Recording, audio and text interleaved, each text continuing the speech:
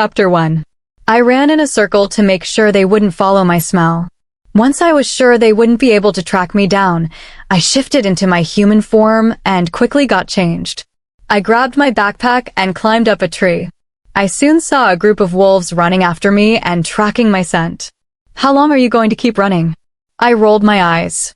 My wolf spirit and I have had this argument so many times it's starting to get old. I ignored her and rested up in a tree.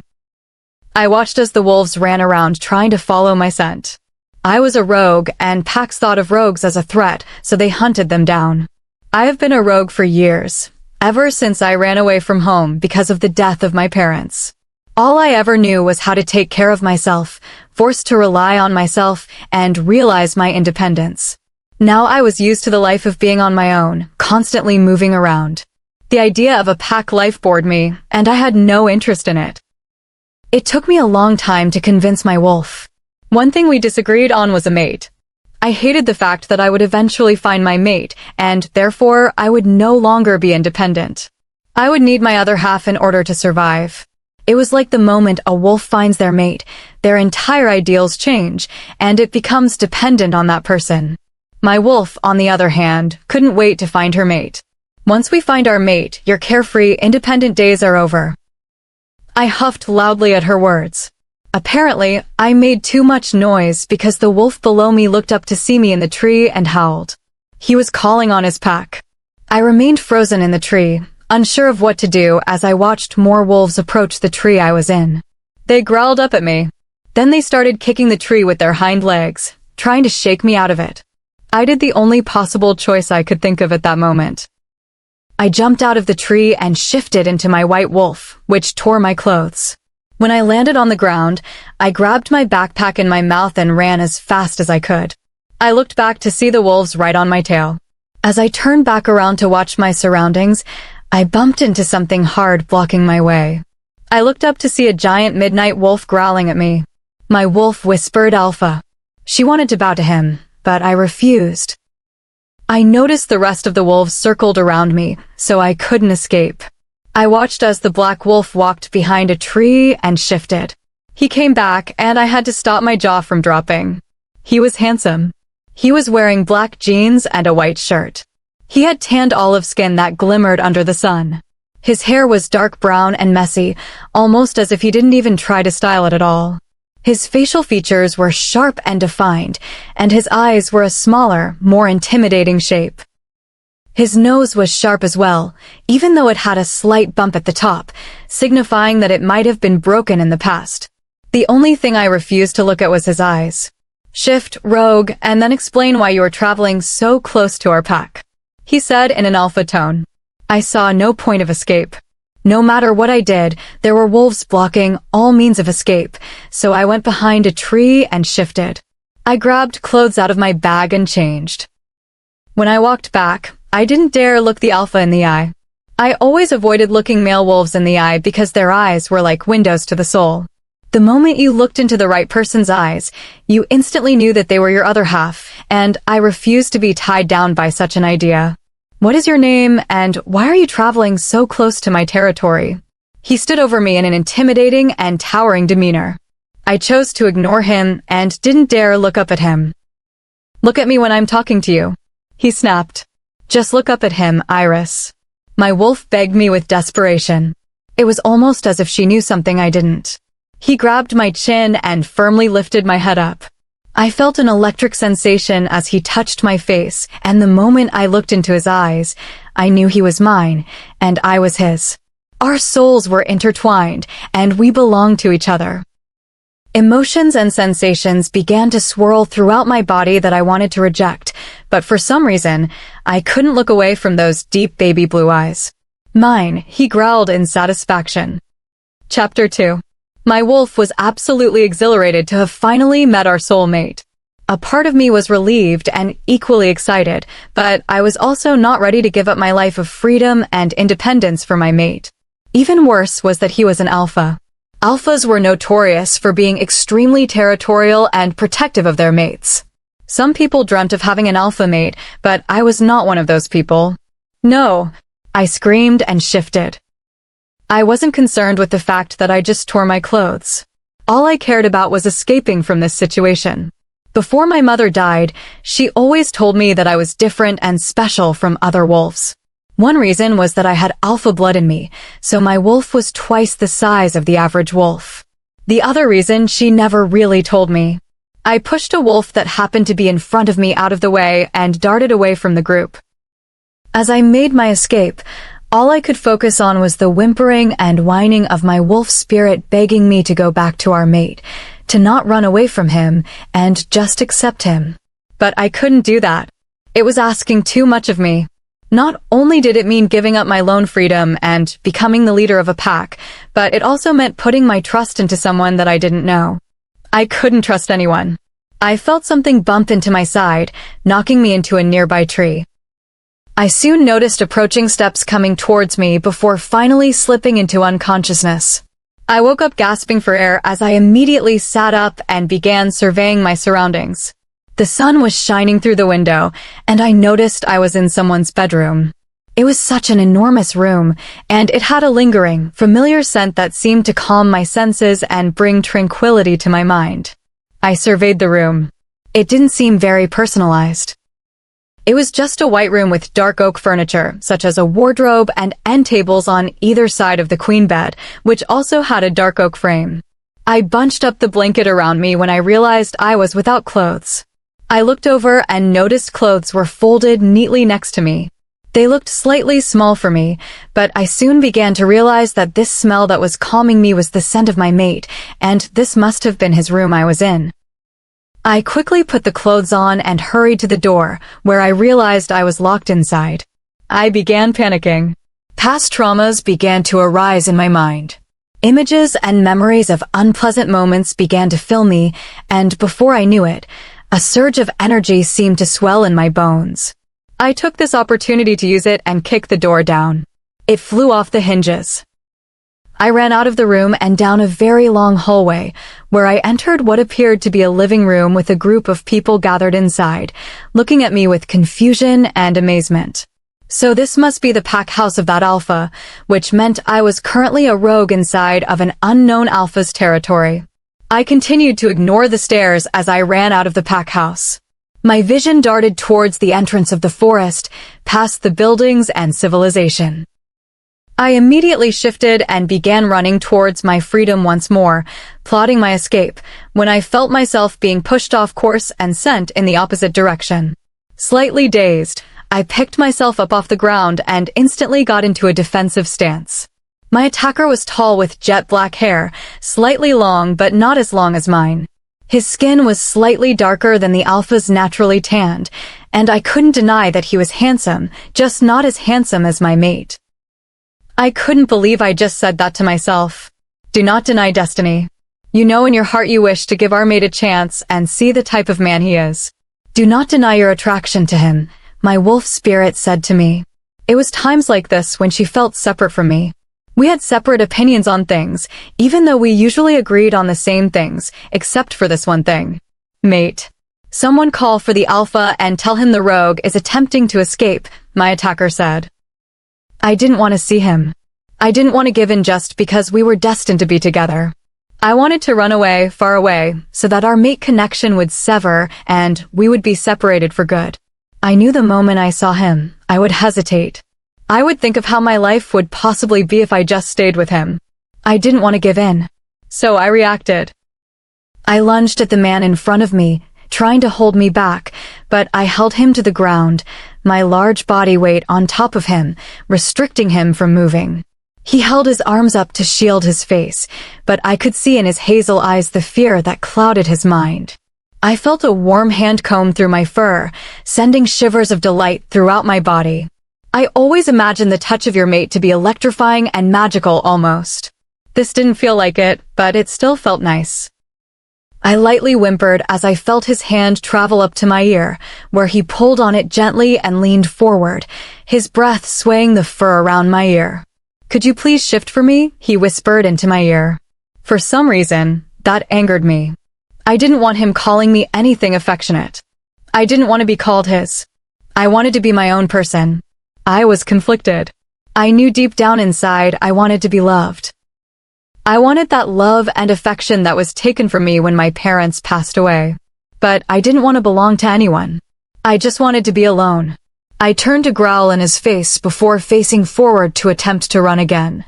I felt something grab my tail with a firm grip and pull, causing discomfort as I immediately sat down to relieve it.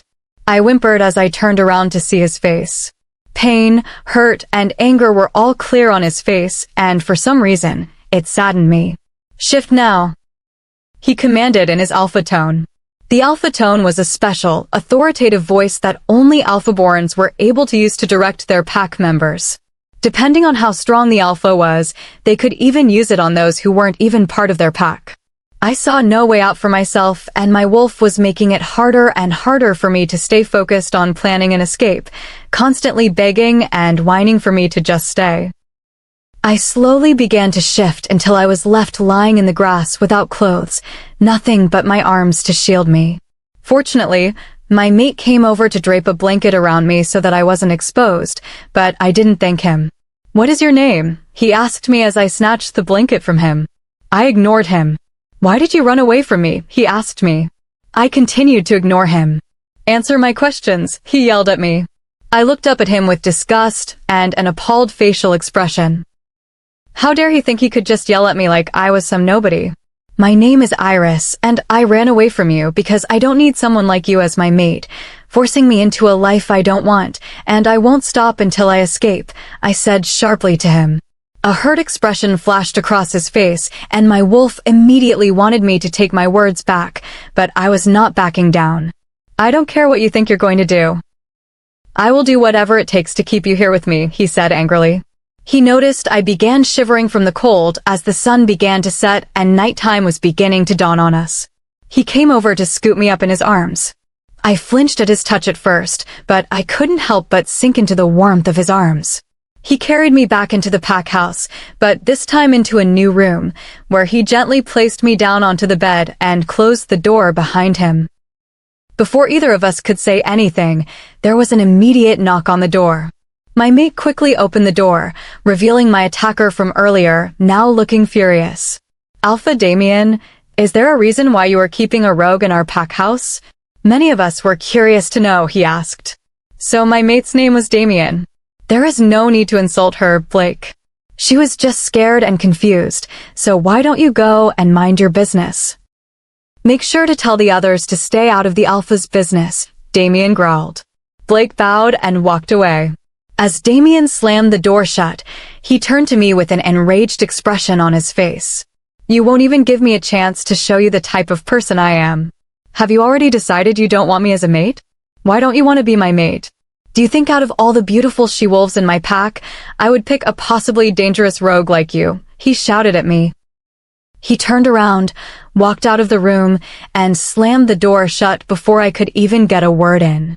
He was upset, and he was right.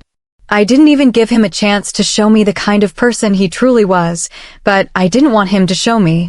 I just wanted to be alone. Something inside me told me that I deserved to be alone and that it was better that way. It was true. I've been alone this entire time, and I didn't want to change that.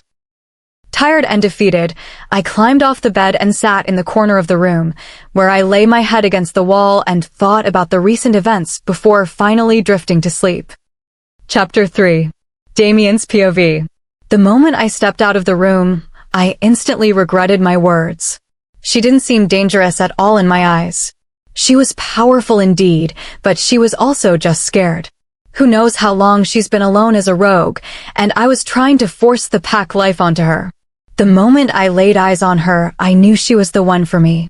She had beautiful, long, jet black hair with a unique white streak that seemed slightly unkempt from her days of being in the forest alone. Despite her dirty face, you could see the slightly faded freckles along her nose and cheeks, some plastered up her nose bridge and onto her forehead. Though she seemed a little malnourished and wore loose-fitted clothes, you could still make out her form. What stood out to me were her big and round, bright green eyes. Despite her cold attitude, her eyes told a different story. They said that she was actually a sweet person who was just scared and used to living on their own out in the world. Her wolf was just as beautiful as she was. It was a rare pure white wolf that towered over the others, as mine does. Her strength and speed seemed unmatched as those bright green eyes loomed over her enemy, and I could sense from her that she was also an alpha-born. I looked up to notice that my beta Blake was still standing outside the door in the hallway with a shocked expression plastered all over his face. Sorry, Blake, it was uncalled for to snap at you like that. When I imagined finally meeting my mate, I didn't think she would be the one rejecting me. I sighed in a defeated manner. That's why you're keeping her in the pack house? That rogue is your mate, he asked, surprised. I merely nodded. Well, based on the shouting I just heard, I imagine she isn't thrilled with the news right now, Blake said. Why wouldn't she want me? I haven't done anything to show her I'm not worth the energy.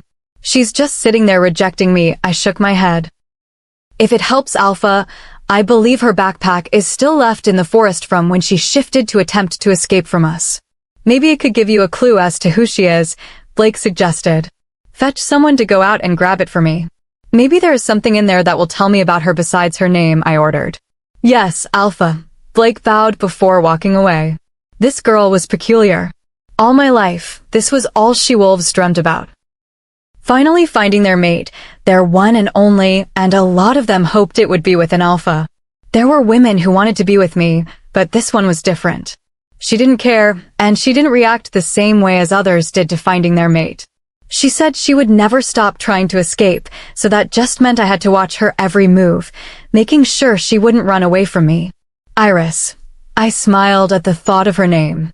It was so beautiful, just as beautiful as her. I was determined to persuade this woman to be mine. Chapter 4.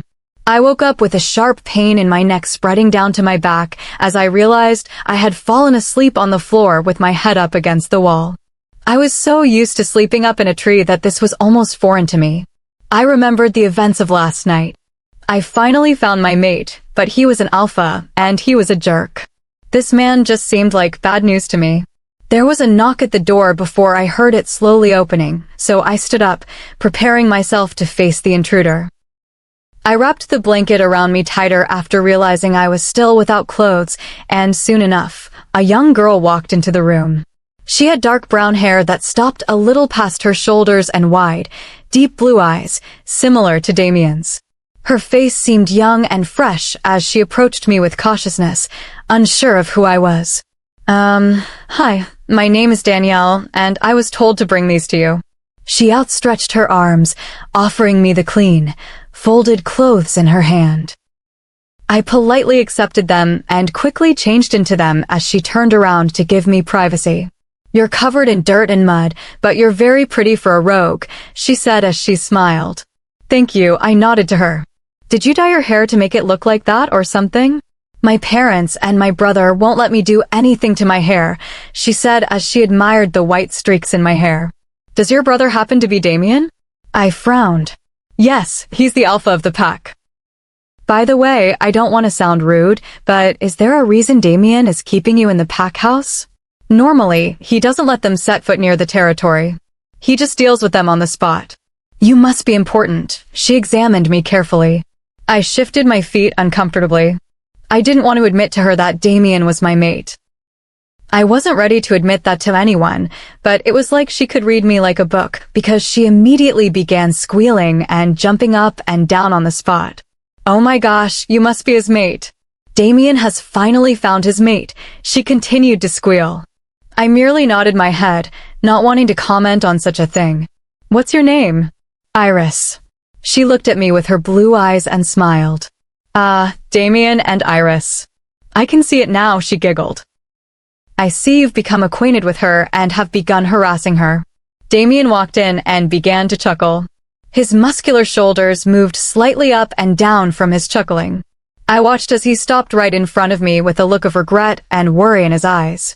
Danielle looked between both of us with slight uneasiness and proceeded towards the door. He stepped forward, and I stepped back, my back pressing up against the wall, trying to get as far away from him as possible.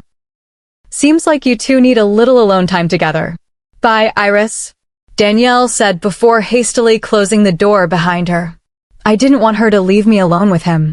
Her presence was warm and inviting. Unlike him, I felt like I always had to keep my guard up, possibly because I learned a long time ago not trust others. "I'm sorry," he finally said, breaking the silence between us. "Save your sorries and let me leave this pack," I snapped at him.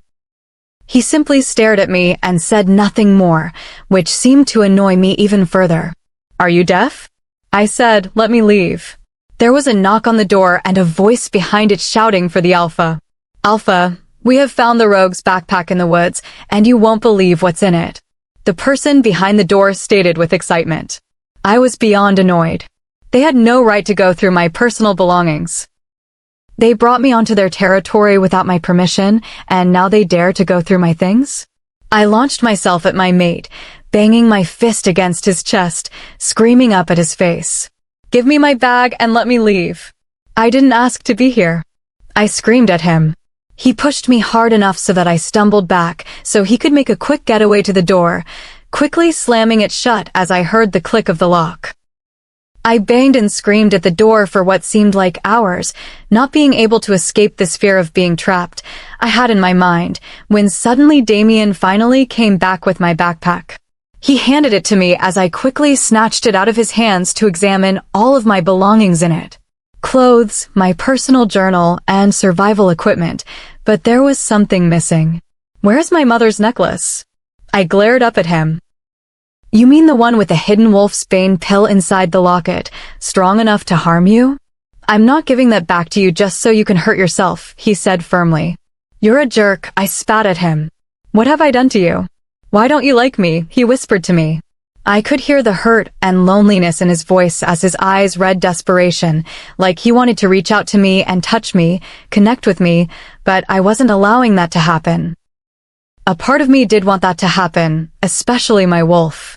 She disagreed with this constant bickering and fighting, and she just wanted to accept him already, but I wasn't listening to that part of her or myself.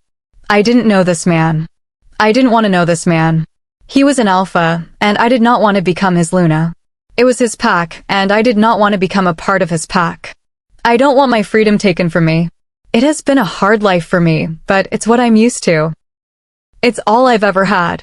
You being an alpha, I don't want you thinking you can just control me, and I don't know you, I explained to him.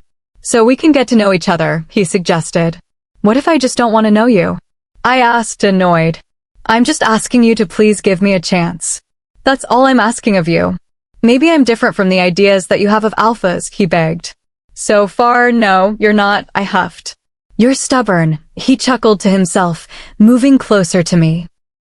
"Fine, if you aren't willing, then I'll just keep you here until you realize how much I can truly care for you and how much you'll never want to leave my side." He towered over me, making me feel slightly inferior to him even though I was pretty much equal to him. "Don't go crying when you've realized I ran away while you were asleep." I looked up at him, holding my head high as I smirked. Chapter 5. Damien decided to move me back into his room after quickly getting the door fixed, where we both sat in silence. I sat on the floor, and he sat on the bed, where he continued to stare at me in our silence. I had nothing to say to him. I didn't have anything to say to anyone. After being alone for so long with no one but my wolf to talk to, I had forgotten what it's like to interact with others who weren't trying to kill me. "Is there nothing you want to say to me?" I finally heard him ask. "No, I want to leave now," I said harshly. "There's something I would like to say to you," he responded. "I don't care for what comes out of your mouth, honestly," I retorted. I looked up at the bed and noticed he was intensely staring at me, a heat in his gaze as he never broke eye contact. I couldn't help myself for some reason. The intensity of his gaze, the fire in his eyes, I felt my face heating up under his stare as I quickly broke eye contact. "Your face says otherwise, Iris." The way my name rolled off his tongue sent a slight chill down my spine. "Spit out what you wanted to say already," I snapped, embarrassed by my sudden moment of weakness. "I just wanted to say you are the most beautiful person I have ever laid my eyes on," he chuckled, amused by my sudden flustered attitude. He stood up from the bed and stretched, his shirt slightly rising up to flash a view of his toned stomach and low-rise jeans loosely hanging off his hips. I quickly turned away, not wanting him to notice me admiring his body and giving him the wrong idea. "I have some things I need to attend to for the pack." I've asked Danielle to come by and watch over you since you seem a little more comfortable with my sister, he said just before there was a knock at the door. He walked over to open it, and there stood his little sister Danielle with an awkward stance. Danny, she is not to leave this room under any circumstances. I'll be back a little later today, Damien said before walking out of the room and closing the door, leaving Danielle and me alone together. Please don't run away. I don't want to get in trouble, Danielle said as she looked at me with wide eyes, unsure if I was going to run at any moment. I sighed and lay my head against the wall, closing my eyes. I won't for now.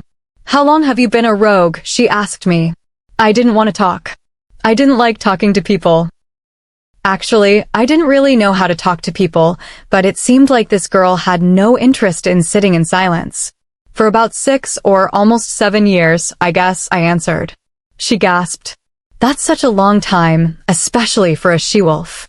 Were you ever scared or had to fight anyone? She pushed on. I was scared at first for a long time, but I got used to that fear after a while, and I ended up just staying in the trees to avoid others as much as possible. I shrugged my shoulders and turned my head to look out of the window. It was a beautiful day. The sky was clear and bright blue, and the birds swooped around in the sky, enjoying their carefree life. It was days like this when I really enjoyed being a rogue. I would sit up in the highest tree I could find and watch from the skies. The passers-by hunting or scavenging below me, the animals and insects going about their days. I enjoyed watching the sky change color throughout the day. Yeah, I missed watching the sky change colors from the trees the most. Do you hate my brother? I heard Danielle ask me in the background. If you were being held against your will on foreign territory, how would you feel towards that person? I asked nonchalantly. Yeah, I guess that makes sense. I can tell he really likes you, and he wants to make things work with you. Do you not like being in a pack? She continued asking me questions. I don't like being a burden. I don't like being told what to do. I don't like being around people, and I definitely don't like being forced into a position of power I don't even want, I listed. I was referring to the position of Luna of the pack. My mate was obviously an alpha, and of course, being his mate, I would have to become Luna, in charge of the entire pack alongside him, and that wasn't something I saw myself being. The bedroom door opened, and there Damien walked in with a tired expression on his face. Danny, you may leave now, he ordered. She quickly bounced up from the bed and walked to the door before turning back to me and waving cheerfully. Bye, Iris. It was nice talking to you, and I hope we can hang out again soon. She walked out of the room as Damien closed the door behind her. She seemed like a sweet girl. I never really had that many friends before I became a rogue, and there definitely aren't that many she-wolf rogues willing to get along with anyone else. This was the first time in a long time I actually enjoyed someone's company. You don't seem like much of a talker, but you would rather open up to my sister instead of me, he asked curiously. She's not the one who kidnapped me. The less attachment we have for each other, the easier it'll be for you to let me go. I didn't bother to look over at him. I continued staring out the window, wishing I could feel the summer breeze. I think it's too late for that. I whipped my head around fast and noticed him standing directly in front of me, staring down at me with his hands in his pockets. He gave me a look of sadness in his blue eyes, almost like he was saddened by my words. What? I questioned. You heard me, he chuckled. I stood up from the ground so that we were standing right in front of each other, he slightly towering over me because of the height difference. What do you mean it's too late? I badgered him. He raised his hand up to my cheek and gently caressed it. His slightly rough skin rubbing up against my face was surprisingly pleasant, and it seemed to calm my senses. His smell wrapped around me, melting into his touch, almost forgetting my worries. I'm already attached to you. I barely know anything about you, but I still never want you to leave my side. I think if you were to leave my wolf and I would be shattered. The moment I laid eyes on your wolf, I knew you were different, and you had to be mine. If only we met under different circumstances instead of these, he said. I felt myself leaning in closer and closer until I felt my entire body pressed up against his. His hands traveled down to my lower back, resting there, not moving any further.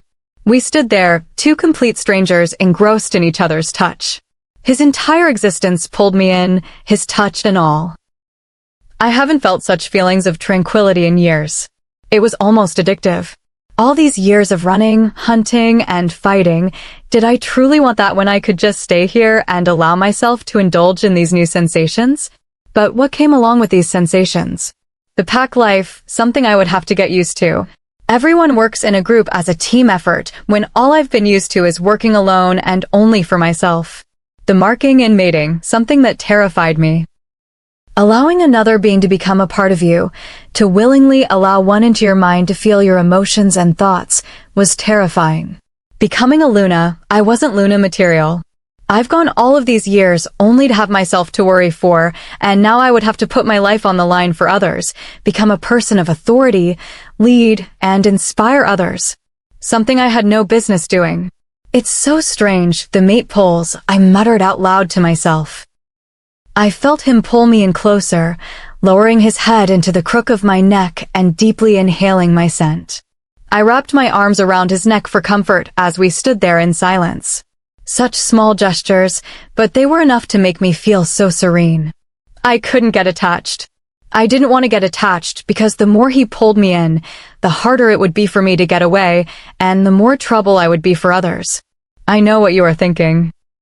If you decide to do what you are thinking of doing, then you will gain nothing but a broken heart. I heard my wolf in my mind. I couldn't deny that she was right. No one could deny the laws of nature.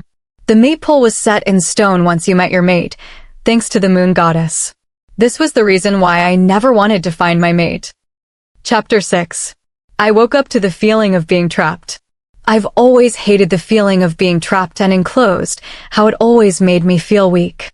I quickly looked around to realize that I was just lying in bed with Damien's arm wrapped around me. I turned around so that I was now facing his sleeping figure. I watched closely, his eyes slightly darting around under his lids as he dreamed, his long dark brown eyelashes fluttering as my breath lightly fanned his face. He had a faded scar on his forehead that you normally wouldn't be able to see unless you were extremely close to his face. "Damien," I whispered into his ear, and I watched him shiver in delight from my breath. I would like to take a shower, but I don't think I know how to work the shower, I grumbled, not liking that I needed assistance just for turning on a shower. "Would you like me to join you?" I noticed a grin on his face with his eyes still closed. I punched him in the arm, and immediately his eyes shot wide open to look at me with amusement. It was merely a question. "There's no need for you to get physical," he chuckled, now sitting up in the bed. "I don't know you. Why would I want to take a shower with you?" I asked, annoyed. "Yeah," says the same person who just slept in the same bed as me. "Anyway, I can get the shower water running for you, and then maybe later we can actually go out and get you more clothes," he said as he stood up and began walking towards the bathroom. I heard the shower water turn on, and after a couple of minutes, he came back into the room and motioned towards the bathroom. "It's ready for you. Should be nice and warm," he said.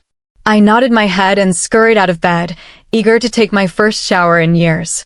I stepped into the bathroom and closed the door, sighing in relief at the steam filling up the room with comfort. I walked over to the mirror and wiped away the condensation as I looked at myself. There was a slight dried dirt splatter on my face. My lips were dry and cracked with dried blood in between the cracks from the harsh environment of the outdoors. My black hair was covered in tangles and caked in mud and grime. The white streaks in my hair are now slightly brown from the filth in my hair. He thinks of this as beautiful? His standards must be low. I stripped out of the clothes I was given and stepped into the warm shower. My muscles immediately relaxing as the warm water began pelting down on my skin, washing away all of the hardships and struggles off of my skin. I sighed in content, letting the water rain down on my face, feeling the sensations run down through my hair, down my back, down my body until they ran down to my toes, washing me clean. I ran my fingers through my hair aggressively, trying to get all the unwelcome tangles and dirt harbored in my scalp. My thoughts wandered about as I continued my shower, thinking of ways I could escape without being seen or missed. "Iris, I can feel your thoughts, and right now you are being selfish." You would risk hurting yourself, me, and our mate, and possibly the entire pack just to escape a responsibility you were born for? You can never escape the moon goddess's wishes, my wolf interjected, disrupting my thoughts. My wolf spirit, and I often fought about one thing, and that's what would happen if we were to find our mate, but it was never about our independence and freedom. It was like now that we have found Damien, she's ready to forget all of that and assume the role of a Luna just because he is an alpha.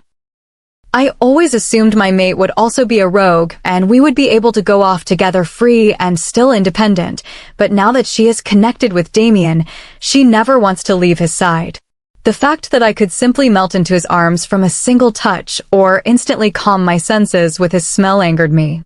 The way my body reacted to him was almost like second nature, like we belonged together, and it frustrated me. Like, I had no choice in this whatsoever. I didn't want the lives of many to be my responsibility, nor did I want someone ordering me around. I finished my shower and hopped out as I grabbed a towel to dry myself off. I looked back in the mirror and smiled. It's been a while since I've been able to see a clear reflection of myself. The white streaks in my hair were now prominent and stood out. My face was much clearer and brighter, but slightly red from the heat of the shower. I walked out of the bathroom and noticed Damien was no longer in the room, and there were clean clothes folded neatly on the bed. I quickly changed into them and ran over to the door to see if it was locked, and surprisingly, it wasn't. I opened it, revealing Damien leaning against the wall, waiting patiently for me. So I was right to think that you would check and see if the door was unlocked, although I'm kind of disappointed that I'm right. He lightly chuckled as he shook his head. So why didn't you lock it then instead of toying with me? I asked, frustrated as I tapped my foot against the floor. I thought I would show you around the pack today. I don't have any meetings or serious business, plus I imagine you're tired of being stuck in the room, he said. I simply shrugged my shoulders, neither agreeing nor denying. I followed alongside him as he led me around the territory, showing me all the different buildings and sites, but to my surprise, the pack was a lot bigger than I thought it was. He toured me around the lake, the pack house, the recreational center, the town hall, and finally the gym. My excitement began to grow once we reached the gym because I always used to love watching the warriors train when I was younger, before I had to run away. I always told myself I would grow up to be strong like that. We walked inside, and there stood Blake, helping a woman work on her attack stance. He looked up at us and waved cheerfully before excusing himself from the woman and jogging over. I don't think I've properly introduced you two yet. Iris, this is my beta Blake Redfern. Blake, this is my mate Iris, Damien introduced. I gave a grimace of disgust as he introduced me as his mate. Blake raised his hand, expecting me to shake it, but I just looked at it with confusion. I wanted no parts of him, especially given that he was the one who attacked me. Iris, I apologize for attacking you. I was just doing my duties as the beta of the pack. There were no personal motives, honestly. I wouldn't dare hit a woman if I didn't have to. He held his hand up to his forehead in a dramatic pose and closed his eyes, occasionally looking at me to see if he got a reaction out of me. I just nodded my head and turned away as I heard Damien chuckle and walk next to me. You don't talk much, do you? He asked as we exited the gym. All I've had is my wolf to talk to in my mind. I haven't had much contact with others in the neutral zone because other wolves there are either trying to kill you or steal from you, I said. Are you hungry? He asked, quickly trying to change the subject. Yeah, I guess. I mean, the last time I had a decent meal was when I had that deer a few days ago, I chuckled, attempting to be humorous, but failing royally as I looked up to see the awkward expression on Damien's face. We walked back to the pack house, where Damien asked me to sit down and wait while he cooked me a meal, not that I was complaining, since I didn't really know how to cook. Looks like Damien's got a new play toy. Maybe he's gotten bored with Brittany. I heard a voice behind me. She smells like a rogue. Does he have a new fetish for rogues now? Another voice behind me said. I turned around to see twin girls now walking up to me as I sat in the chair in the pack living area. They had fiery red hair, one tied up in a ponytail and the other with her hair down, curls swaying behind her. What's your name? The one with her hair down asked. What does it matter to you? I snapped at them. So why are you with the Alpha? the one with the ponytail snapped back. "Mind your business," I yelled. I looked over to see Blake and Damien walking into the living area, staring at us. Damien had a plate in his hand consisting of what looked like fish, green stuff, and some rice. "I see you're angering Damien's mate." "I wouldn't do that if I were you," he chuckled as he leaned up against the wall, hands in his front pocket. Damien walked over and placed the plate in my hand and looked over at the twins with an annoyed expression. "What business do you have with my mate?" he growled, his eyes slightly darkening. "We are so sorry, Alpha. We didn't realize she was your mate." Both girls squealed at the same time. "Get out," he snarled. As soon as they ran out of the building, he turned to me and sighed. "Eat up," he said before turning to walk out of the room. "Don't worry about him. He'll be fine," Blake said as he walked over and sat right across from me. "I wasn't planning on worrying," I said as I began eating the food, not having eaten in almost a week. "Who knew when my next meal would be?" "You know Damien isn't a bad guy. You should at least give him a chance," Blake stated. "Maybe you should learn some respect and never judge a book by its cover before you even start to think about giving me advice." "To me, respect is a big issue, and you sure didn't give it to me when we first met," I scolded. "Spoken like a true Luna," Blake smiled. Chapter 7. Later that day, I spent the rest of my time in the room with Damien. We didn't talk much because I wasn't a big fan of talking, and besides, I was having another disagreement with my wolf in my head. "Stop fighting the pull you two have. I know you can feel it because I can feel it too. If you leave our mate, you will never stop regretting it," my wolf whined. "Leave me alone. Not only is this good for us, but it's also good for this pack and my mate. I refuse to bring my problems here and be the downfall of anyone. I don't know how to be a Luna, and I know I will never be more than a mere rogue to my mate," I interjected. My wolf was the only thing I ever opened up to. She knew my deepest secrets and my fears because she was a part of me. We shared thoughts and emotions, so there was a huge trust between us. Even though we fought a lot, it was usually because I was ignorant and hated that she was always right. "What are you thinking about so hard, Flower?" I snapped back into reality, the voice startling me. I completely forgot I was in Damien's room with me on the floor and him on the bed. I looked over to see him sitting next to me on the floor. "Flower." I cringed. He shrugged his shoulders. "Well, an iris is a type of flower that you remind me of. Beautiful, delicate, and fragile." I turned to him, digging my finger into his muscular chest and glaring at him. "You know nothing about me," I hissed. "I do know behind the scars, bad attitude, and cold demeanor is a fragile and delicate woman who just wants to belong somewhere." He grabbed my hand and held it. "You must be disappointed to have someone like me as your mate," I said out loud, slightly disappointed in myself for slightly melting at his words. He stood up and helped me up off the floor and guided me over to the full-body mirror against his wall. I looked at our reflections as he wrapped his arms around my waist, making me feel complete. "Why must you bring yourself down when you have no reason to?" I heard my wolf ask. I looked at myself. Long black hair with white streaks that reminded me of my wolf's fur all down my back. Scars and scratches all along my body from fighting others, outside elements, and climbing trees. Freckles splattered all along my face, concentrated along my nose. Others may have seen a dangerous and intimidating rogue, but all I saw was that 12-year-old girl from long ago forced to run away from the only home she knew, so she could survive. She was forced to become tough and strong, but inside, she was terrified of the world and confused about why this all happened to her. All I wanted to do was run away from all my problems. That's all I was used to doing instead of facing them. Before I knew it, I felt tears forming in my eyes. "It's okay. It's healthy to cry," Damien said as he rested his chin on the top of my head.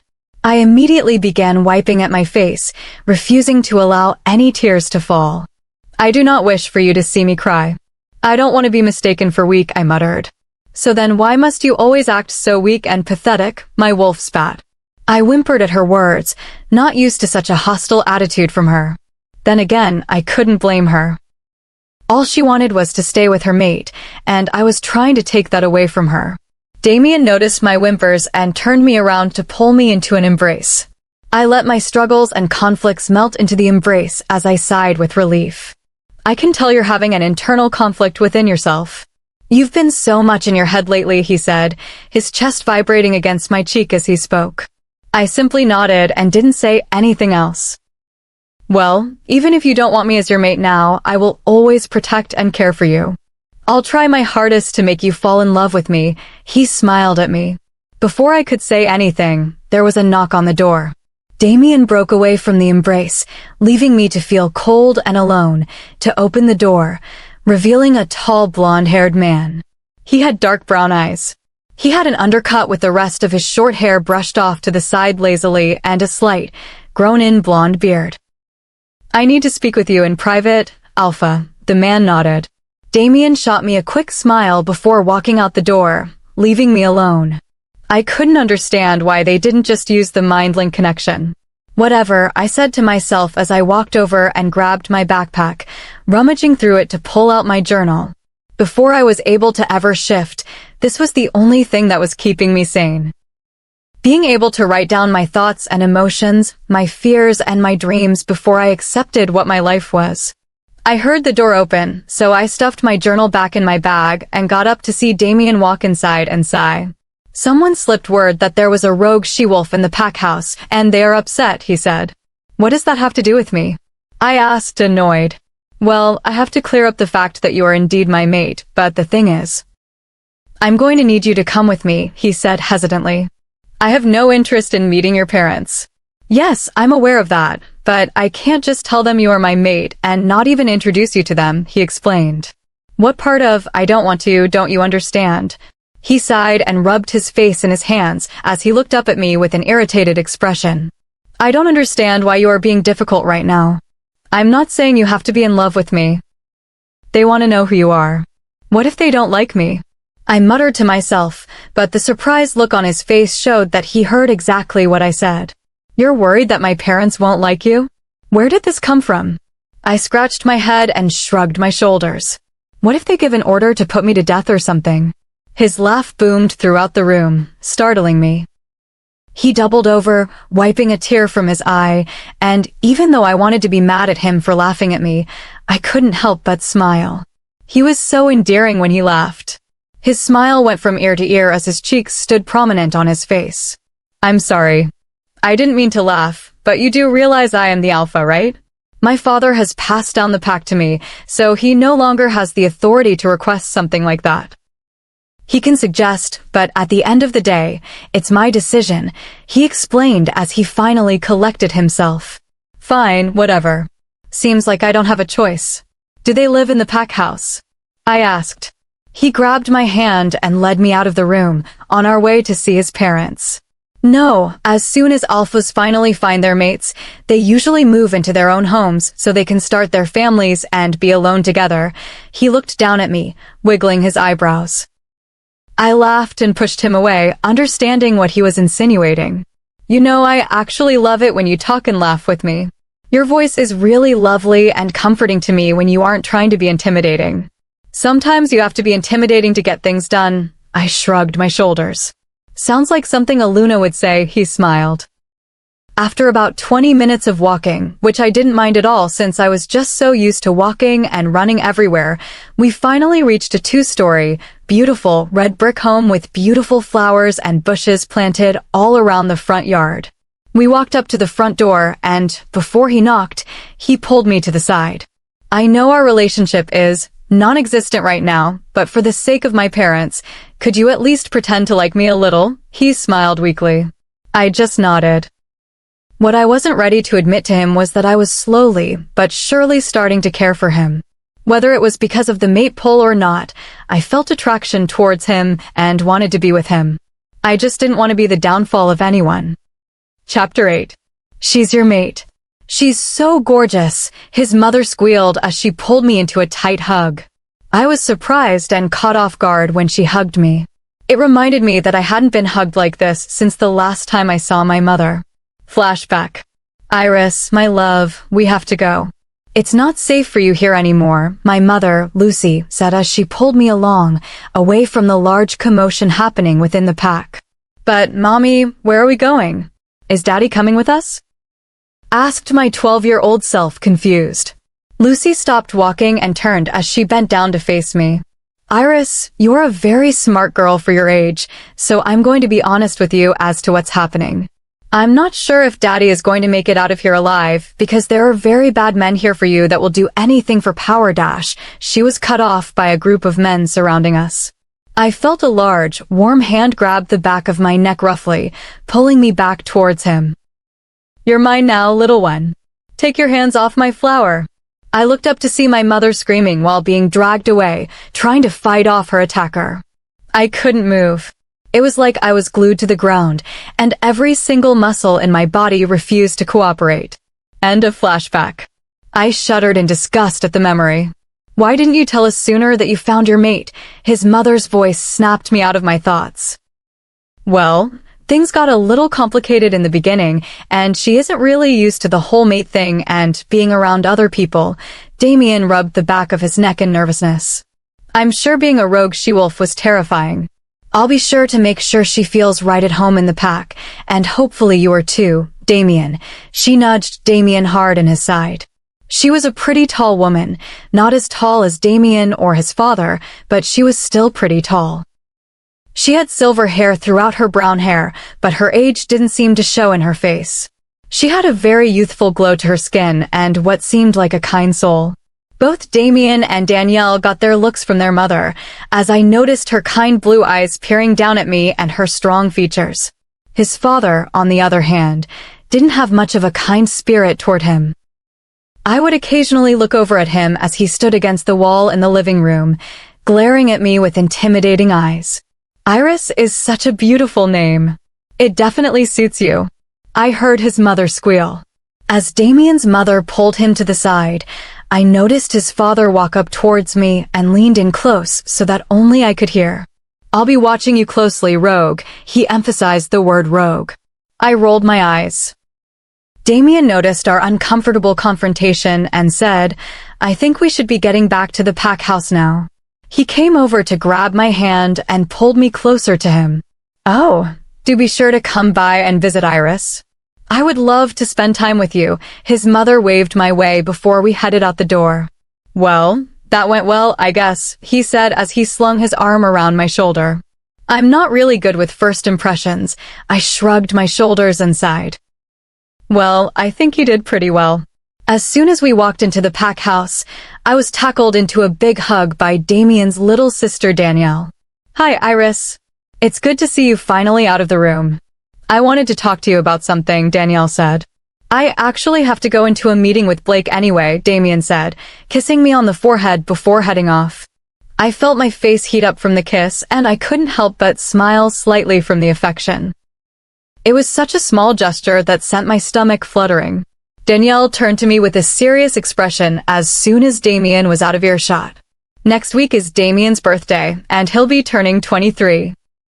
At that age, we have a traditional mating dance where all of the mateless she-wolves are invited to learn this sacred dance and present to Damien, hoping that one of them is his mate. But since he kind of already found you in the middle of our practicing, we are actually just thinking about adding you in instead of canceling it, Danielle smiled. Absolutely not. I would have to dance. I looked at her with pure disgust written on my face. Well, yes. It's tradition for alphas or betas who haven't found their mates by the age of 23. We will have to do the same for Blake if he doesn't find his mate soon, Danielle explained. Well, I'm not interested in traditions or dancing, so no thanks. I waved her away. She grabbed my hand and looked up at me with a pleading expression. Please, Iris. I know you're not the dancing type, but we've been working so hard on this routine, and we really don't want to cancel. Could you at least do this for me? She whined. Yeah, will you do this for me, Iris? Blake walked in and whined, imitating Danielle. Danielle scolded, but I couldn't help but giggle. Blake paused for a second. Oh my goodness, she knows how to smile. He pretended to faint next to us. I never said I didn't know how to smile. I've just never had a reason to smile, that's all. I crossed my arms. Well, I think you look rather adorable when you smile, he said, and got up and patted me on the shoulder. Just then, we all heard a growl, so we all turned around to see Damien glaring at us. I would take my hand off her if I were you, Blake, Damien growled. Yes, Alpha, sorry. Blake backed away and bowed. Damien walked up to me and grabbed me by my waist as he led me away. I turned around to Danielle and quickly mouthed, "Fine, I'll help," to her. I watched as a giant smile formed on her face and she skipped away. He led me back into his room and closed the door as I heard a giant huff escape his mouth. "What's going on between you and Blake?" he asked. I looked at him with a confused expression. Why would he ask such a thing? Why would you think something is going on between us? I asked. Oh, I don't know. Maybe because I just so happened to walk into the living area and see you two laughing and chatting it up, but when around me, you're nothing but quiet. Jealousy was written all over his face like someone walked up to him and written it in permanent marker. He was having a hard time controlling his anger and jealousy. Well, I'm sorry if I wasn't your first mate option, and I don't act like one of your others, I snapped. Watch who you're talking to, Dash, he started to say. No, I don't have to watch how I talk to you because you are not my alpha. I am still a rogue, and you have no control over me, I hissed as I walked over to him and jabbed my finger into his chest. He snatched my hand away from him and leaned close to my face until we were inches apart. If I had a choice, I wouldn't pick someone like you to be my mate. An emotionally closed-off rogue wouldn't even be my last choice. I knew this already. Someone like him would never be one of his options as a mate, but his words still hurt. I was hurt, and even my wolf was hurt, and they hurt deep. I stormed out of the room and ran out of the pack house, not wanting to be near him any longer.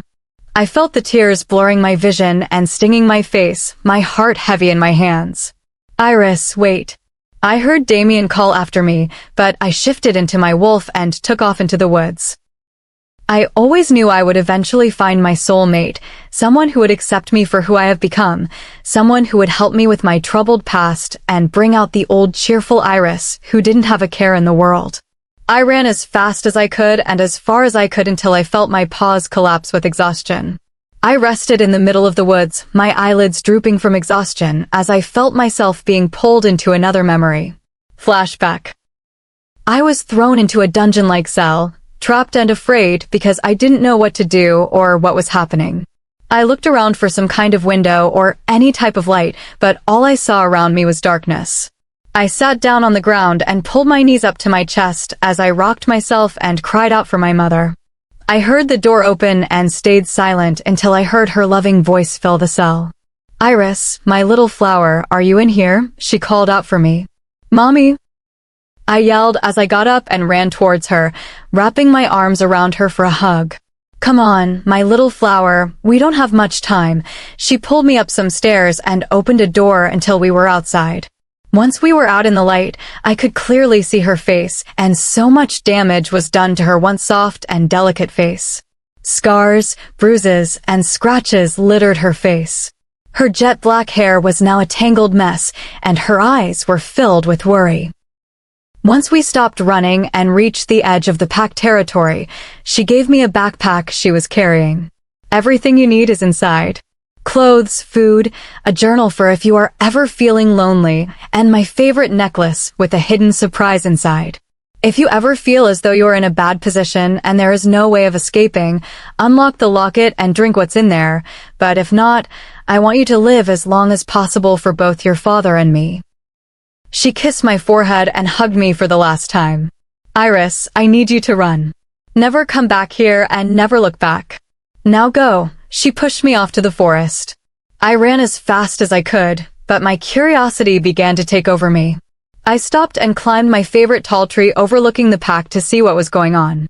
When I reached the top, I noticed my mother clutching my father's lifeless body, his green orbs looking up at me with no light in them at all. Tears fell down her face as she hugged his body, not wanting to let him go. A group of men approached her as one stood out to walk up to her and crouched down to comfort her, the face of a man I would never forget. My mother backed away from him and quickly took out a silver dagger and sliced at his face and dropped it as a painful-looking bruise began to form in her palm. He grabbed at his face and raged. He shifted into his dark brown wolf with bits of gray in it and attacked her fiercely, her cries filling the air, a sound that would haunt me forever. She looked up to see me in the tree and mouthed, "Go," as her last dying breath. That was the last time I saw my mother. Flashback over. My wolf howled into the night. We were in pain. She mourned the death of her Alpha and Luna. I mourned the death of my mother and father. We cried because of their deaths, and we cried because of our mate. It seemed as though we cried the whole night. There was nothing but sorrow in our lives. Chapter 9. I opened my eyes and realized I was still in wolf form. I looked around and suddenly noticed a midnight black wolf lying next to me, just watching my every movement. It raised its head and whined as it noticed that I was awake, and I immediately recognized it as Damien's wolf. He jerked his head in the direction of the pack, as if saying that we should go back, so I nodded and got up.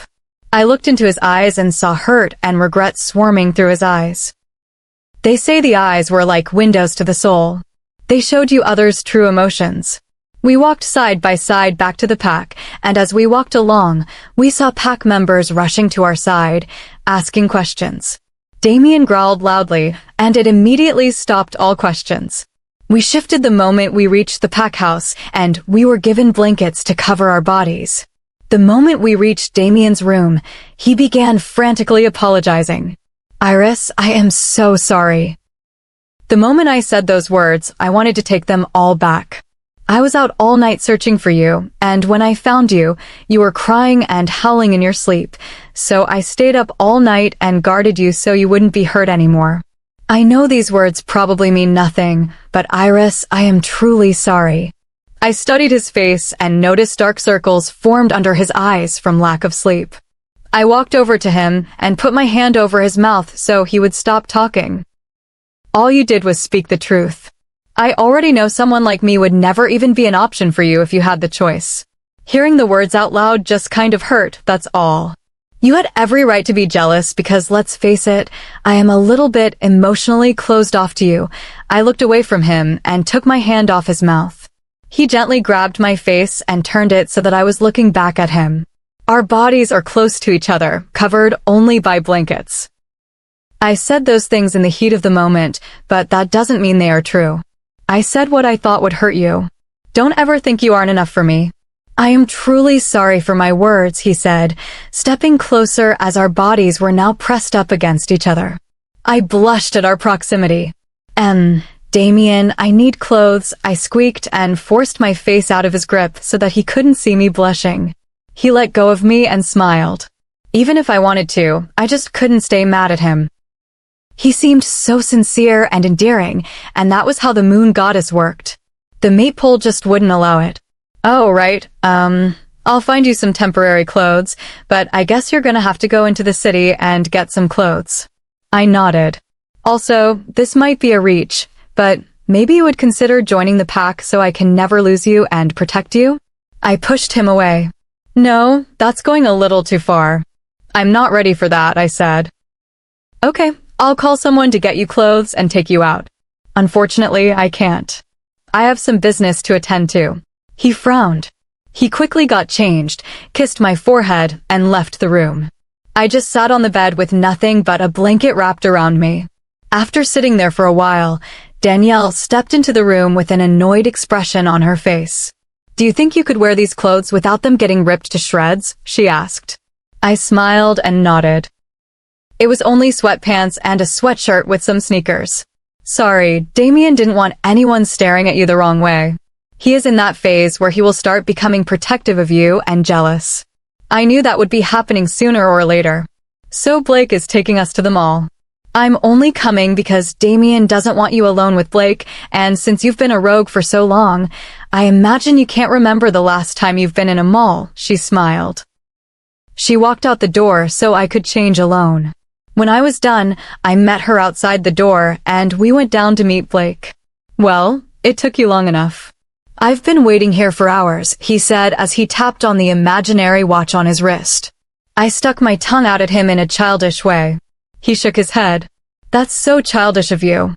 I got in the back seat of the car and Danielle got in the front. "There is a town near here?" I asked. "It's a little far away from the pack, but it's there," Danielle said. Blake started the car and we pulled off. There was silence between all of us, but it was a comfortable silence. I watched out the window as the forest trees zoomed by. It was a clear, sunny day. The sky reminded me of Damien's eyes. Beautiful. Snap out of it, we are here, Blake said, snapping me out of my daze. That was fast, I mumbled. Well, time flies by when you're daydreaming about me. Blake winked at me. I glared at him and got out of the car. The town was pretty big. People walked around, going about their usual day. There were restaurants, shops, and street vendors. I don't think my brother would appreciate you flirting with his mate, Danielle giggled. I'm not flirting. I'm just trying to get along with her. First time we met, we sort of didn't get along, he said, scratching his arm. I remembered the first time we met, and I immediately punched him in his arm. Ouch, what the heck was that for, he hissed. When we met, you tackled me and head-butted me in the side, so now we are even, I grinned. Danielle giggled. Come on, you too, the mall is this way. When we got into the mall, Danielle did most of the shopping for me. I was measured and fitted into so many clothes. We even encouraged Blake to come into the stores that made him feel uncomfortable. I think it would be best if I waited outside while you guys shopped for underwear, Blake said uncomfortably. I giggled and pulled him into the shop. After our shopping spree, when Blake paid for it all, we ended up with so many bags of clothes for me.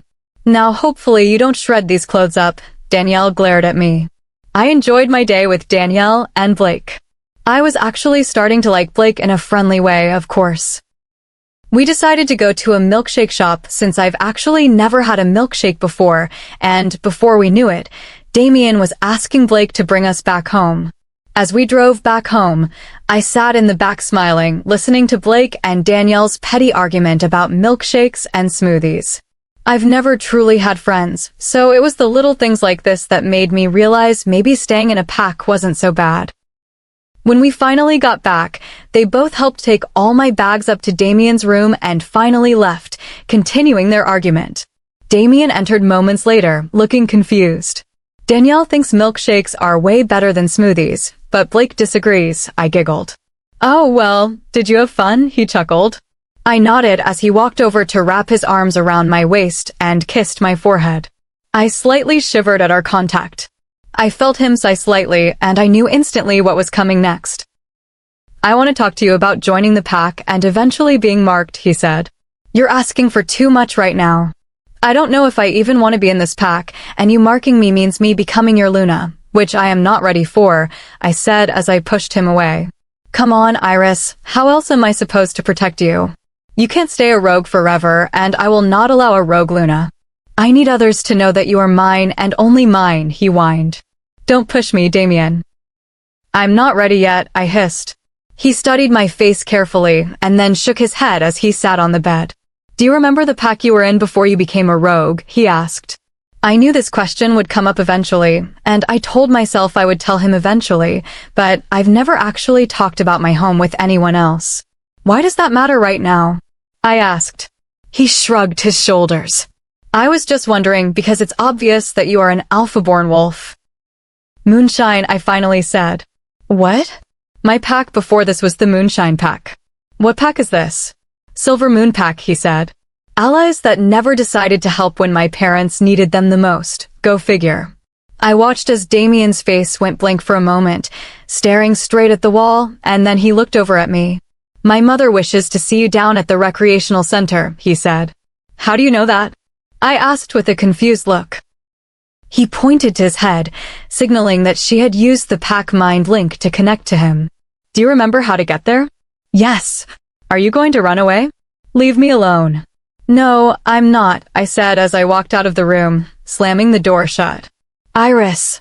I was pulled into a suffocating hug as I stepped out of the room. I tried to ignore the feeling of being trapped that was slowly consuming me, but I had to push Danielle off of me. Are you claustrophobic? She asked. What? I questioned, unaware of what that even was. Oh, don't worry about it. I'll take you to the recreational center since my mother's waiting for you there so you can practice the traditional dance, she beamed. Darn it. Iris, dear, that's the 5th time you've ended up on the ground. Damien's mother giggled as she helped me up off the floor. I'm sorry, ma'am, but I'm trying my hardest. I rubbed my side as I got up. Apparently, news has been getting around that a rogue like me was Damien's mate, and the girls participating in the dance with me were not satisfied with that at all. No need to be formal. You can call me Vi. It's short for Violet. You seem to have gotten the basics down for everything. It's just a matter of the ladies dropping you, she sighed as she raked her fingers through her hair. I wonder why that is, I muttered as I went to sit against the wall of the center to catch my breath. Hi, are you Iris? A blonde woman walked over to me, towering over me, and sat down. She had a fake smile plastered on her face and an overly high-pitched voice that seemed forced. What do you want? I snapped. She instantly dropped her fake smile. Her brown eyes showed anger and annoyance, clear in them. I don't know what hole you crawled out of, but you are not Damien's mate. I am, she said sternly. I laughed and snorted as I stood up, now face to face with her. I don't know who you are, and nor do I care. I don't know how many times you two have been together, and I don't care, but I will tell you now it's over between you two, I spat in her face. Anger and jealousy filled me as I felt my wolf on edge. I merely walked away. Chapter 10. Are you planning on giving me a birthday present? I have an idea in mind, Damien said as he wiggled his eyebrows and looked at me. I laughed and pushed him away. No, Damien, I'm not ready for that yet. He rested his head on my stomach as we lay on the bed together. These past few days have been enjoyable. The bond between Damien and me has grown stronger, and we've gotten closer throughout each day. Damien has agreed that I don't have to be introduced to the pack until I am finally sure that I would like to join the pack and be marked by him. Since I don't know anyone else, I've been spending a lot of time with Danielle and Blake since they are the only people I have to consider friends when Damien isn't around, and Blake and I have actually gotten closer.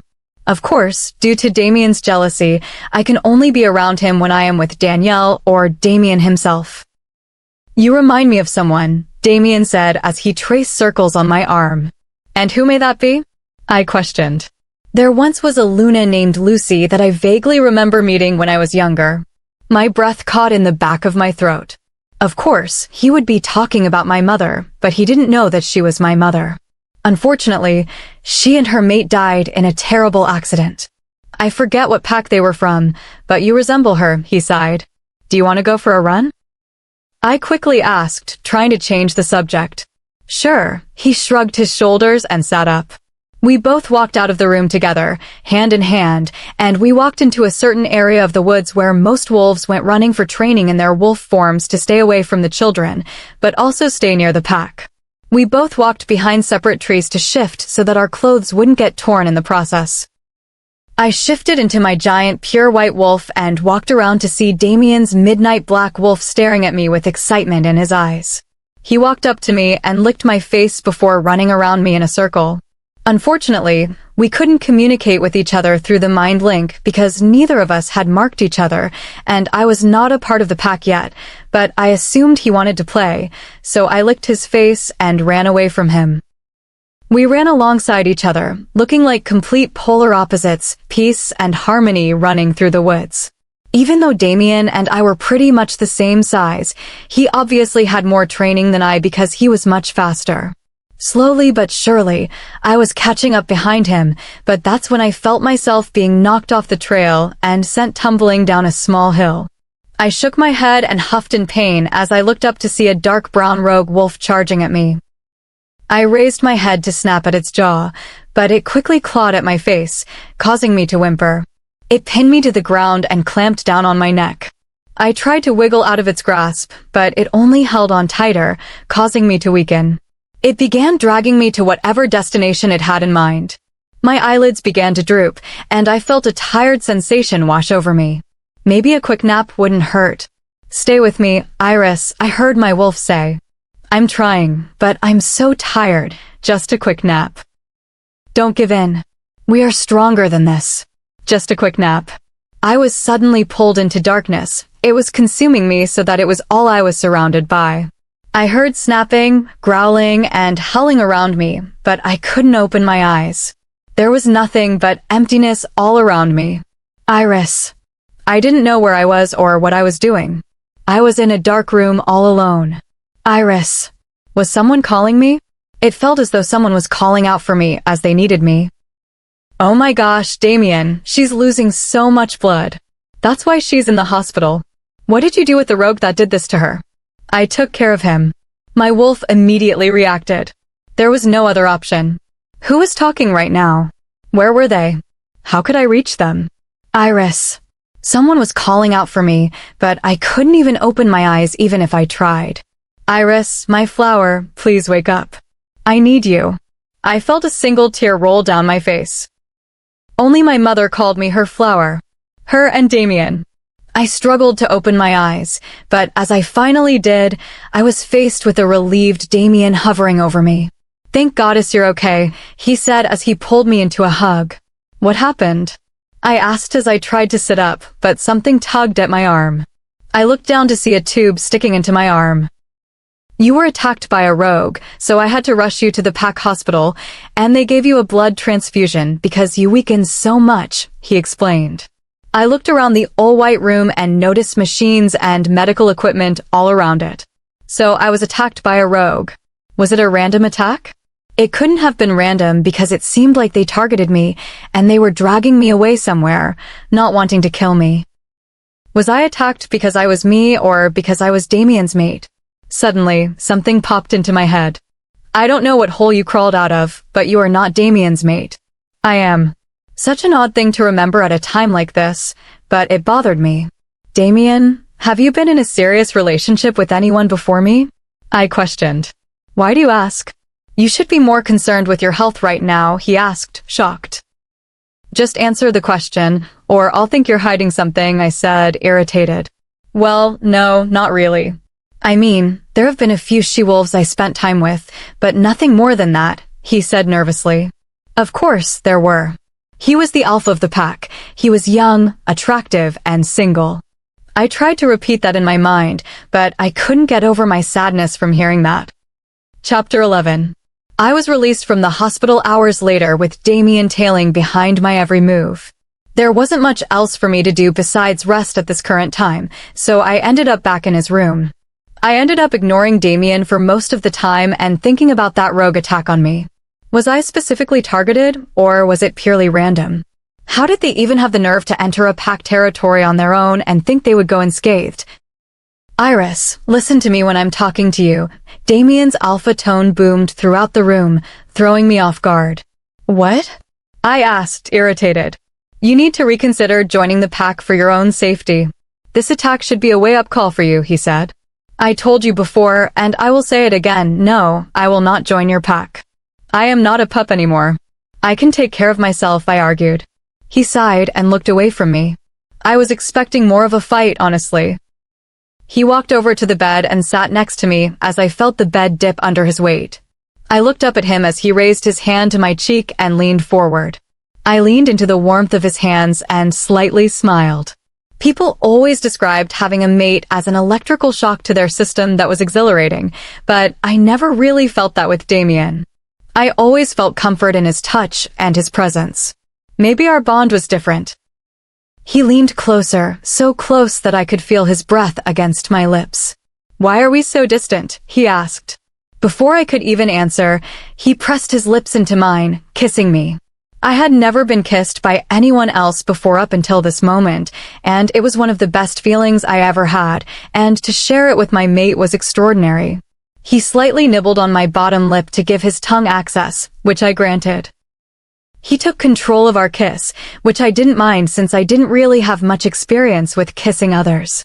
The passion and drive and sadness behind it were nearly overwhelming, and I felt myself wrap my arms around his neck, tangling my fingers into his hair as I brought him closer to me, pressing our bodies closer together. This had to stop before it went any further. Get off of me. I broke away from our kiss and pushed him off of me. His eyes widened as he removed himself from me and began profusely apologizing. I'm sorry. I've been holding back for so long that it was nearly unbearable. Mates usually mark each other within the days that they have met each other, and this has only been our first kiss with each other. I'll make sure that never happens again. I'll wait until you are ready, no matter how long that takes, even if I have to lock myself away from you, he apologized. Shut up, Damien. I can feel the pull, too. It's getting stronger and stronger. Unfortunately, I paused. I guess I'm just scared of this whole commitment thing. Being committed to you, this pack, because once I become Luna, everyone will depend on me, and I've never had that before. I guess as a birthday present I can allow myself to be brought into the pack. I struggled to get the words out. I felt a sense of euphoria spread throughout my body, and I knew my wolf was ecstatic. Damien's eyes lit up with excitement as he finally processed the words. "Are you sure about this, Iris, my flower?" he asked. I knew he would be disappointed if I said no, so I simply nodded my head. He grabbed my hand and pulled me off the bed as we raced out of the pack house and towards the recreational room where Vi and the other girls were practicing the traditional dance ceremony. "What's happening? Is everything okay? Iris, are you all right, my dear?" Vi asked worriedly. Before I could answer, Damien stepped in to interrupt. Iris agreed to join the pack as a birthday present for me. "Oh my goddess, Damien, you need to leave so that we can practice for this night. It'll be a special night for both of you." She pushed Damien out of the way and dragged me away so that we could practice. We spent about 2 hours practicing before Vi declared that it was perfect. As I was walking towards the exit, the woman from the other day stopped me and sneered in my face. "I didn't think Damien would let a dirty rogue like you into our pack." "It's a shame, honestly," she said as she pushed her blonde ponytail behind her. "My name is Jade, by the way." She gave me a sickly sweet smile as she held her hand out for me to shake. "What have I done to you?" I hissed as I looked down at her hand in disgust. She dropped her hand and her smile as she walked up closer to me. "You stole him from me. When he found you in the forest, he used the mind link to break up with me." "The mind link?" "He said he couldn't be with me anymore because he found his soulmate. Even after he told me he was going to make me his Luna," she said angrily. "You're lying." "Damien said he's never been in a serious relationship before," I snorted. She smirked. "Looks like your little mate is lying to you then," she said before walking away from me. Why would he lie to me about something like that? Was he scared I would do something dangerous if I found out the truth? "You wouldn't, but I will," my wolf voiced angrily. "Hey, are you ready?" "You've just been standing there looking confused." I looked up to see Damien watching me. I nodded and walked over to him. We silently walked back to the pack house hand in hand. Before we entered the pack house, I stopped Damien. "Why did you lie to me?" I asked him calmly. "Lie about what?" He turned to look down at me. "You lied to me about Jade," I said. I was calm on the outside, but on the inside, my wolf was swirling with fury at the thought of Damien claiming someone else as his own. "Listen, I didn't want to upset you, so I had to lie," he sighed. "What would I be upset about?" I asked coldly. He hesitated for a moment, in fear of what would possibly happen next. "I was going to mark Jade as my Luna. I was so sure that she was the one," he said. At those words, I felt my internal self being roughly pushed to the side, as if I no longer had control of my body, but I could hear the thoughts swirling around in my mind. She wanted to find Jade and confront both her and Damien, for she hated the idea of our mate marking another she-wolf who isn't us. I shifted into my wolf on the spot. She saw red, nothing but red. "Iris, please calm down. This is exactly the reason why I avoided telling you," Damien said, slowly approaching me.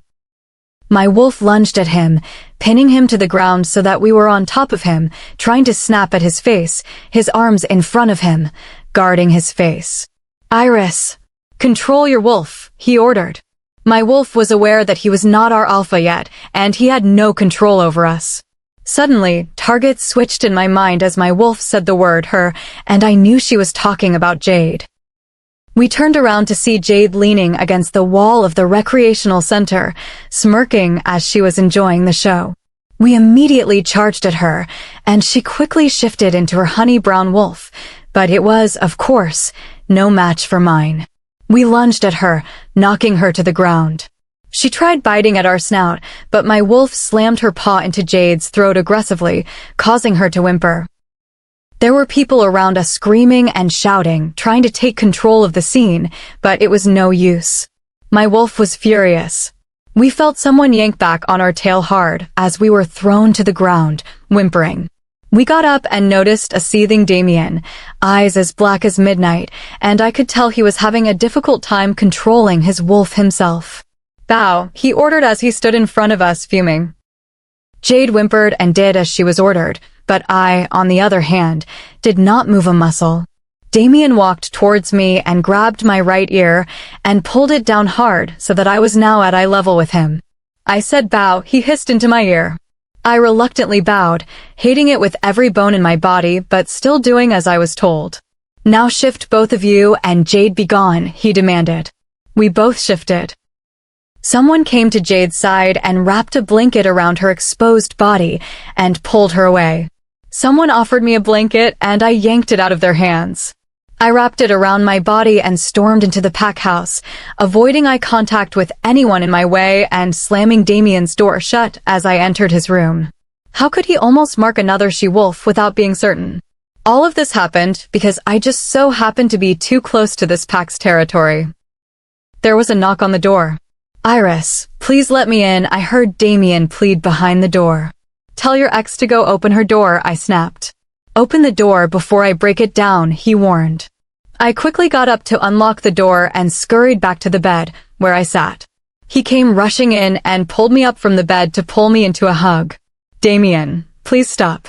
"I can't breathe," I gasped as that inescapable feeling began to fill my body. "Iris, I'm sorry, I shouldn't have kept something like that from you. I should have told you the minute I found you," Damien apologized as he let go of me. "How could you?" I asked quietly. "I don't know. Most wolves find their mates at 18, and I just was so sure that Jade was the one, but what I feel for you is nothing compared to what I feel for me. This is a true bond." I was with Jade for comfort. He held my hands and rubbed his thumbs on the back of my hands. "If I'm going to be a part of this pack and eventually be marked by you, then no more secrets, or I'll be sure you'll never be able to find me," I warned. "Of course. You have my word." Chapter 12. I woke up to find Danielle shaking me out of my sleep. "Wake up, Iris." "It's Damien's birthday," she said, still shaking me. I rolled over to the empty spot next to me where Damien was supposed to lie. Ever since that incident with Jade, we've been slightly more distant.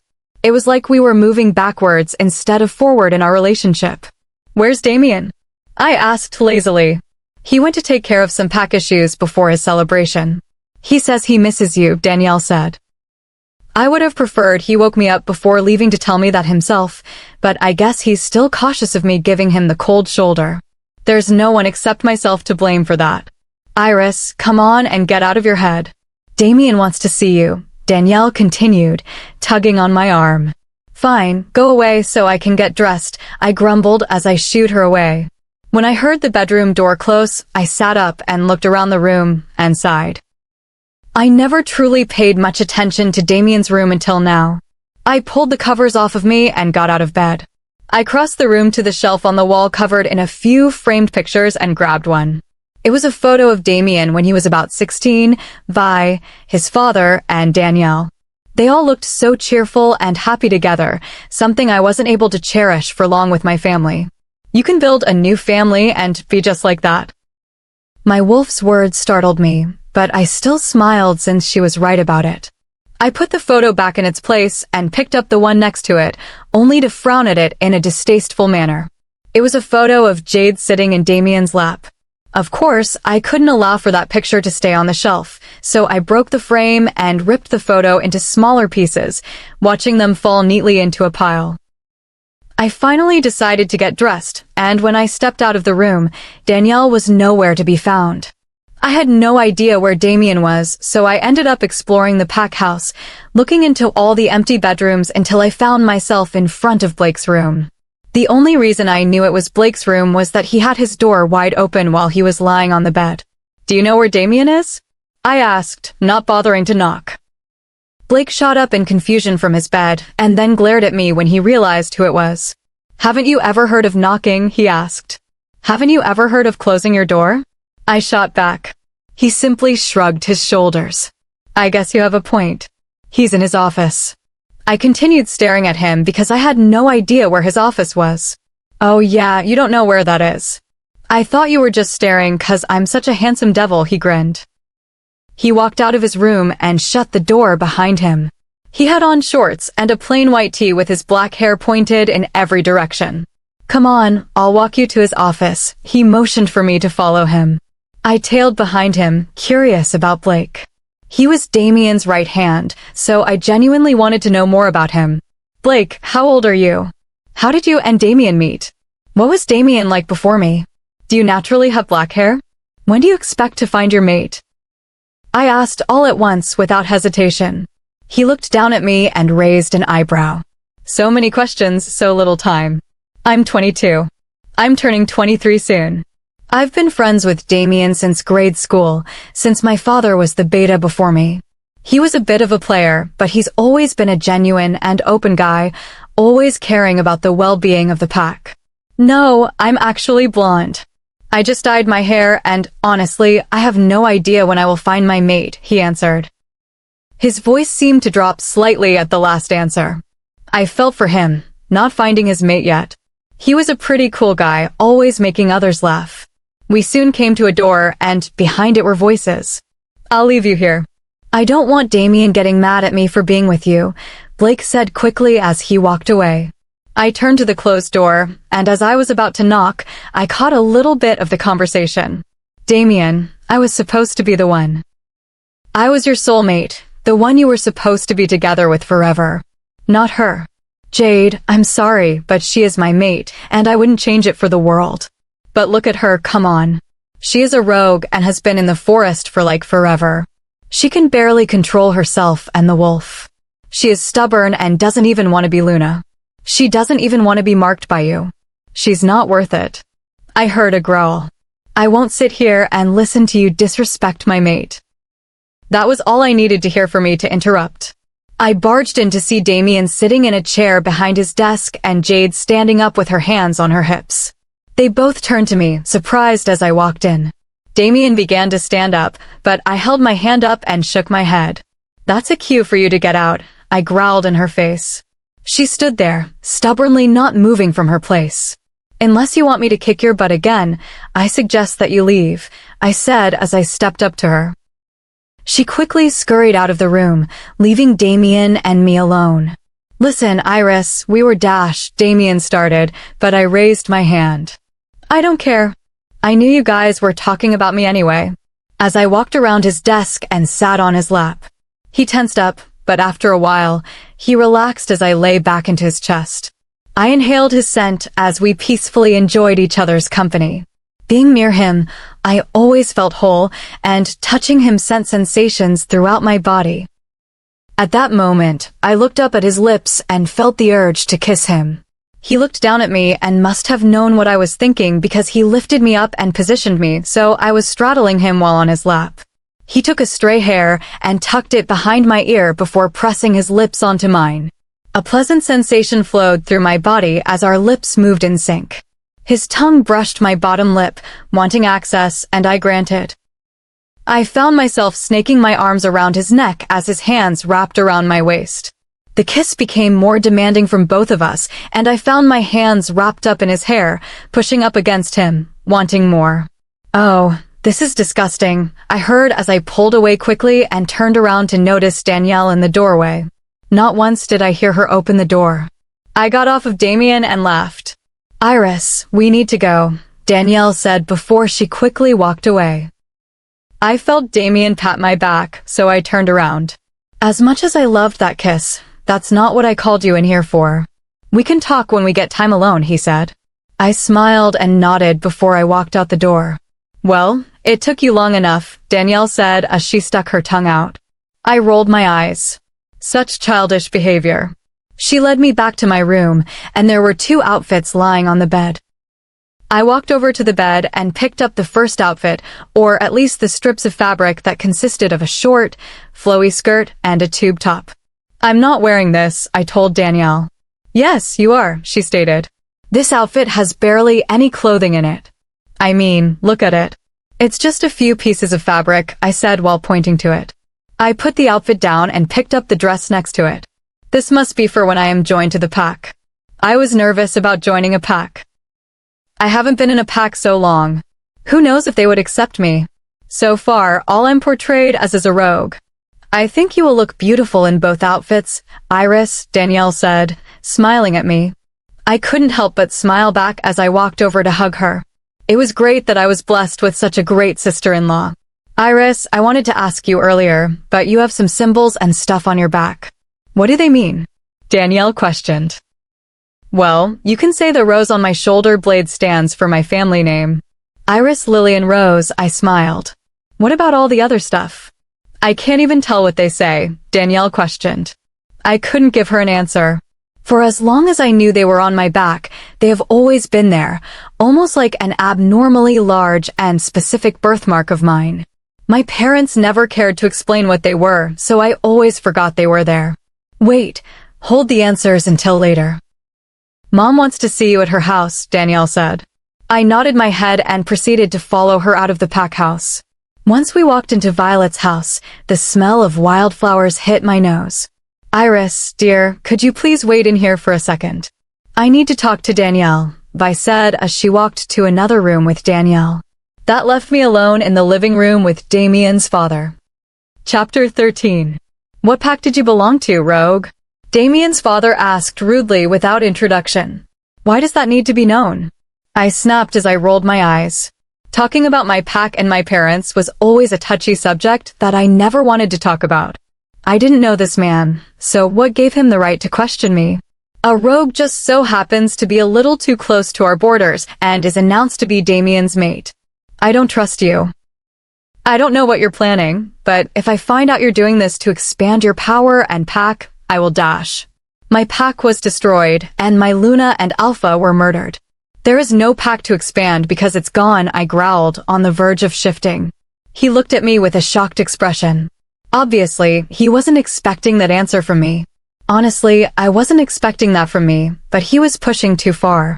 I stormed away in search of Vi and Danielle. I'm ready to go, I announced as I found Vi and Danielle talking in the other room. Yes, dear, of course. I just wanted to make sure everything was ready, and before we go, I just wanted to let you know that I am excited and proud to call you my daughter-in-law, she smiled. Her smile was contagious, and I couldn't help but smile back. Come on, Iris, we have to go and get ready, Danielle said, pulling me. I started questioning why I was even summoned here. By the time we arrived back at the pack house, the sun was already low and setting, meaning it was almost time for the ceremony. We got back to the room, and Danielle dangled the outfit in front of my face. Come on, you gotta put it on, she said. I groaned because I really didn't want to put it on. I grabbed it out of her hands anyway and walked into the bathroom to change in peace. It was a white tube top with gems attached to it, leaving the stomach in clear view. The skirt was short and flowy enough for it to flow with the dance moves, and I was left barefoot. Of course, I didn't mind since I was so used to walking around barefoot. I stepped out of the bathroom and heard Danielle gasp. You look so beautiful. Let me do your hair, she said as I tried to cover up the scars and marks on my arm from being a rogue for so long. Fine, only because I don't know how to do my own hair, I said. Have these white streaks always been in your hair? She asked as she sat me down and began messing with my hair. Yeah, I was born with them. Even if I cut my hair, they always grow back, I shrugged my shoulders. She tugged and pulled at the knots in my hair for what seemed like hours, and then she began applying heat to it, which seemed to flatten my hair out, and, before we knew it, Vi came bursting through the room. Come on, girls, we're about to start. Oh my goodness, Iris, you look absolutely beautiful. There will be no need to apply makeup since you'll be doing the pack entrance ceremony. She quickly pulled me up and began pulling me out of the room with Danny trying to catch up behind. We stopped at the front entrance, and Violet turned to me. Are you ready to do this? Vi asked me. I nodded. She pulled me outside into the dark. There were torches lit, and a giant circle of pack members formed in the middle of the territory. Violet led me to the rest of the girls in formation in the middle of the crowd. I noticed Damien sitting on a miniature throne in front of us with a bored expression on his face until he saw me. I noticed the circle widened and the light focused more on us. I looked up and Damien and I's eyes connected. He gripped the edges of the chair as he looked me up and down eagerly. Low music began to play, signaling for us to begin. The girls broke into formation with me being in the middle since I was his actual mate, and I never took my eyes off of him. I moved my hips to the beat slowly, gradually speeding up with the music, never breaking eye contact. Everything was perfect, just like rehearsal, but this time the girls didn't dare to drop me in front of their alpha. As we came to the end of the routine, the girls dropped to their feet and bowed as I stood there staring up at him.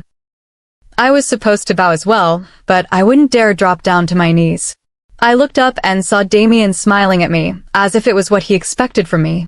As he continued to stare at me, his smile faded and he mouthed, "Go put more clothes on." I realized the crowd was clapping and a few male wolves were whistling at us, so I could guarantee that Damien didn't like that at all. I felt someone tugging on my arm, so I looked over to see Danny next to me. "Come on, you have to be changed quickly for the pack entrance ceremony," she said. I nodded, eager to follow behind her and change out of the outfit. I walked back to the room and quickly changed into the dress lying on the bed. The dress was a strapless, pure white outfit covering my feet with a long train behind it, more like a casual wedding dress to me. I looked into the mirror at myself and smiled. My green eyes were full of light, something I hadn't seen in a long time. I looked happy. I was being brought into another pack, to be called Luna, as exciting and terrifying as that was. But something deep down inside me was telling me I couldn't wait to be in control. It was like a darker side of me waiting to gain power, something that always haunted me, but my wolf was always there to suppress those emotions and thoughts. I looked back over at Danielle and noticed tears flowing down her happy face. I walked over to her to wipe her tears away. "I'm sorry, but you just look so beautiful. I always wanted to have an older sister, and I'm just glad you're someone I can look up to," she said as she hugged me. I was overwhelmed with joy at the fact that she called me her sister. I was also overwhelmed by something else. The feeling of being trapped in darkness. I quickly pushed Danielle away and gave her an apologetic look. "Sorry, I forgot about your situation," she said. I shrugged my shoulders, secretly mad that I ruined the sisterly moment that we had. There was a knock on the door, and as Danielle opened it, there stood Blake in the doorway, smiling. "Well, don't you clean up nice," Blake said, grinning. I couldn't help but grin as well. "What are you doing here?" I asked. "Well, usually the mate goes and hands off their mate to the alpha, so he may perform the ceremony, but your mate is the alpha, so I'll be doing it," Blake explained. Was Damien okay with a mateless male wolf handing off his mate? Danielle giggled. "Well, no. Your mother had to persuade and encourage him to let me do it. He's getting into that possessive stage of finding his mate." He scratched the back of his head. I shrugged my shoulders and grabbed Blake's hand to wrap my arm around it. "Well then, we'd better go before Damien gets any more possessive," I smiled. Danielle waved before hurrying out of the pack house. After a few minutes, Blake stated that it was time to head out. We walked out of the pack house, and everyone turned their attention to us. If Blake wasn't supporting me right now, I would have fallen from being weak to my knees. Everyone was on either side, with the middle clear like walking down an aisle. Blake and I slowly walked down the middle, and I didn't dare look anyone in the eye due to nervousness. Once we reached Damien at the end, I heard him growl, and Blake quickly released me as he stepped to the side. When I turned back to Damien, he had an enormous smile on his face from ear to ear. "Flower, what is your full name?" Damien asked me in a hushed tone. "Iris Lillian Rose." "Do you, Iris Lillian Rose, promise to respect this pack and trust it with your life?" he asked. "Yes, I do," I answered. "And do you, Iris Lillian Rose, promise to protect and care for every pack member with your life, as our next Luna?" he asked. I hesitated for a moment. "I do," I finally said. I noticed he had a glove on his dominant hand, and he picked up a silver dagger using his gloved hand. "We shall now commence the mixture of our blood, so you may truly become one with the pack." He sliced open his hand, and I winced in pain as he made a perfect slit in the palm of my hand. We then grabbed each other's hands tightly. At first, I felt nothing but the tingling sensation of my palm being slit open, but then it sounded as though there was a distant chanting in the far distance, and it kept growing louder and louder until I could clearly hear what they were chanting. "Luna, Luna, Luna, Luna." I looked around, trying to figure out where the sound was coming from, but then I realized it was the mind-link connection. I was becoming one with the pack. Iris Lillian Rose, your name is absolutely beautiful, but I, Damien Gabriel Cadell, would like to officially welcome you to the pack, Luna. He smiled and bowed in front of me. I turned around to see the entire crowd bowing in front of me. The celebration afterwards was nice, but it honestly wasn't something I was used to. People from all over the pack would walk over to me and introduce themselves as they bowed, showing me respect. I felt myself growing shy as I continued to walk around, not really staying in one place, because I wasn't used to this many people showing me kindness. Oh my goodness, the rumors were true. She really is beautiful. A woman approached me and complimented me. I blushed at her compliment. Whoa, didn't know you were the type to blush, Damien said as the woman walked away. He turned to me and planted a kiss on my forehead. There's a lot you don't know about me, I said in response. That's actually what I wanted to talk to you about. My father told me about your little conversation, which he would like to apologize for, he sighed. Please, Damien, I don't want to talk about this right now, I pleaded. We will talk about this later, he said, squeezing my sides. Iris. I heard two voices calling for me. I turned around and noticed the red-headed twin girls. We wanted to apologize for our terrible judgment about you earlier. We really hope you can forgive us, the one on the left said. My name is Katie, by the way, the one on the right said. And I'm Caitlin, said the other. They both bowed before me and quickly got up. We really hope you can forgive us, Katie said. I nodded, and they both squealed and attempted to give me a hug before I stopped them. Don't touch me. I said I can forgive you, but that doesn't mean I will completely forget about it. What you said was rude and disrespectful, and it will take some time for you to gain my trust and respect. Do you understand? I asked. They both looked at each other and nodded. We hope that we can all one day become friends, Katie said as they turned to walk away. Spoken like a true Luna, I turned to see Damien observing me, and I scowled at him. I wish everyone would stop saying things like that. He chuckled. Come on. There are a few people I would like you to meet. He grabbed my hand and walked me over to a slightly more mature couple. Iris, this is John, my third in command, and his mate Lucy. My heart sank at the sound of her name. She had the same name as my mother, though she looked nothing like her. John was a slightly tired-looking man with low-cut blonde hair and seemed to be the same height as Damien, with dark brown, tired eyes. I realized that I had seen this man before. Lucy was a strawberry blonde with light brown eyes and seemed to be about my height. She was a skinny woman with not much shape, but that didn't stop John from keeping his hands on her. Luna, they both bowed in respect. I simply nodded and stared at the ground, uncomfortable with the amount of attention I've been getting throughout this celebration, and Damien must have noticed.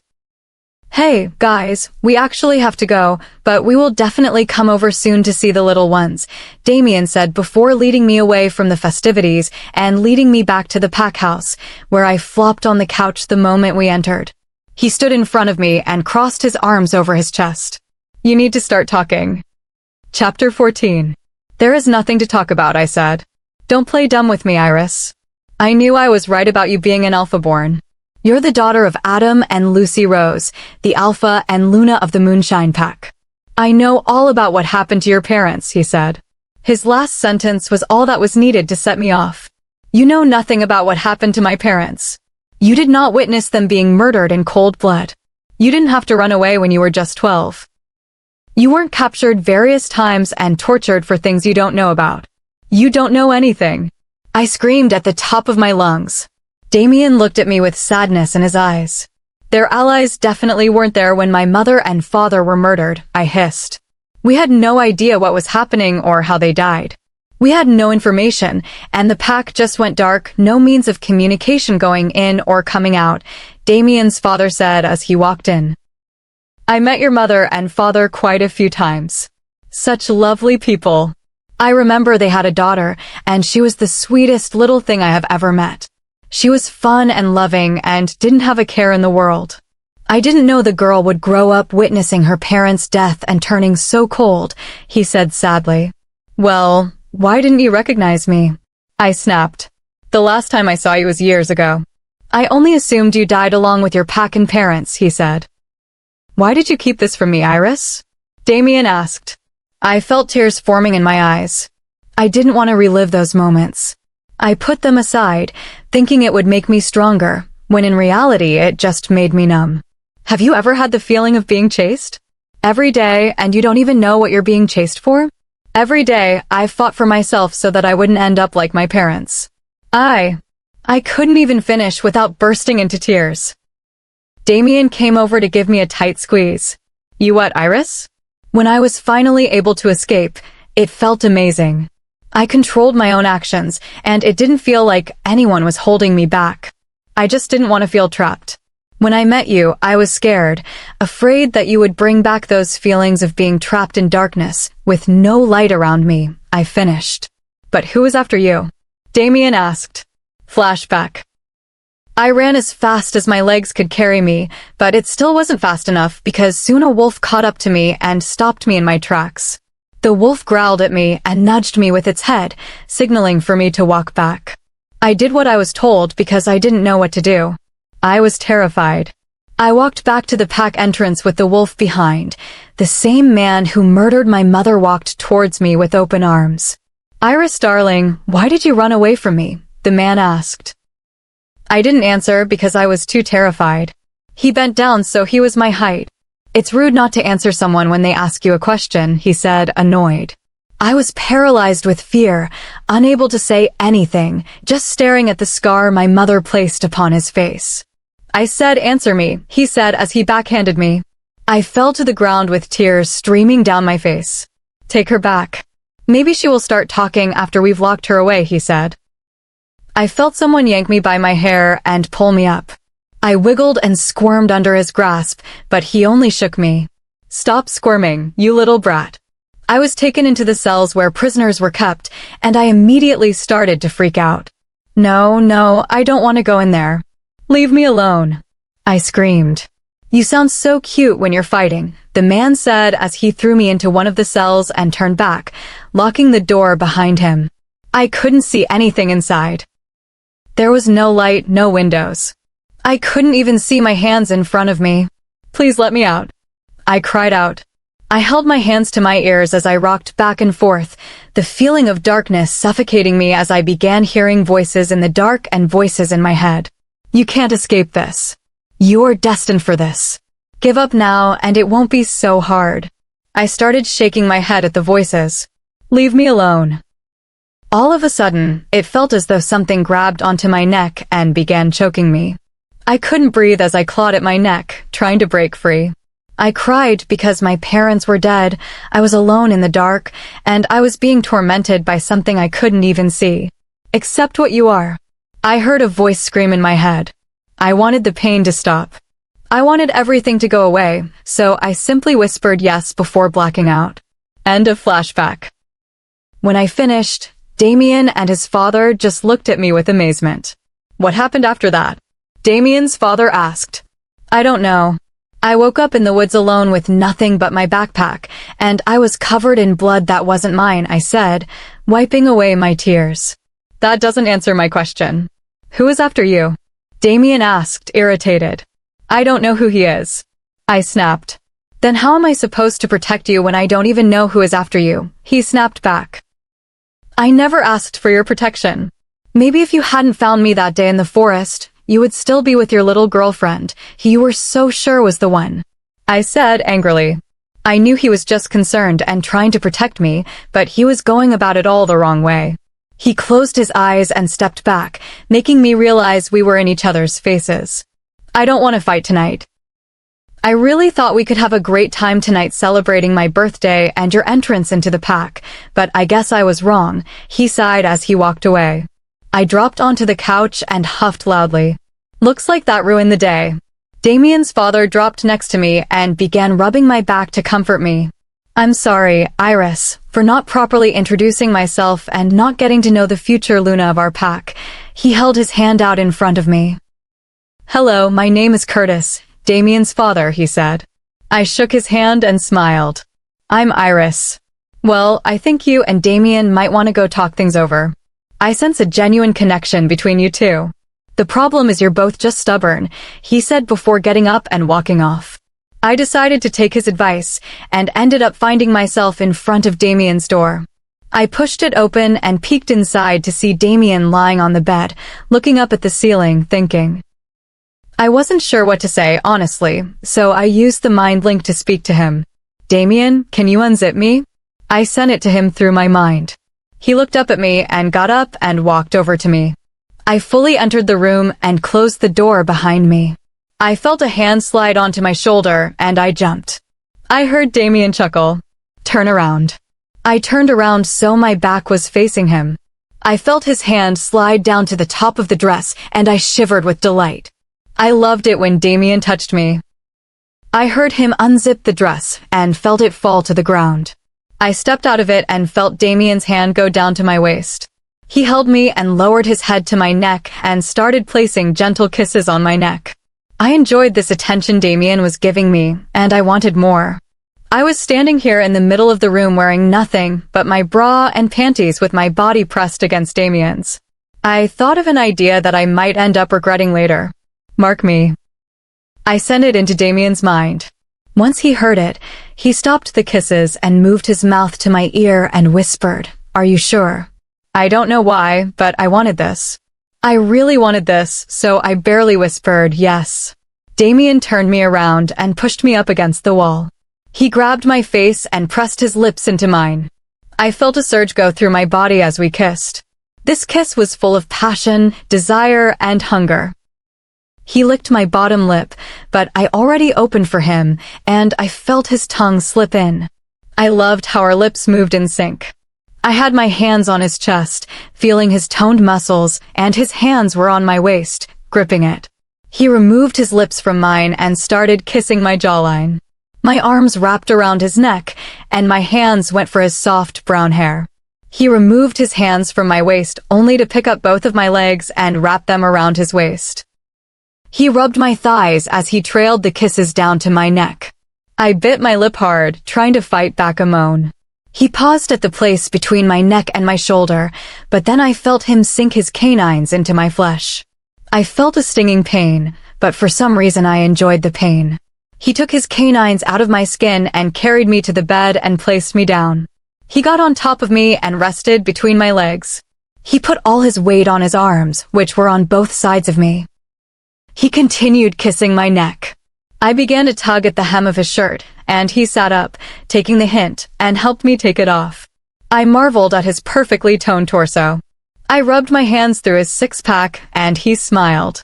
He pressed his lips onto mine, and then began a trail of kisses on my jawline. I dug my fingers into his back. I wrapped my legs around his waist. I need you to stop. All of a sudden, darkness washed over me, and I began to feel trapped. I looked around, and all I saw was darkness. I began to freak out. I heard voices in the darkness, something calling my name. Iris, Iris.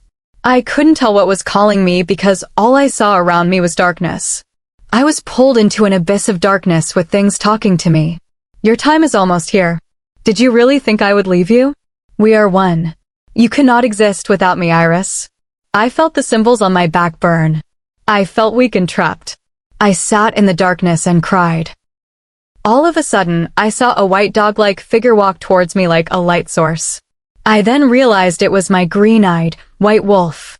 Iris, you need to know a few things. I won't be there to explain to you. What do you need to explain to me, and why won't you be there? There is darkness inside of you. Darkness that some people want to control for power. There is also light inside of you. These people don't want you to find the light. I don't understand any of this. The moon goddess has big plans for you. Whether you will choose the light or darkness, that is entirely up to you. However, I will always be the light inside your darkness and the trail when you feel lost. Whether you choose the light, you will always be battling the darkness, and whether you choose the darkness, there will always be that light inside of you. There will always be me. Then I will always choose you. My wolf smiled. We shall see. Chapter 15. I opened my eyes and was immediately blinded by the lights. I tried to shield my face from the light, but I realized my hands were restrained. I looked down and noticed my hands had leather gloves on with chains around me. I was confused for a moment until I realized that the chains were silver, so they didn't want to burn me. I looked around the room to see nothing but white and the beating heart monitor. I looked to my left and was faced with a tired-looking Damien. "Hey, what happened? Are you all right?" I asked him. He looked at me, surprised as if I shouldn't be the one asking the question. "What's with the chains?" "All I remember is you marking me, and everything went black," I asked, confused. He held out his hand to caress my face. "I'll tell you, but not right now in your state," he said as he walked away. I was so lost. What had I done to get chained up like this? What if I killed someone or hurt a pack member? I heard the heart monitor begin to beat madly as I began freaking out. The doctor rushed in along with Damien and Blake. "Get me out of these chains," I began struggling, trying to take the chains off with all my strength, but it wasn't working. Damien and Blake rushed over to hold me down, which caused me to look down in surprise. "Iris, we need you to calm down," Blake said in a serious tone. I never heard Blake talk in such a serious tone. "Iris, baby, please calm down." "We aren't going to hurt you," Damien pleaded. I slightly relaxed at Damien's tone. "Alpha, your back seems to be healing well," the doctor said.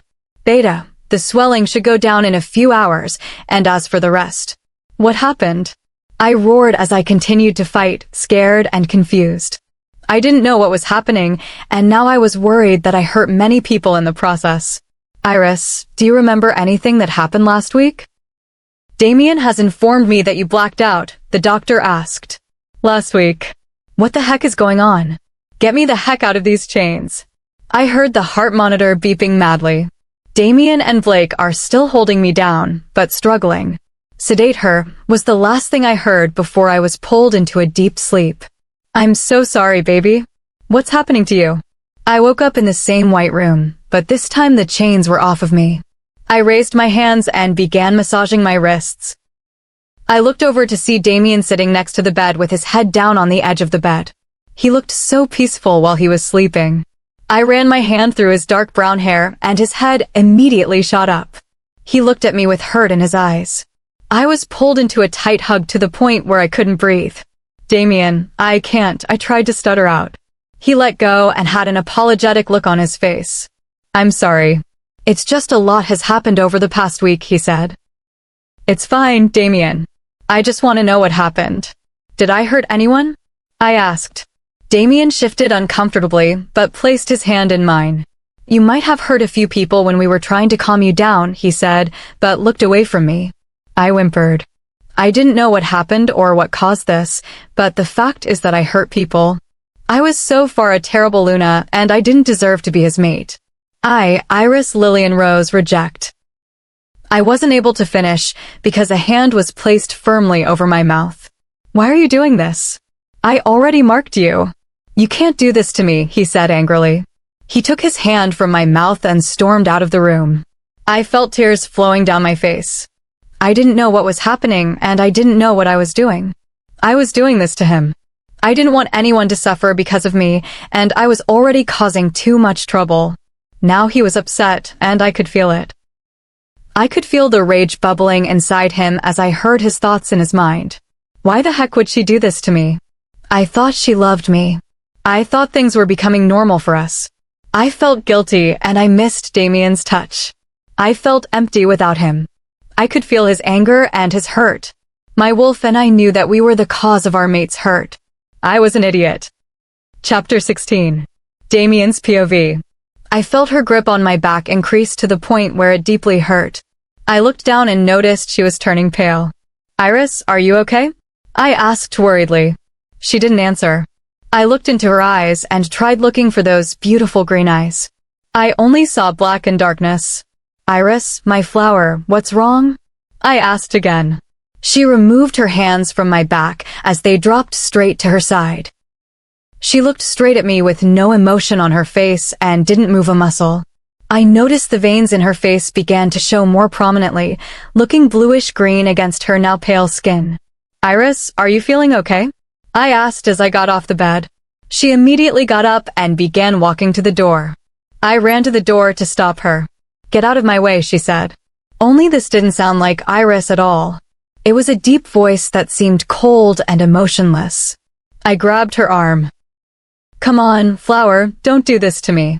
Just tell me what's wrong. What's happening to you? I pleaded. She looked at me with disgust and yanked her arm away from me. You have no control over us, and you never will, she spat coldly. I felt myself getting annoyed. I thought we discussed this already, and we got through it together. Iris, I am your alpha, and you will? I was cut off by Iris grabbing my throat and lifting me up into the air. I was slammed against the mirror on the wall as I felt it shatter against my skin. We have no alpha, and you will never control us, she said as she pressed me harder into the mirror. I felt the shattered mirror pieces digging into my back as her grip tightened, and the feeling of suffocation began to consume me. Where has this strength suddenly come from? Blake, I need your help, I called out through the mind link. I didn't know what was happening, but I knew this thing before me wasn't Iris at all. It was something that needed to be locked away until I got my flower back. Yes, Alpha. Did you call? What the heck? Blake shouted as he swung the door open and instantly ran over to help. He grabbed Iris by the waist, and I tried my hardest to push down those jealous thoughts. Even though I didn't want any other male touching her, she was still choking the life out of me. He tugged on her waist, but she elbowed him in the face, and he fell down cursing. I heard footsteps approaching the door, but I couldn't tell who it was because everything was becoming blurry and unfocused. I gasped for air as I felt her release her grip from my throat, and I fell to the ground panting, shards of mirror now digging into my palms.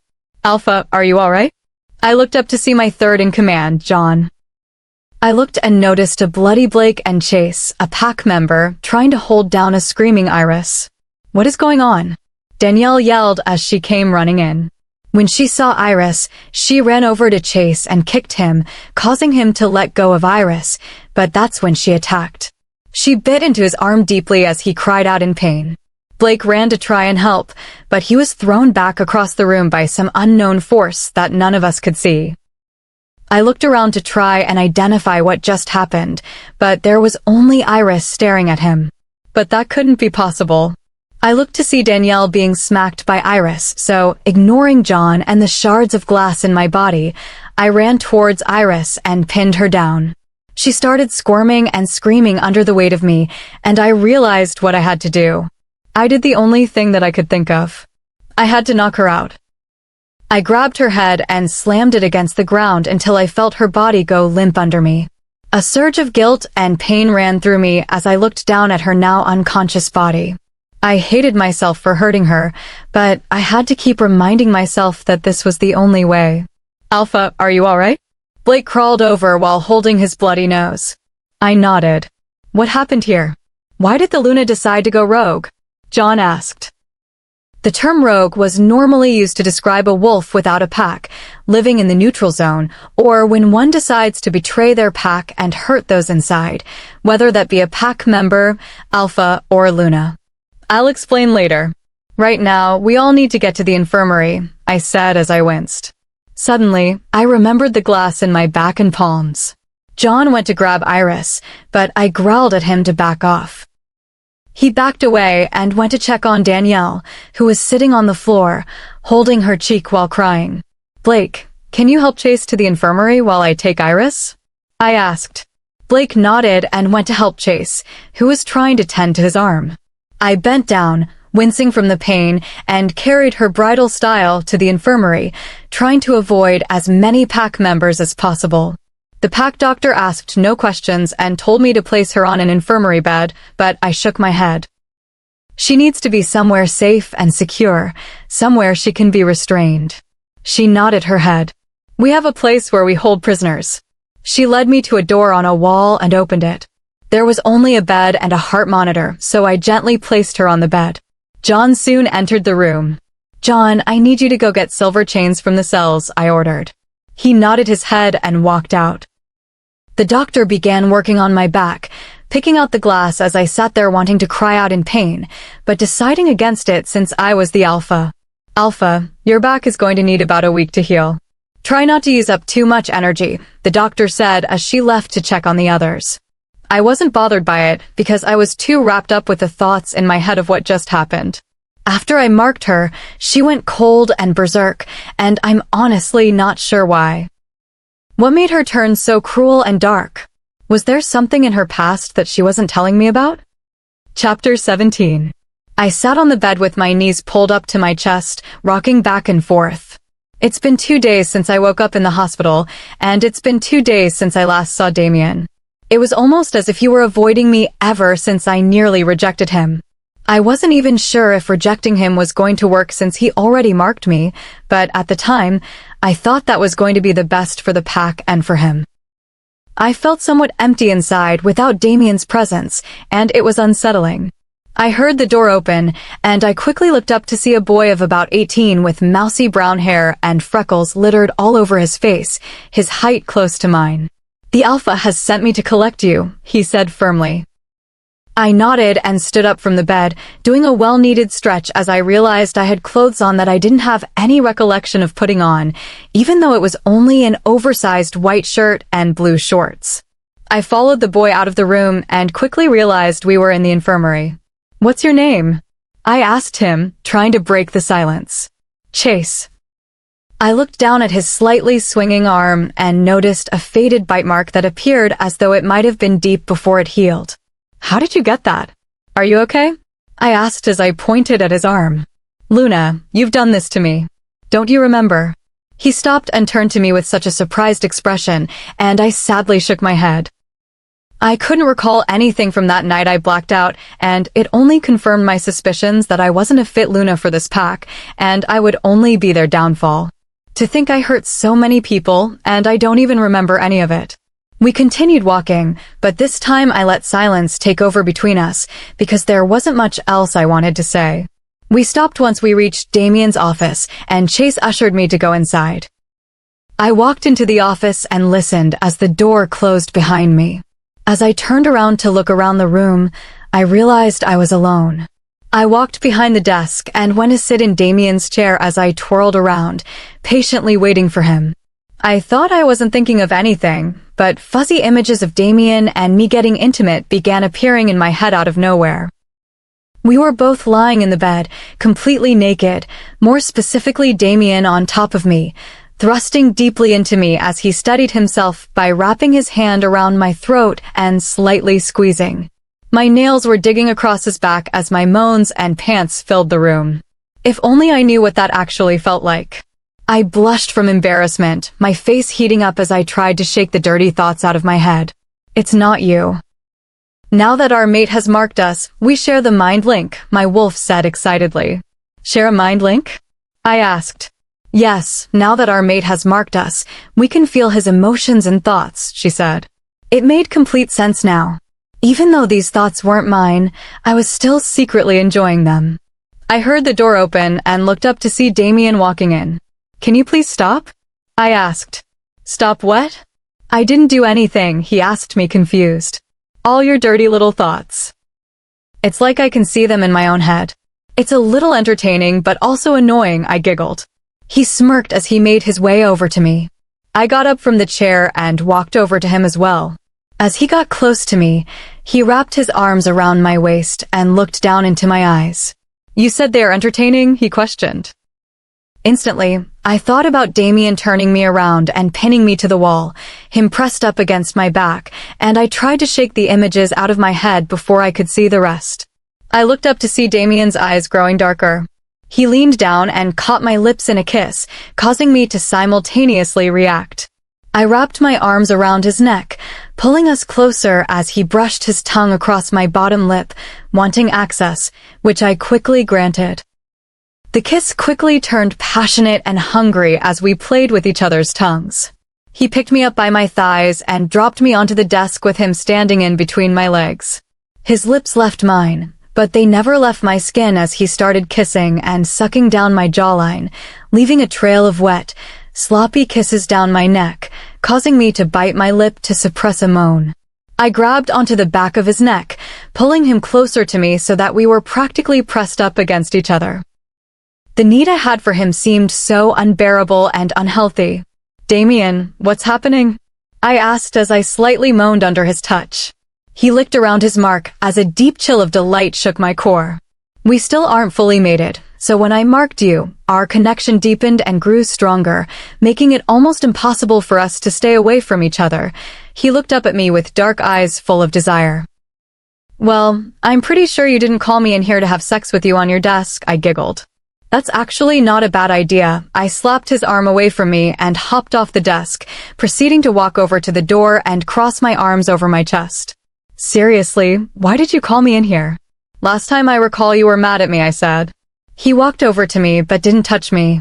He looked me straight in the eyes as if looking for something within them. I am mad at you. Well, I was mad at you. I was really hurt and confused, but he started, but then stopped as he looked down at the floor. I walked towards him and grabbed him by his chin so he could look me in the eyes again. But what? I asked. I read your journal. Chapter 18. I looked at him in shock and disbelief. You did what? I shouted at him. I couldn't believe he would even think to do such a thing. That journal was something private and secret to me.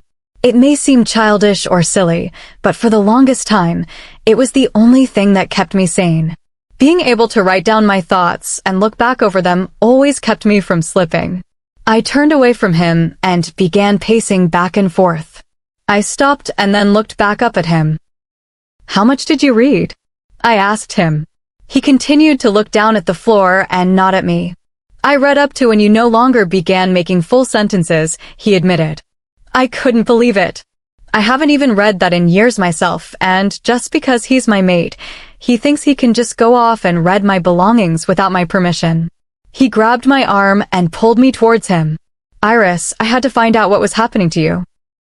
That night, I marked you something happened to you, like something awoke, and I needed to know what I was working with. He looked at me with concern in his eyes. Apparently, whatever is happening to you, it's not the first time this has happened, and I just want to let you know that you're no longer alone anymore.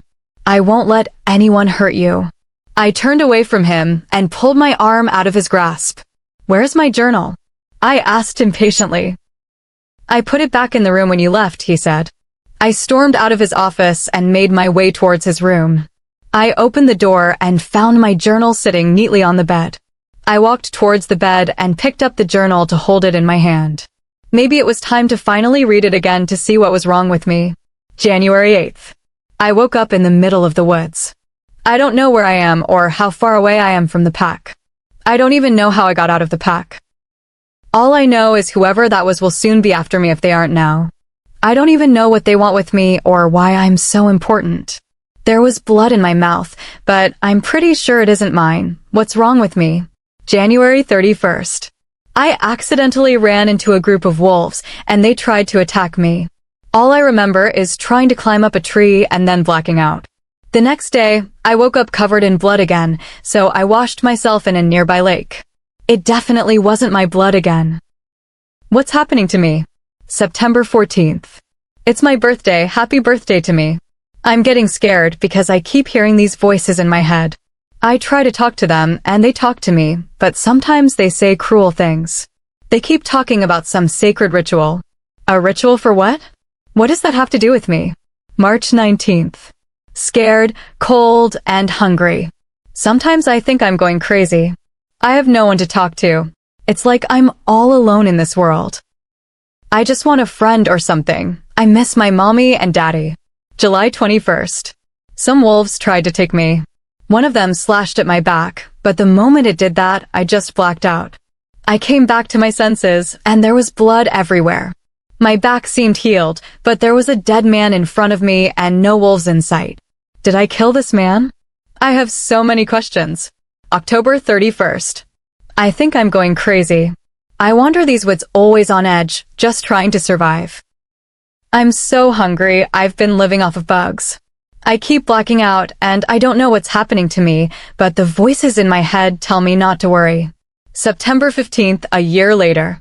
The greatest and most painful thing happened to me yesterday. I met a friend, and it turned into the greatest thing ever. I met my wolf.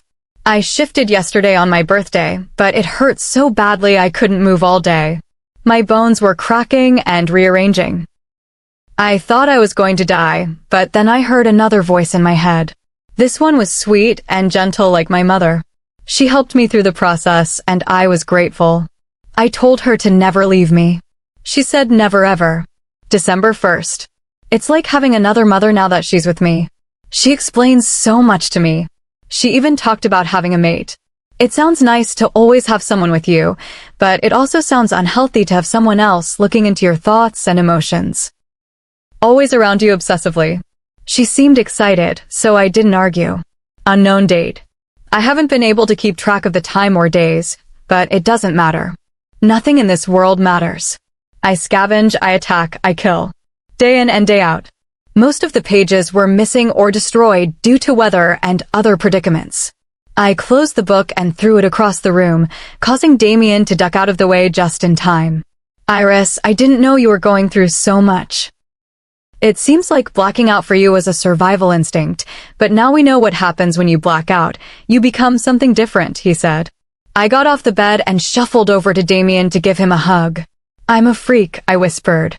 No, you're not. You are far from it, he said as he raked his fingers through my hair. It was in that moment that I realized something. I love Damien. Chapter 19. For the first time in a very long time, I didn't feel trapped. I woke up with Damien's arms wrapped around me. I felt in bliss, so I snuggled deeper into his touch. I heard him inhale my scent, so I looked up into his eyes. Do you ever wish for a normal mate? I asked. No, you make my life interesting, he chuckled. I reached up to pat his chest and grinned. Good to know. I meant to inform you earlier, but Alpha Marcus and his mate are coming over later today, he said as he stroked my hair. Why wasn't I informed about this earlier? I just figured you wouldn't want to be bothered with them. He shrugged his shoulders slightly as he continued to stroke my head. I am the soon-to-be Luna. I need to know about these things even if you think I don't want to be bothered by them. Now, what are they coming for? I asked, looking up at him. Just congratulating me on finally meeting my mate, and they would hopefully like to meet you, he explained. Try not to leave me out of things in the future, I said. He nodded his head and shifted so he could get off the bed. He rolled out and stretched deeply before heading over to the bathroom. I'm going to take a shower, he announced. Immediately, images of both Damien and me in the steamy shower began to circulate in my mind. I tried to shake them away, but it was like they etched themselves into my head. Unless you want to have sex right now, I would suggest you stop thinking about such lewd images. I looked up to see Damien staring at me with dark eyes, his wolf trying to make an appearance. I blushed from embarrassment, completely forgetting about the mate mind link. I wondered if it was possible to block it. I watched as Damien walked to the edge of the bed and hovered over me. His face was inches away from mine, and it gave me the sudden urge to grab his face and smash it against mine. He must have heard what I thought because at that moment, he brought his lips down to mine to give me a full kiss. It was a passion and lust-filled kiss that filled me with different thoughts and emotions, like wanting to rip his clothes off and have my way with him. He sucked on my bottom lip, wanting entrance, but I was already giving it to him. I felt his tongue slide into my mouth casually, so I wrapped my arms around his neck and my legs around his waist. He kissed me down my jawline and then into the crook of my neck, leaving wet, sloppy, heated sensations all over my skin. I bit down on my lip hard to suppress a moan. He came up to my ear and whispered, "Why would you want to block out every possible dirty thing you're thinking right now?" I shivered with delight at the feel of his breath against my skin. I tangled my fingers into his hair, pulling him closer as he nipped and kissed at his mark on my neck, forcing a moan out of me. I trailed my hands down his back until I reached the bottom of his shirt, which I began tugging at to get it off. He must have caught the hint because he got up to take his shirt off, exposing his bare torso to me. It made me want to lick all over his body. He hovered back over me as I trailed my hands down his bare back, feeling him shiver with delight. I tried to reach down to his waist and feel around to undo his pants, but what I accidentally felt definitely wasn't a belt or some type of button. Fuck, Iris, he groaned against my skin excitedly. He reached for my shirt and completely tore it off my body without hesitation, and I chuckled at his impatience. I felt him reach behind me and hesitate for a moment. I knew he was trying to contain his wolf for me. He felt around for the hook and quickly unhooked my bra, the straps falling from my shoulders. He stepped back a little to observe me. His beautiful blue eyes grew darker and darker as he bit on his bottom lip to contain his excitement. I pulled him back down, his mouth going straight to my breast, swirling his tongue around my now hardened nipple. The need for him was growing more and more inside me. It was like a building pressure I needed to release. I began grinding my hips against his to try and fulfill this desire I had for him, but it only made me want more. "Iris, please stop, I can't take any more," Damien groaned against my skin, causing it to vibrate. "No," I moaned back. I heard the door fly open, and I pulled Damien hard down against me so whoever it was couldn't see my shirtless. "Who is it?" Damien bellowed out, my ears ringing from his shouts. That was when I knew he was pissed. "Alpha, sir. Alpha Marcus wanted me to notify you that he will be arriving shortly since you weren't answering your cell," I heard Blake's voice call out. "All right, now get out," Damien snapped. When I heard the door close, I sighed. "Well, that was awkward. I'm guessing that ruined the mood?" Damien asked. I looked into his eyes and noticed they were returning to normal. "Yeah, a little," I chuckled. Damien got off of me and began the search for his shirt. "Do you think you could wait a little before leaving the room?" Damien asked as he pulled his shirt over his head. "Why?" "I don't want any other wolves smelling your arousal. I would have to commit murder if one of them even looked at you wrong." I looked into his eyes, and all I saw was the seriousness of his words. I crossed my arms. "I think I can handle myself fine," I huffed. He walked towards the bed once more and smirked at me. "You know, when you cross your arms like that, it pushes up your breasts, making them look fuller." "Are you trying to tempt me?" he said curiously. I blushed and turned my back towards him as I ran to the closet to put my bra on and find another shirt since Damien shredded my other. As I was looking for another shirt, I heard a voice whispering to me in my mind, getting louder and louder, but this time it wasn't my wolf speaking to me. "He didn't save himself for you. He doesn't love you. He's only using you. All he wants is your power. He can't have us." I walked out of the closet confused. What did it mean that he didn't save himself for me? "Iris, are you all right?" I looked up to see Damien staring at me worriedly. "Yes. How come you didn't decide to save yourself for your mate? You really couldn't wait?" I asked. "How did you do that?" he asked. "What are you talking about?" "Answer my question," I said, annoyed. "Fuck your question and answer mine first." "How did you block me out of your thoughts like that?" he asked, now freaking out. I genuinely didn't understand why he was freaking out. "Why is that a big deal?" I questioned. "At the stage we are currently at, it is impossible for a wolf to block off their thoughts and emotions from their mates," he explained. "We won't let him take our power. Don't mate with him. We won't allow it." What was happening to me? It was like the voices in my head were getting louder and louder, almost speaking over my thoughts and drowning everything else out. What was inside my head, and why didn't it want me mating with Damien? "Iris!"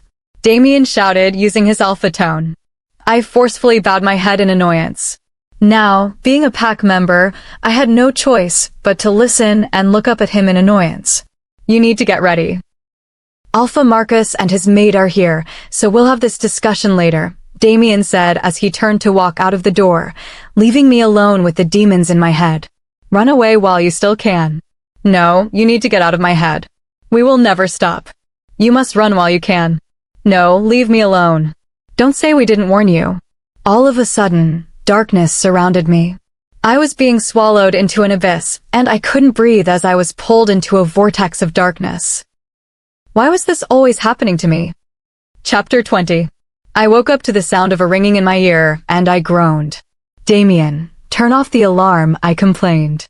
"Wait. Since when did Damien ever set an alarm?" My eyes flew open, and I immediately shot up. I looked around, and all I saw was the foggy, eerie forest around me as I felt the damp soil under me. What happened after I blacked out? Did I run away? All of a sudden, I felt an ache in my heart as if someone was trying to tug it out of my chest. I grabbed hold of my chest and sank to the ground as tears began to blur my vision. It was the worst kind of pain, something unimaginable. "Damien, help." I tried to send through the mind link, but there was no answer back, not even a sound. Have I gone rogue? What would the pack think of their soon-to-be Luna gone rogue? Would they think I willingly ran away? I slowly stood up from the ground and flinched from the pain in my heart to try and analyze where I was, but I couldn't recognize anything. Damien's words continuously played in my head as I looked around for something familiar or a tree I could climb up to. He said at the stage we are at, it's impossible for a wolf to block off their thoughts and emotions from their mate. Did I unintentionally block my mind from Damien? That was why he was freaking out? We did it for you. He must not be let in. He isn't part of the plan. Where do you think your wolf is? I had a sudden realization. The voices in my head have been so overpowering that I wasn't even able to hear my own thoughts or my wolf's voice. I missed the gentleness of her voice, the way she guided me, and the way she got excited when anything involved our mate. But more importantly, what were these voices talking about? And what were they? Your savior. Your power. Your darkness. We are you. I clutched my ears in pain as I tried to silence the voices, as their words rattled around in my brain, painfully loud. What did it mean that it was me? I'm not a dark person, am I? Are you lost, beautiful? I looked up to see a rogue man approaching me with a creepy smile plastered on his face. I caught a whiff of the smell around me and knew he wasn't alone. It was unusual because rogues didn't like to travel in packs or groups. Stay away from me, please, I pleaded. Pleading. I hated the fact that, of all things, I resorted to this on my knees, pleading with some dirty rogue. The pack life was making me weak and sheltered. Come on, dollface, I'm just trying to have some fun. I haven't seen a she-wolf in a while. In fact, I don't think I've ever seen a rogue she-wolf that's been marked. This will be fun. The rogue smirked at me as he approached. As he walked towards me, I held my hands up to shield myself. Or so I thought, because he immediately stopped as if a force in front of him was pushing him back. I lifted my hands up into the air, and I watched in surprise as the rogue rose into the air. Only this wasn't my movements. It was like something else was controlling my body, and I was merely watching. I clapped my hands together and held them tightly and watched in horror as the rogue thrashed in the air and began clawing at his neck as if he were choking. A tingling sensation began to spread throughout my back as I looked down at my arms and noticed blackish veins spreading under my skin, creeping down to my hands. Yes, feel the power. I slowly began to separate my hands and watched the rogue begin to struggle. His black hair was beaded with sweat, and his face began turning purple. I instantly separated my hands, and all his limbs flew off his torso. I walked over to his head and picked it up by the hair and looked into his gray eyes and saw my reflection. I turned pale. My eyes were midnight black, and I saw the blackish veins rising to my face. I threw the head to the ground, freaked out as I clutched my head in panic. Was this what I turned to when I blacked out every time? Something dark took over me, and I heard others. That explains every time I woke up when I was younger, and I was covered in someone else's blood. Accept me and feel your full potential. No, I don't want this. I never asked for this. You're pathetic just like your sister. I don't have a sister. I don't have a sister. I don't have a sister. Do I have a sister? All of a sudden, I felt faint. I was being pulled into darkness once again. I knew every time I fought this darkness, I would be pulled into it even more. Please wake up. I need you to wake up for me. It was her voice. No matter how many years I've gone without seeing her, I'll always be able to recognize her beautiful voice. My mother. Her voice gave me the strength to climb out of the darkness and open my eyes. When I opened my eyes, I was not welcomed by the presence of my mother. Was I welcomed by the presence of myself? I saw myself staring down, and my mind became clouded with confusion. It was like looking into a mirror. I reached up to feel if it was an actual person in front of me, and sure enough, my hand cupped the warm flesh of this person in front of me. She giggled. Her giggles warmed my heart and made me feel complete and fuzzy inside, the same way Damien always made me feel inside. The stinging, unbearable pain returned inside my chest as I thought about Damien, and I held in pain as the salty tears began to pour down my face, holding tight to my chest. No, please don't cry. I'm here for you. I will get you back, I promise. I opened my eyes and looked at the person in front of me with confusion. It was like I was talking to myself, but this person in front of me had my mother's voice. She giggled again as she noticed the clear confusion on my face and wiped my tears away from my face, her surprisingly soft skin warming my face. I'm not you, and this is not a dream. Look into my eyes, she said. I was too busy staring at her whole face instead of looking into her eyes, so when I looked into her eyes, all I saw was darkness, but it was a comforting type of darkness. Her pupils and her irises were pure black, yet they seemed so beautiful to me. Who are you? Have your eyes always been like that? I questioned. My name is Lillian Iris Rose, and yes, I was born with this eye color, she said. She basically had the same name as me, the same face as me, and even the same hair color as me, and that could only mean one thing. Are you my sister? I asked. Well, I am actually your twin sister, she nodded. At the sentence, I sat up and looked around at where we were. It appeared as though we were in a dingy shack in the middle of the forest, up in a tree like a tree house. The wood walls were splintered and appeared damp, and there was a giant hole in the roof so I could peer up into the clouded sky. I looked back at the woman in front of me and examined her. She indeed looked exactly like me. She had jet black hair with white streaks in it, just like my mother and me. Her skin was pale with freckles all across her nose. The only difference was the eye color. I had emerald green eyes. She had an uncommon eye color that may have bothered others, but to me, her eyes were comforting. It was like they told me that I wasn't alone in the darkness. Her eyes also told me that she was a sweet girl who had had a hard past, just like me. Then I noticed the small cut across her cheek. If you're my twin, where have you been? I finally choked out. Sadness washed over her face like a sudden wave, and tears began to brim in her eyes. I was taken at birth, stolen, I guess you could say. I was raised in the neutral zone where rogues usually live, and I was constantly tormented by the other rogues. They thought I was you because of the black eyes, but when they learned that I wasn't you, and I didn't have the power like you, they abandoned me, just a young girl alone to fend for herself. It wasn't until I was 16 that I was finally able to shift when I no longer felt alone. I had my wolf with me since then. She paused for a moment and looked me dead in my eye. Iris, I have to tell you something important. Apparently, there is a prophecy that involves. She was cut off by the sound of a wolf howling nearby us. She grabbed my hand and quickly pulled me up to my feet. It's not safe. We have to leave now, she said as she jumped out of the treehouse with me following behind her. As we landed on the ground, I realized the area that we were in. I was in the neutral zone in rogue territory. Come on, we have to get away from Cole's men before they find us, she said as she began pulling me through the forest. Cole. That name sounded familiar, but I couldn't place where I heard it from or who it even was. Can you shift? She asked as she stopped to look back at me. I'm not sure. I haven't heard from my wolf in a while, I said, unsure. Oh, come on, have some confidence. I can't have a sister of mine be all timid and scared. She smirked at me as she playfully rolled her eyes. Great, I looked like a wimp in my sister's eyes. I looked into my mind and pleaded for my wolf to give me the ability to shift once more.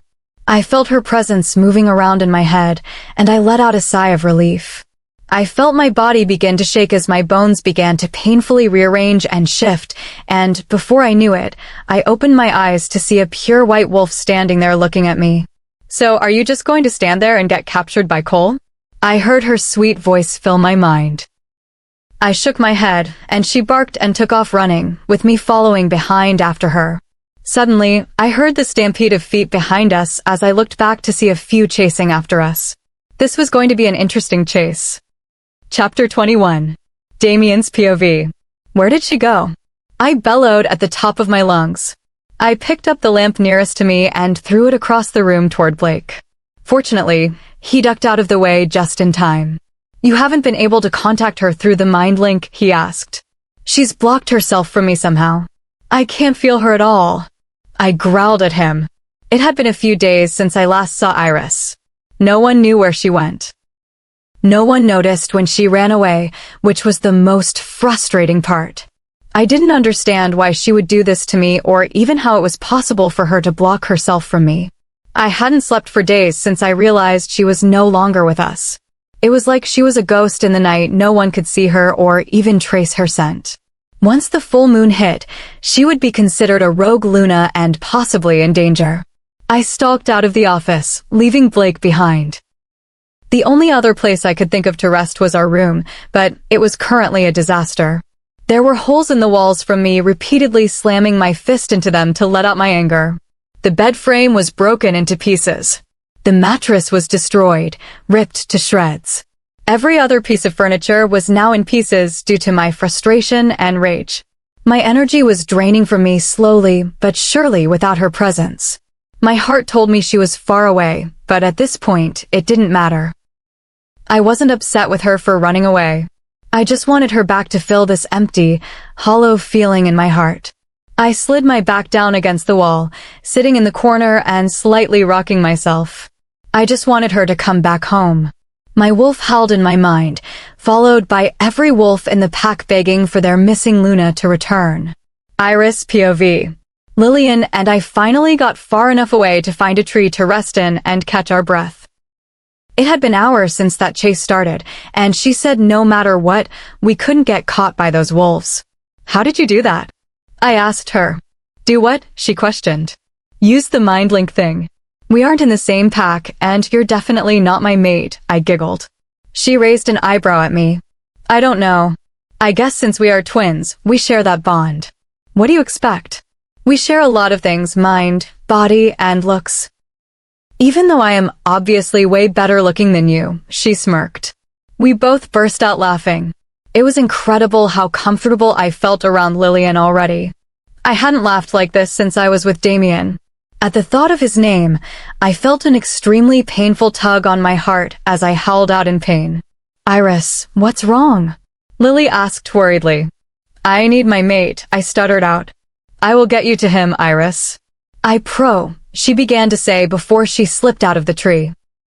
I watched in horror as she fell on her back and lay motionless on the ground. Lillian! I screamed. I heard a growl come from below and watched as a giant brown wolf approached Lillian to smell her. Then he lifted his paw as if he were going to attack her. We need her alive, the voice echoed in my head. That was more than enough for me to jump down and land on the wolf's back. I reached down and grabbed hold of its jaw as it thrashed around trying to throw me off, but I held on. I felt an unusual amount of strength coursing through my body, enough for me to tighten my grip and twist its neck, snapping it. The wolf collapsed from under me and slowly began to transform as I got off of it, shifting into a lifeless male rogue. Iris, what did you do? I heard Lillian's voice behind me. I turned around to see her looking exactly like me. Her once black eyes are now my emerald green shade, with fear filling them. That was the last thing I saw before I collapsed and blacked out. Wake up! I heard a scream in my ear, causing me to jolt up. I felt someone else jolt up beside me, and I let out a sigh of contentment as I saw my sister next to me with her normal dark eyes. I turned back around to be face to face with Damien himself. Relief washed over his tired expression the moment he saw my face. He pulled me into a hug, lifting me off the bed and allowing me to melt into his arms. Well, hello, handsome. Where's my hug as well?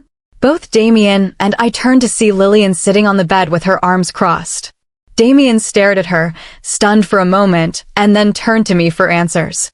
Who is that and why does she look exactly like you? He asked. Both Lily and I rolled our eyes. Well, obviously, we are twin sisters. Who else would I be? The moon goddess. I know I'm gorgeous, but not that gorgeous, she stated. I laughed as Damien stared at her with a tired expression on his face. If she's your twin sister, then you guys are nothing alike. She seems like she talks too much. I'm still in the room, jerk, she muttered. I chuckled. The sound of her voice was always warming to me. It reminded me of my mother.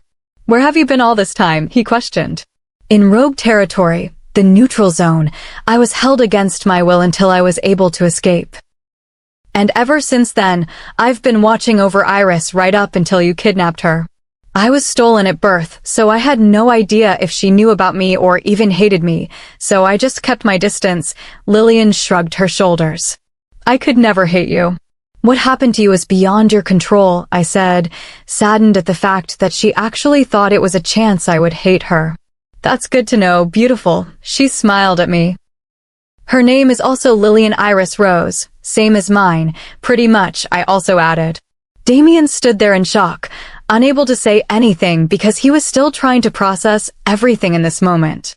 I still couldn't believe that I had a twin sister who talked too much. Can I learn how to work the shower myself? I've never used one before, so I want to learn myself, she said excitedly. I nodded, and she quickly ran to the bathroom, slamming the door behind her. You guys look so much alike it's almost creepy, Damien said, shuddering. I giggled. Why are her eyes that dark? Is there something wrong with her? How was she stolen? He asked. Honestly, I'm not sure. I'm the one that should have given up, I sighed. He snaked his arms around my waist and pulled me closer to him. I enjoyed being back in his arms and the closeness of his presence. I never wanted to give it up. Don't say things like that about yourself, he said, looking me deep in my eyes, and I shivered with delight. He must have noticed because he brought his face down to mine and kissed me ever so passionately. I wasn't sure how we ended up in each other's arms, but I felt a tap on my shoulder and I quickly pulled away. How about you give me a kiss too, handsome? I want one right here. Lillian pointed to her lips and made a kissy face. I growled at her as Damien shifted on his feet uncomfortably, and I knew the reason why. All she was wearing was a towel wrapped around her.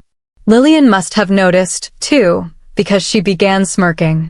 Well, unless you want to see how similar Iris and my bodies are, then I would suggest you get the hell out, she grinned. Damien quickly took the hint and headed out of the room. For a person who's spent most of her life either alone or tormented, you sure are the flirty and outgoing type. I rolled my eyes at her. She grinned. Oh, you haven't even seen my worst. Are you jealous, IRY?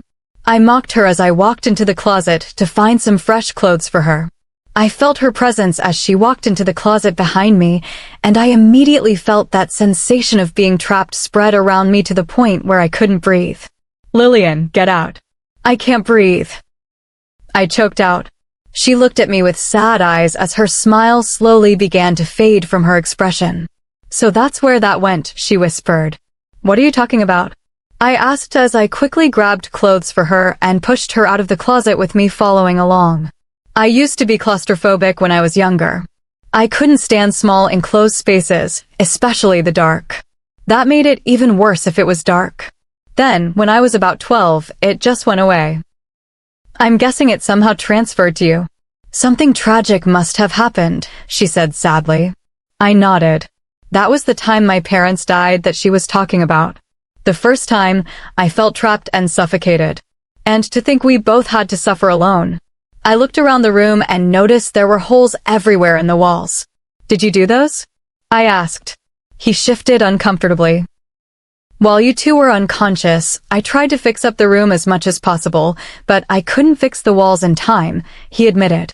Well, you look at that. We're the same size, too. I'm going to start borrowing clothes, and I don't believe in knocking, Lily said as she walked out of the bathroom fully dressed in my clothes. Why are you telling me this? I asked as I observed her in my black tank top and black jeans. She also happened to be wearing my combat boots. 'Cause when I walk in, you two better not be having fun, since someone hasn't mated yet. She winked at me, and I felt heat rush to my face.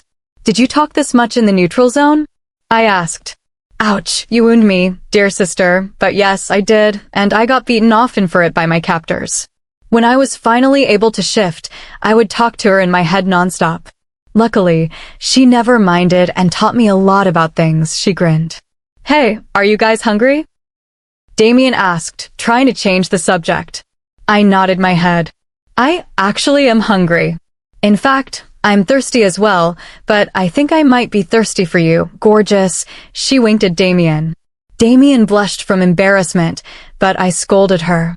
Lillian, go and get your own mate. I yelled. Why get my own when I can harass yours and get on your nerves, she laughed. I like it better when you were caring and nice in the forest, I grumbled. We all walked out of the room and headed to the kitchen to prepare a snack.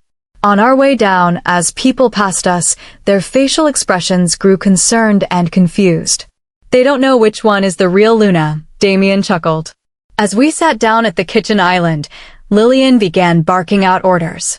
Give me a grilled cheese with the crust sliced off, and make sure you slice it in half diagonally. I want to live out my childhood dreams. Oh, and make sure you hurry up, handsome. I'm hungry, she demanded. I giggled. I've been doing it a lot lately, but I never realized how much fun it was having a sister around. Whoa, am I seeing two of you right now? I turned around to see Danielle staring at Lillian and me. Before I could say something, Lily beat me right to it. Well, actually, you're seeing one of us. I'm the extremely attractive one, and she's just that one over there looking boring. She shot me a quick wink. Danielle giggled. You're definitely not Iris. She walked over to me and wrapped her arms around me to give me a tight hug. Iris, I hope you're all better today. I know you didn't mean to hurt me on purpose. I just want you to be all better, because I missed you, Danielle whispered as she slightly sniffled. I was painfully confused, and Danielle could tell, so she let go of me and led me to the couch, where we both sat down. You hit me that night when you went a little dark and crazy, she said. I gasped and pulled her into a bone-crushing hug. Danny, I'm so sorry. I never meant for any of that to happen or for anyone to get hurt. How can you even forgive me when I can't even forgive myself right now? I cried out. 'Cause you're my best friend, she smiled as I let her go. Correction, I am her best friend by default. I would say you can be in second place, Lily said. I rolled my eyes and Danny giggled. I like her. I watched Blake walk into the room, looking at Damien and Lily, who were scarfing down their food. Luna, are you alright? We all missed you, and it just felt empty without you.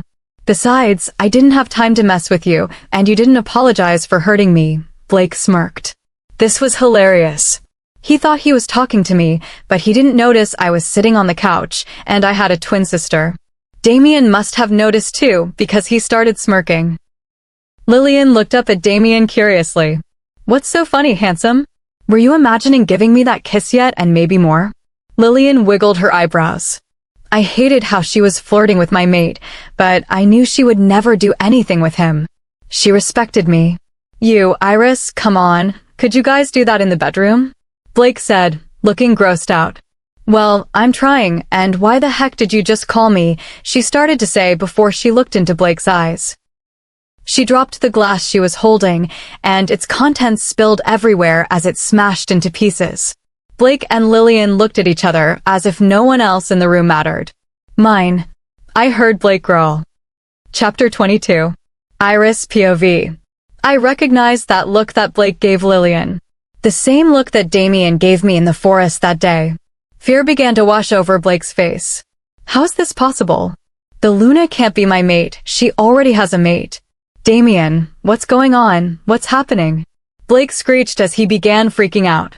Danielle, and I fell back on the couch laughing. Blake turned to scowl at us, but surprise hit his face when his eyes landed on me. What am I looking at right now? Blake asked. Well, you're looking at a beautiful, gorgeous woman and then her boring-looking sister, Lillian said. I rolled my eyes. Honestly, I would have expected someone to act like this after being trapped all her life. Then again, she never actually had a real life. At least I got to enjoy some of it. You have a twin sister? Blake turned to me and asked. No, I'm the moon goddess. I just disguised myself as this weirdo. Lily gestures to me. Blake and I both scowl at her. Come on, guys, you can obviously tell them apart. Iris has green eyes, and her sister has black eyes, and she has a scar across her right cheek. Danielle clarified. Lily walked up to Blake and grabbed his hand. They both smiled at the touch. So this is what a mate feels like?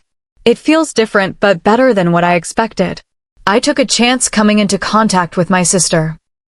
I thought when I brought her back to the pack that I would be locked up or something, but instead I'm clothed, fed, got to meet a handsome man and my mate. Lily sighed contentedly. Damien frowned. Why would we lock you up? She turned to Damien. All my life, I was told I had this darkness swirling inside me, and that wherever I went, I would always be locked away like some animal. Then I found out they took the wrong twin, and I wasn't even the one they wanted. People have always just assumed I was dark. But I'm glad they took me instead of Iris, she explained. What is wrong with people? Blake muttered. Lily just shrugged her shoulders. Nothing you can really do. All I care about now is being free and being with the only family I have left. I would always catch Mom crying to herself quietly, and I never understood why.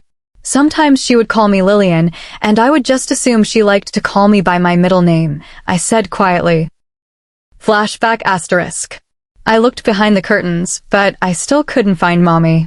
I looked around the whole house. Finally, I came to my room and heard quiet sobs. I opened the door and peered into the darkness. Mommy, is that you? Why are you crying? I asked. Oh, Lillian, my love, please come here. I walked into the dark room and felt around for my mommy.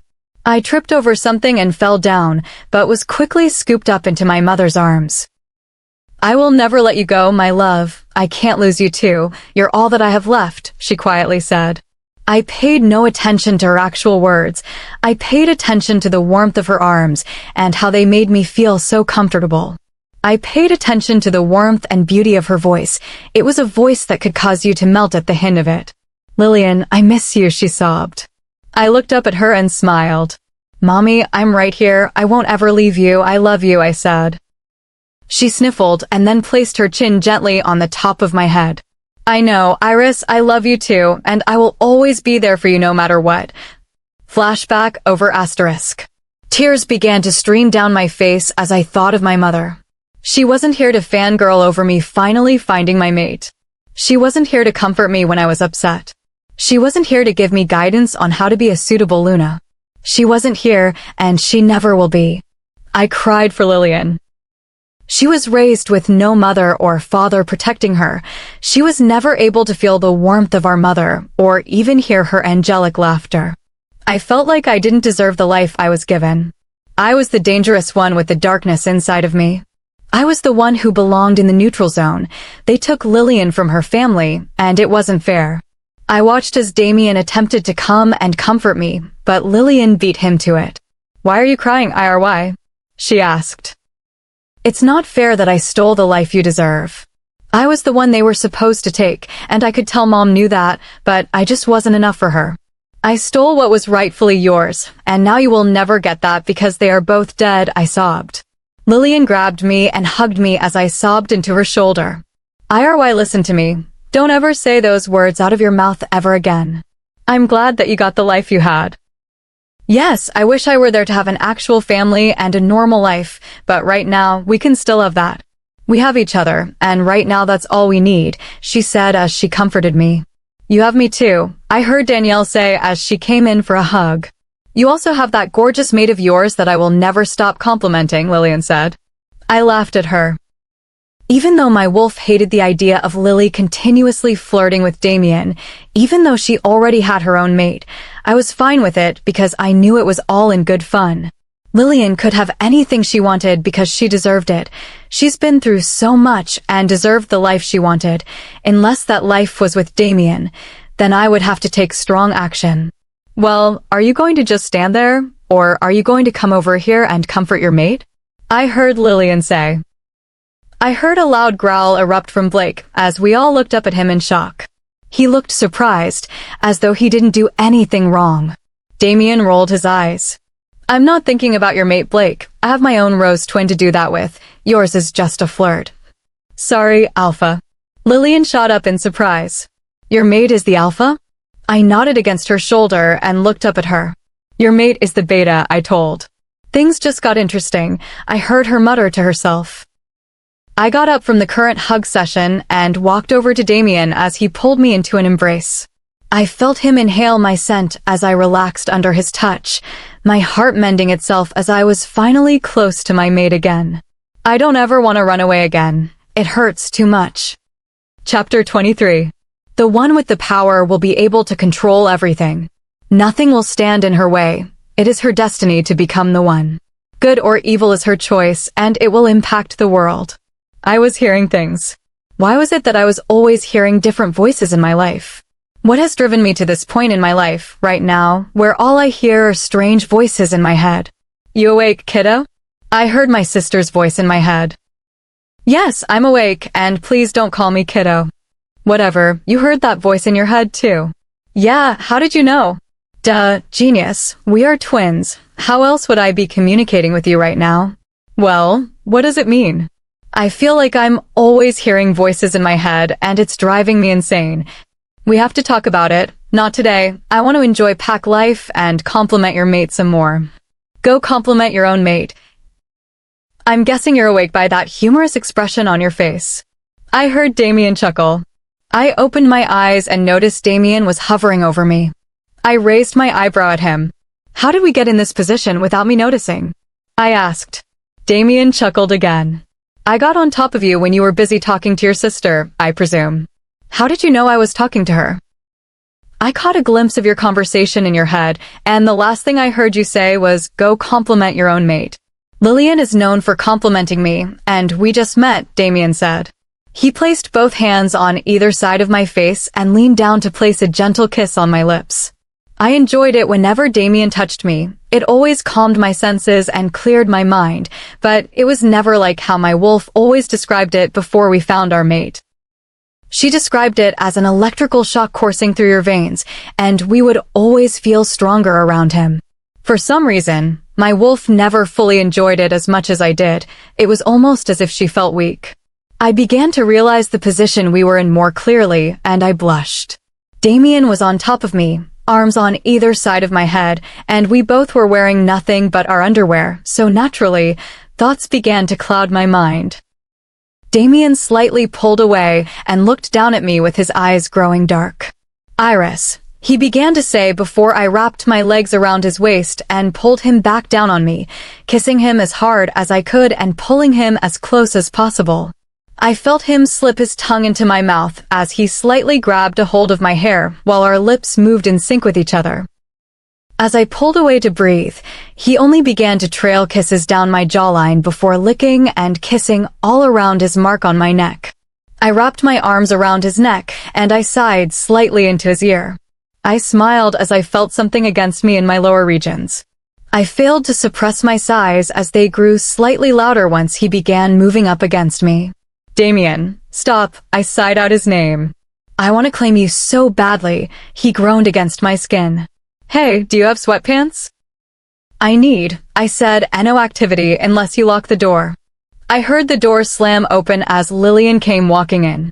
I honestly didn't need to see this much of the Alpha and Luna, I heard Blake say. I pulled Damien down on me forcefully so his body would cover mine. Get out, Damien commanded, using his alpha tone. I finally heard the door close and I sighed. Did you guys do it or did we interrupt? I heard my sister's voice clear in my mind, but I chose to ignore her. Well, I guess it's time to get out of bed, I sighed. Your sister is starting to get on my nerves, Damien said as he rolled off of me. I rolled my eyes and got out of bed. Oh, come on, you know you love your sister-in-law, I teased as I made my way towards the closet. I heard a growl erupt from behind me, and I turned around to see Damien staring at me with intent-filled eyes as he stared at my half-naked figure. Get yourself in the shower and stop staring at me, I snapped. He got up and walked into the bathroom. And make sure you take an extra cold shower too, I yelled. I walked into the closet and threw on a pair of gray sweatpants and a plain white shirt. I put on some black Vans and made my way to the mirror. I grabbed a brush and began brushing my hair to tame the bird's nest that was on my head. I heard the bathroom door open as I continued to brush through my hair, and I turned around to see Damien standing there in just a towel, which happened to be a heavenly sight. It was a shame for others who weren't blessed with a body like his, but then again, it didn't matter to me because he was all mine. His hair was wet and sticking to his forehead, water glistened off his wet skin. His toned muscles and defined V-line on show for me, honestly, right now, he was like a walking appeal on legs. I just wanted to take him and make him mine right now. I finally felt my wolf moving around in excitement in my mind, making it harder for me to control her. I slightly growled at the sight of him. Iris, please get out unless you want me to tear those clothes off of you and mate with you right now. Your thoughts aren't helping either. I heard him say huskily. I quickly got out of the room and met Lillian and Blake in the living room. Blake and Lillian were sitting on the couch. Well, Blake was sitting on the couch and Lillian was sitting on his lap. Where's my gorgeous piece of meat? She said as she got up and hugged me. I instantly felt our wolves connect, and I immediately felt invigorated and full of energy, like we were meant to stay together. "Do you feel it, IRY?" she whispered. I nodded. We have a special connection. Without each other, our wolves feel weak.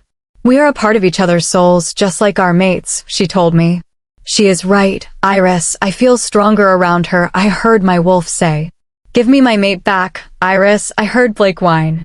I held onto Lillian tighter and stuck my tongue out at him. No, she's my twin sister, so I get to have her first, I said. Honestly, your attractive mate can get me before any of you, Lillian said. I pushed her away, and both Blake and I growled at her. She walked over to Blake and gave him a gentle kiss on his lips. Now go make me some food, I'm hungry. She smiled.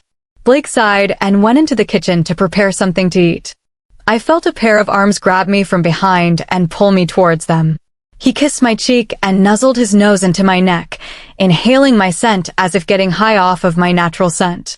Hey, handsome, you never gave me that kiss yet, Lillian said as she pouted, teasing Damien. Lily, get in here before I eat your food. I heard Blake say. Lillian dashed to the kitchen, and we followed along. What are these things? Lillian said as she examined the bowl of food. It's cereal. You never had cereal before? Blake asked. She shook her head. I was fed scraps and sometimes wasn't fed at all. I was lucky to even get a meal sometimes. Blake growled. He couldn't stand hearing how mistreated his mate was, and I knew he felt helpless. The fact that she's gone so many years being held, captured, and abused, and I knew this, because I felt the exact same way. She rested her hand on his cheek and shook her head.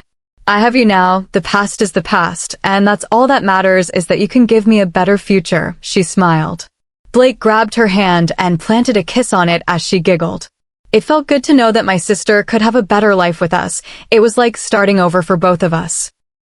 I think we are going to have to call a pack meeting. People are starting to get confused at the sight of Iris and her twin since she was never seen before, Damien said as a couple gave Lillian a confused look.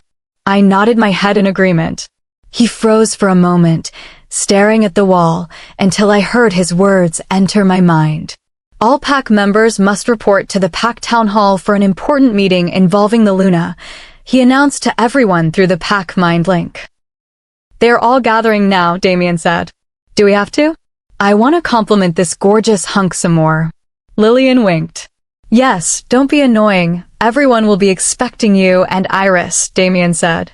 Damien, Blake, Lillian, and I made our way outside and towards the pack hall, where all the other pack members were making their way towards, catching glimpses of Lillian and me, followed by whispering. There was a lot of chatter about the mysterious person, Lillian, and what the meeting would be about as everyone settled into their seats while Damien, Blake, and John stood on stage with Lillian and me behind them, waiting for our introduction. Damien nudged my side as he looked down at me, beckoning for me to come up to the podium with him. What? I asked shyly. I want you to make the announcement. It's your sister, and you are the Luna. You're going to have to start being included in important pack decisions as well as making announcements and making your presence known, Damien explained. But I don't usually talk. What do I say? What if they are mad at me or don't like me? I said nervously. Damien looked shocked. Iris, my flower, the pack loves you. Just go out there and say what comes to mind. Don't think so hard about it. I nodded and walked up to the podium. All talking was immediately silenced. Good morning, everyone, I said. I heard everyone murmur Luna as they all respectfully bowed their heads. As you know, I continued. I took a leave of absence unexpectedly and came back with a mysterious rogue, I guess you could call her. Most have realized that she looks exactly like me. No, she isn't a witch or something. I tried to make a humorous joke and a few people chuckled. That mysterious rogue happens to be my twin sister. When I said that, the whole audience erupted into whispers. Lillian, could you come up here? I called. Lillian confidently walked up onto the podium and pushed me aside so that she was now the center of attention. Hello, everyone. My name is Lillian Iris Rose. I am so happy to be a part of my sister's life and this pack life. I have no idea what journeys we shall all partake in together, but I've been called annoying, so I'm looking forward to harassing you all, Lillian winks. Everyone in the crowd laughed at her comment. I turned back to Blake and rolled my eyes. Blake walks up to Lillian and grabs her by her waist from behind. I would also like to announce that I have finally found my beautiful mate, Blake adds. The crowd awes. I pushed Blake and Lillian out of the way in annoyance. I would appreciate it if you would show Lillian the same respect and give her the kindness you have given me and recognize her as the new beta female, I said as I walked behind the stage along with Blake and Lillian. See, was that so bad? Damien asked. That was way too many words for my sister. In the short time I have known her, I realized she isn't much of a talker, and I thought she would collapse from the amount of words she said, Lillian said seriously. We all burst out laughing, but Lillian stayed serious. I'm serious, us guys. That was way too many words for her. I'm guessing she doesn't do much conversation in the bedroom. Don't worry, handsome, you got me for that. Lillian winked. I blushed and Damien smiled. Lillian, you must really want me to stop being best friends with Blake, since you keep flirting with me, Damien said. I looked over and noticed Blake with his eyes closed, breathing heavily. Blake, could you take a walk with me? I asked. Damien grabbed my wrist and bent down to ear level. I'm not leaving you alone with another male, he said protectively. I rolled my eyes. Blake has a mate who is my sister, and he is your beta and best friend, so calm down. I motioned for Blake to follow me as I wiggled out of Damien's grasp. We walked out of the hall as everyone began piling out, and we walked through what I assumed was the pack garden. I noticed a bench and sat down with him next to me. What's wrong, Blake? I asked.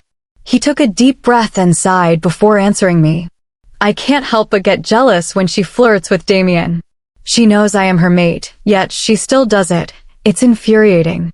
It's like she doesn't respect our connection or something, he explains. Well, she isn't really used to the whole mate thing or even pack life. I know it's not much of an excuse, so you should probably have a serious conversation with her about it and let her know how much it upsets you. We know she would never do anything with Damien. I smiled. And if Damien flirts back, he knows he will sleep in the bathtub for a month, I added. We both burst out laughing. I'll make sure to never flirt with your sister then, I heard Damien say in my mind. We walked back to where Lillian and Damien were waiting for us against the hall building. When we reached them, Lillian possessively pulled Blake away from me and pouted in annoyance. You're not allowed to be alone with my Blakey. She pouted. I raised my eyebrow. What is a Blakey? And you hit on my mate all the time, so that is hypocritical. She jumps on Blake's back, and Blake quickly catches her and hoists her up. This is a Blakey, and I only do it to mess with you. Honestly, you should be glad Blake doesn't join in, or you and Damien would hate both of us. We would be a menace to society, true partners in crime. She grinned. All of a sudden, Blake started smirking at both Damien and me. If I see Lillian unclothed and mating with her, would that be the same as seeing Iris unclothed and mating with her, since they are twins? Blake asked. I gasped as Damien began turning pale. Blake, I will give you a 5-second head start before I stop you, Damien said warningly. Blake dashed away with Lillian on his back, bouncing as they both laughed and chuckled amongst each other. Those two were made for each other. Chapter 24. The one with the power controls the wolf community. She boasts to no one. She controls all. There is only one who can control her power, kill the controller, and there will be no one left to stand in her way. I screamed at the top of my lungs. There was a sensation as if someone was repeatedly stabbing me with a million knives, followed by an intense heat. Damien woke up beside me, alert, and looked around. Flower, what's wrong? He asked. Just then, I heard a scream that echoed throughout the entire pack house. I knew it was Lillian. I could feel her pain. Lillian! I screamed through our personal mind link. She didn't answer. She just screamed again. I also let out a scream. My temperature was skyrocketing. I felt so hot that I removed my outer clothes. I looked over at Damien. He shook his head and looked at me with concern. Iris, it's going to be okay. You're just going through heat because we haven't mated yet, he said. His voice sounded thick. I closed my eyes tightly and groaned. It's not okay, it hurts. There was a pounding on the door. Damien ran to open the door and opened it to reveal Blake on the other side. Damien warned him not to set foot in the room. Alpha, it's Lillian. She's going through heat, but she says this pain is unbearable. I've never heard a she-wolf scream like this before. Blake said worriedly. It's the twin bond. We both are going through heat, and we feel each other's pain. That makes it so much worse. Lillian said to me through Mind Link. I whimpered at my pain. This pain was unbelievable. I heard the door close and Damien rushed to my side. Baby, what do you want me to do? He asked. I reached for him, seeking comfort. Some of the pain subsided, but not all of it. He pulled away and got off the bed. I whimpered in pain when the sensations began to come back. Damien, please come back. It hurts so badly. I pleaded. Baby, no, I can't do this. I know you don't want this. It's just the heat talking, but I'm having a hard time controlling my wolf, he said as he turned around. I felt a surge of heat explode in my body. Damien! I screamed in pain. He looked at me with guilt and pain in his eyes as he quickly got dressed and left. As he closed the door, I heard a loud growl from the opposite side of the door. When a she-wolf goes into heat, she gives off a scent, letting unmated wolves know that they are ready to be mated with, that sends other unmated wolves into a frenzy. It's a monthly thing that she-wolves go through once they have found their mates, but haven't mated yet to speed up the mating process.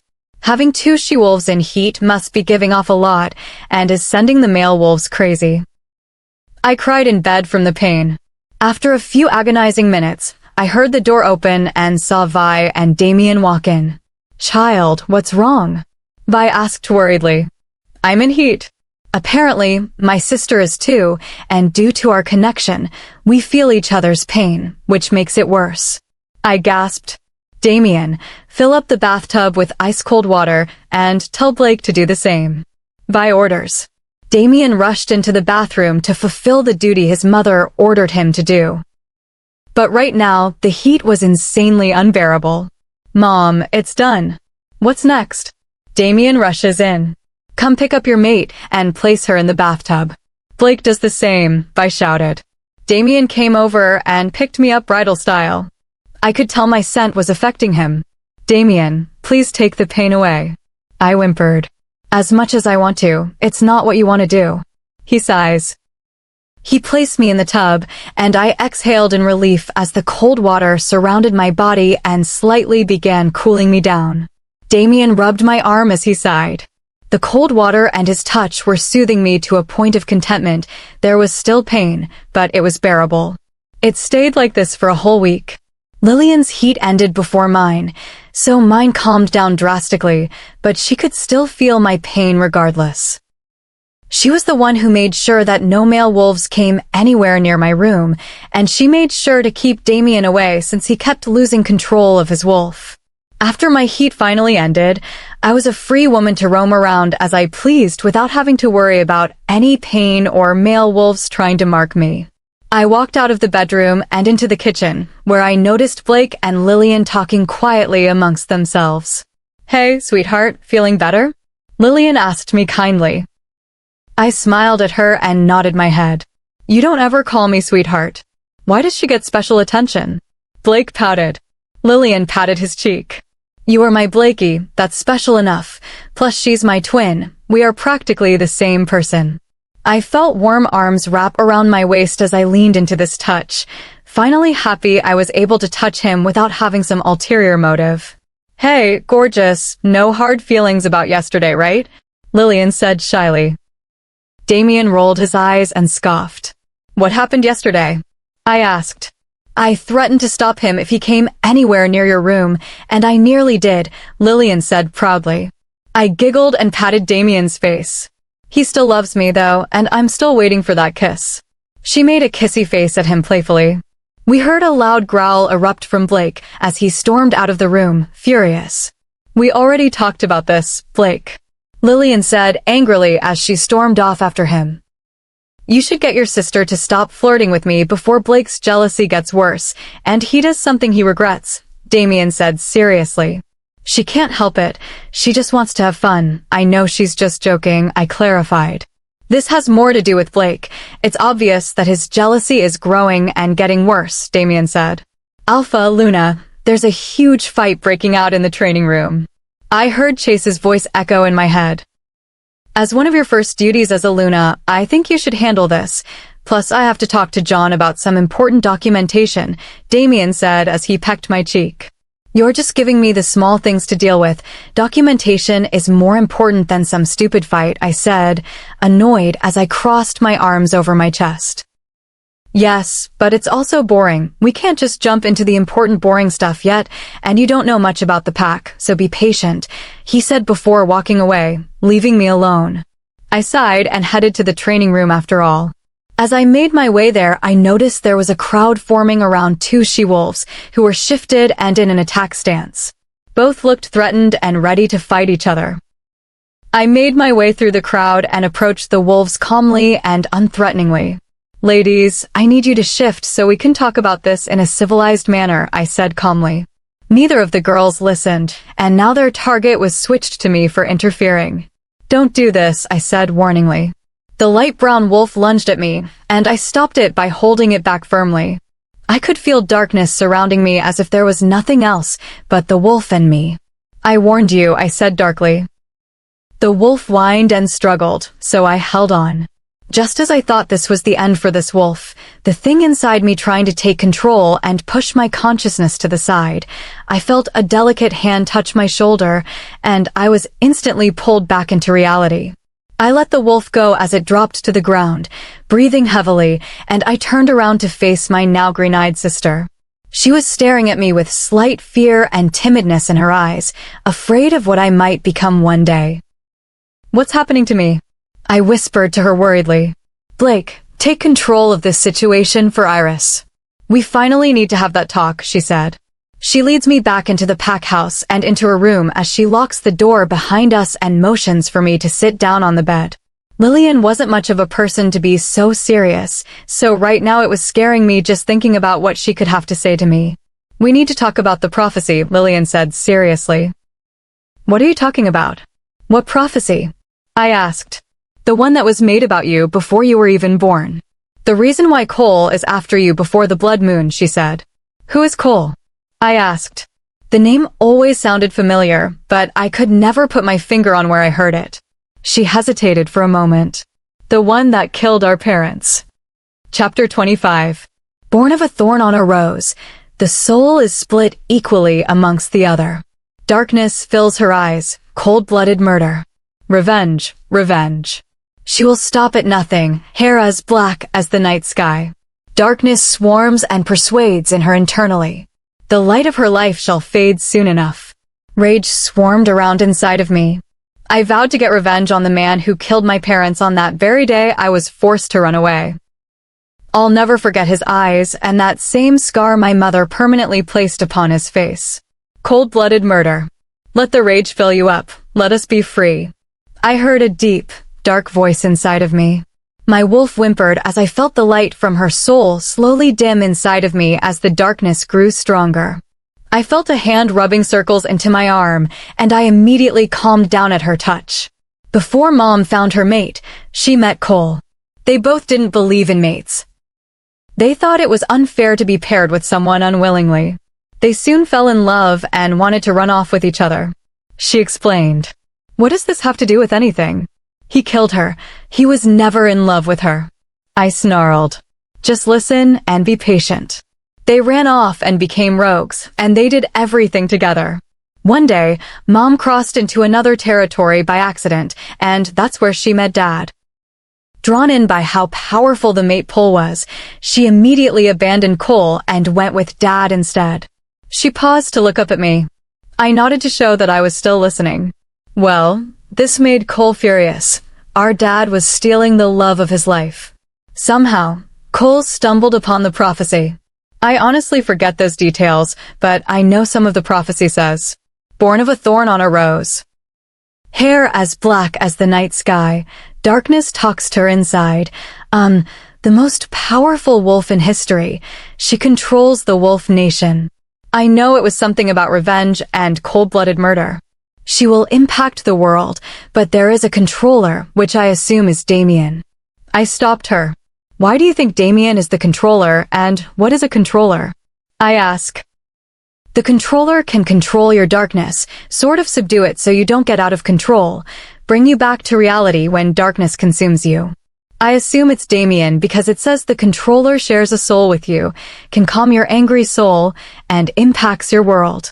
A mate is the one with whom you share part of your soul. They're your other half. She explains. Anyway, she continues. The prophecy started to get around, and people started to worry, mainly the elders of the packs. Cole pieced it together. Our dad's last name is Rose, and Mom was the thorn of the rose, always causing trouble and havoc constantly. I heard she was a troublemaker. Well, Cole wanted this power. He wanted the child to be his mate, to be his to control. Honestly, that guy is crazy. He found out Mom was pregnant, and he thought they would live happily again with the child. She pauses to give me a look, then continues. Mom actually had 2 babies. I got taken because the prophecy spoke of someone with dark eyes, so of course I got taken. I don't know much after that, but I do know that on the blood moon night, Cole wants to release you, she says worriedly. Who told you all of this? I was curious. She sighed. Cole told me he realized I was the wrong child. He told me everything. I was shocked. I didn't know how to process all of this information. Luna, the Alpha wishes to see you in his office and give me my mate back. Stop being stingy, I hear Blake say in my mind. Blake wants you back, I say. He'd better be apologizing. I hear her mumble as she walked out. I exit the room and walk towards Damien's office. I don't bother to knock. I just walk in and see Damien sitting in his chair, rubbing his face in annoyance as if stressed out. Come here, Flower, he says to me. I walk over to him and sit on his lap. I take a moment to inhale his scent and sigh in satisfaction, enjoying his presence. Seems like we both are having a rough day. He chuckled and wrapped his arms around my waist lovingly. I nodded into his chest. I just want to stay here forever with you. No worries, no problems, just us, I mumble into his shirt. He placed his chin on my head and sighed. I do too, Flower. I looked up at him.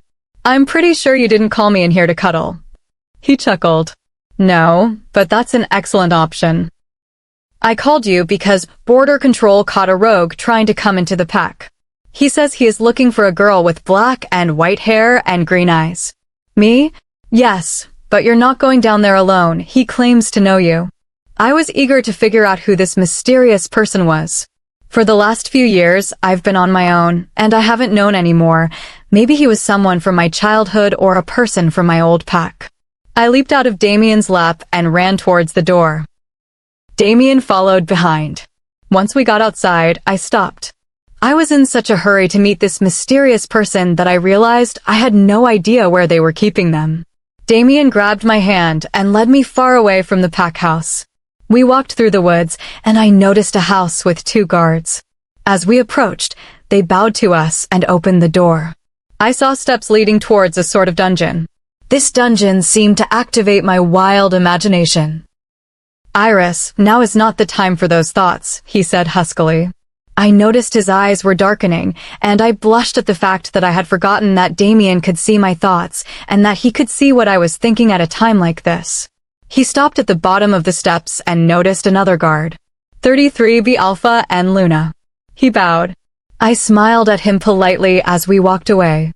For some reason, my wolf was whimpering and dreading the idea of finally meeting this mystery person. It was like she knew something bad was about to happen. Little did I know that my entire world was about to change. Things about myself were going to be revealed that I didn't even know, and relationships were going to be tested. Chapter 26. Get up and bow to your Luna. Damien snarled. I have never heard Damien get this nasty and aggressive before, not even to his pack members. But then again, I remembered that Damien never really liked rogues. My sister and I were the only exceptions to that. I'll bow to the girl when you bring her to me. I have a message for her, I heard a cold and empty voice in the shadows. There was a man on the opposite side of the cell with his back facing us. He was sitting on the cold, damp floor with his legs crossed in a meditation position. And what's this message? Damien spat. I said the message is for the girl. Now bring her here. The man shouted through the bars of the cell, catching Damien and me off guard. I looked over and noticed the shocked expression plastered across his face. No one has ever been this rude to an alpha unless you were an alpha yourself or you just had a death wish. Oddly enough, this man's voice seemed strangely familiar, but I couldn't place where I heard it before. Damien stepped forward towards the cell, but made sure not to touch the bars as they were made of pure silver and coated with wolfsbane, deadly to werewolves. I didn't like the aura of this man one bit. He wasn't what I was expecting him to be, and I was getting a bad vibe from him. Damien, can we please just go? I pleaded. I regretted saying anything after that. The man turned his head and smiled as he realized I was there all along. He got up from the floor and approached the bars so that we were facing each other. So you're the Luna of this pack? I'm not so sure Cole will be pleased about that, running away and becoming someone else, just like your mother, the man said slyly. I looked at the man carefully and thoroughly and immediately recognized him. He was the same man on that very day when my parents were murdered. He was the one who ordered me to be dragged down to the prison after I was captured. He grinned as he saw my facial expressions change from recognizing him. You finally remember me, kitten? You sure did put up a fight, such a feisty little one. He joked with me as if we were friends. What are you talking about? Damien snarled. He does all of the dirty work for Cole like a minion. He was ordered to hunt me down and bring me back to my old pack after my parents were murdered. He dragged me down by my hair and locked me away. I whimpered at the memory. I never wanted to relive the moments ever again, but it just seemed like I could never escape. His grin widened. I guess you could call me Cole Spada. Now here is the message for you. The blood moon is coming and time is almost up.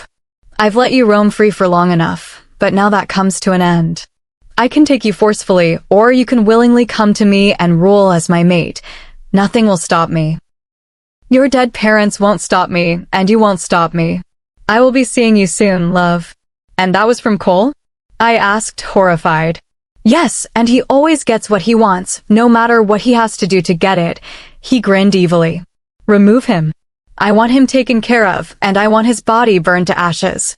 Damien roared as he stormed up the steps, rage pouring out of his veins. I just stood there in shock, unable to move.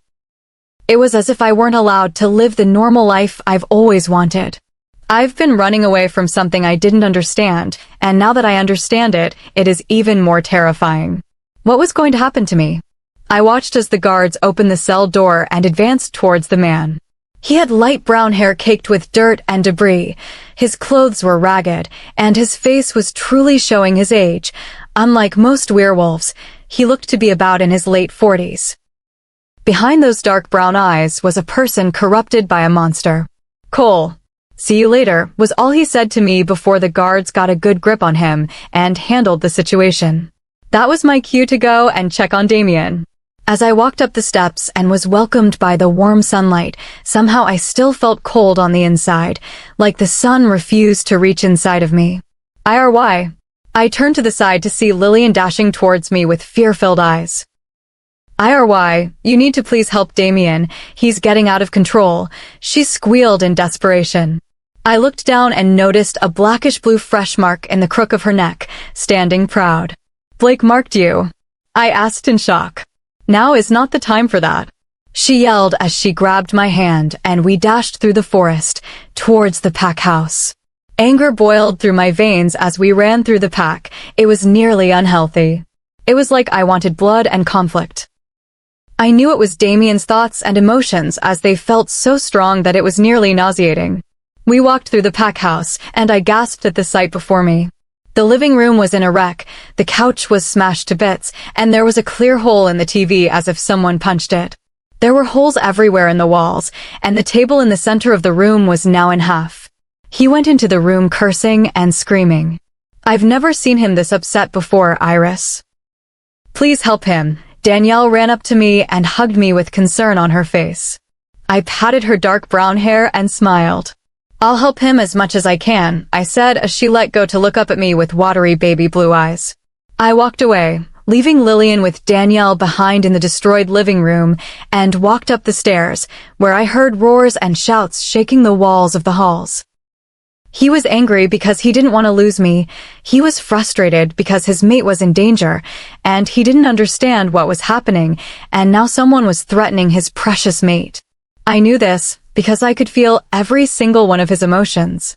As I stood in front of the bedroom door, I took a deep breath and opened the door. Damien was lying on his back, his hands covering his face, while he lay there finally in silence. I looked around the room and noticed nothing had been touched or broken except for the new holes in the wall. "Damien," I said softly as I approached the king-size bed. When I didn't get a response, I climbed on top of him so that I was straddling his waist. I grabbed his hands and slowly moved them away from his face, revealing a tearful Damien. I've never seen him so exposed and vulnerable before. It was like seeing him for the first time. I always preferred seeing the fun-loving Damien smile and have fun. This was my first time experiencing such vulnerability from him. His beautiful baby blue eyes were filled with tears, but not one dared to slide down his face. He stared up at me, displaying so many beautiful emotions on his face. Anger, hatred, sadness, depression, confusion, but the biggest one of them all was fear. Fear washed over his face like an ocean washing over the shore. He feared that I would be taken away from him. He feared I would die, and he would be left all alone. He feared that I would leave him for someone else, leaving him with only a broken heart to remember me by. My heart quivered at his thoughts. I was upset that he would ever think so low of me, but I knew it was only because he loved me and he wanted to believe I felt the same for him. We've both come a long way since that day I first met Damien in the forest, screaming that I would never love him, to now, looking deep into the eyes of a man I grew to love. That's right, I loved him, and no one would ever change that. I was a rogue, and he was an alpha. A rogue Luna. I watched as a single tear dropped down his beautifully tanned face. I managed to catch it in a kiss as I captured it against his cheek. I brought my mouth up to his ear and whispered to him, "I will never stop loving you. You are the other half of my soul, and I will forever cherish that." That statement only seemed half true. Truthfully, I didn't feel as attached to Damien as my wolf described it. We were never the couple that desperately craved each other's touch or attention. We were only comforted by it. We never did what mates were supposed to do. I have half of his soul, but where's the other half of mine? Does he truly have it? Will he ever have it? He was my controller after all, so he must have it. That was the only logical answer. I was welcomed with warm arms wrapping around my torso, disrupting my thoughts. "Baby, I can't imagine losing you. My world would come to an absolute end," he whispered to me. "Then don't imagine that. Imagine us with 2 children, a boy and a girl, and we are living happily together with no darkness around us," I whisper back. That was my dream. In a perfect world with no darkness, just us. "I can make it come true," he said as he kissed along my earlobe, making me shiver. He began trailing kisses along my jawline and stopped at the corner of my mouth. I felt the tingling sensation of his lips along my jaw, making me want him more. I held my breath waiting for his next move. I felt his slightly cracked lips finally meet mine, and I immediately responded, loving every second of our lips connecting, sending sparks. I opened my mouth so that he could have access to explore. His grip tightened as I was pulled down harder onto him, but this time, I finally wanted a turn in dominance. I pulled away and turned my attention towards his neck, kissing and licking all around the crook of his neck. I felt my canines slightly growing in, and I took this opportunity to mark what was finally mine. I sank my teeth into his neck, marking my territory. He groaned in pain and satisfaction as his grip shifted from my waist to my hips. I smiled against his skin, knowing that I was pleasing him. I wanted to make him feel better, and I also wanted to make myself feel better, so I imagined something I wanted to do with Damien for a long time. I pulled at his shirt, wanting to take it off. I pulled away and helped him take his shirt off, and as I did, he never broke eye contact with me. I threw his shirt on the ground to admire his gorgeous body. His gorgeous body that was all mine. He pulled me back down until our faces were about an inch away from each other. You can do whatever you want with it. I felt his breath fan against my face, sending my heart racing. He knew what I was thinking about, I knew what he was thinking about, and we both were thinking the same thing. I sat up and ran my hands down his body until I hit the rim of his jeans, which were hanging dangerously low on his hips. I gently skimmed my hand around the edge, and he sat up with me still in his lap. He cupped my face with his strong hands and kissed me as hard as he could. I wrapped my arms around his neck, pulling him closer. We were chest to chest, lips to lips. My body began moving on its own as I began moving my hips against Damien, pressing our hips against each other. He pulled away and rested his forehead against mine as I continued to move against him. Iris, we need to stop, he groaned as his breath began to quicken. I never knew something could feel so good, fully clothed. I don't want to stop. I want you. I breathed out. At that exact moment, I could tell that his wolf officially took over. His eyes began shifting to darker shades as he removed my shirt. I gasped at his action. He began kissing my shoulders and moved his way up to his mark. I could feel him against my inner thigh, knowing he wanted more. He made his way up to his claim, and I couldn't help but release a sigh. He grinned at the satisfaction he knew he was giving me. His hands began to move their way up my back and stopped at my strap. He unstrapped it, and I pulled my arms out of the straps, letting myself be free. I had never been so intimate or exposed to anyone else, but I knew Damien had been with other women, so I felt a shyness creep up in me, and I couldn't help but cover myself from him. He let out a low growl that surprised me. Don't ever think about covering yourself from me. You're more beautiful than anyone I've ever been with, he said, his voice thick with emotion. I slowly uncovered myself as I watched his eyes get wide with satisfaction. Somehow, he flipped us over so that he is hovering over me with my legs still wrapped around his waist.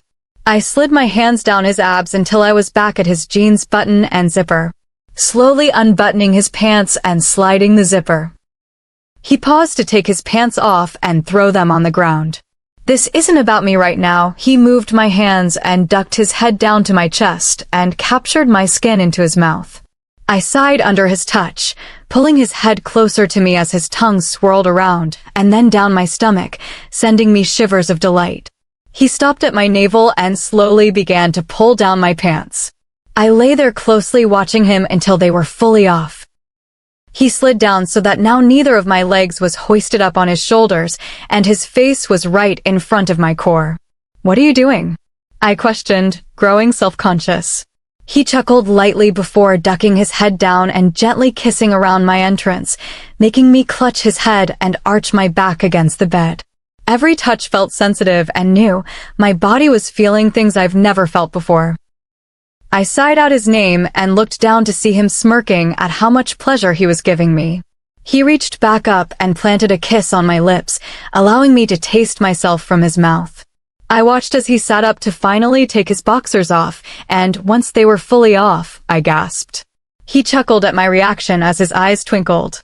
He was even more gorgeous unclothed. Beautiful was all he whispered before he lowered himself completely onto me. He rested in between my parted legs and hesitated. "Are you sure about this?" "Once mated, there is no going back. We are united as a whole," he said, holding himself back. I knew he would be extremely disappointed if I changed my mind, but I wasn't going to change my mind. I was absolutely sure that I wanted this right now. I was ready. I nodded my head and bit my lip in anxiousness as I watched him position himself at my entrance. He looked up at me and reached up to kiss me passionately. "I love you so much," I heard him mumble against my skin as he slowly began to push against my core. I felt slightly uncomfortable as I felt pressure every time Damien tried to push inside. As he pushed in deeper, I hissed in pain. He groaned. "Sorry, Flower, but I have to do this."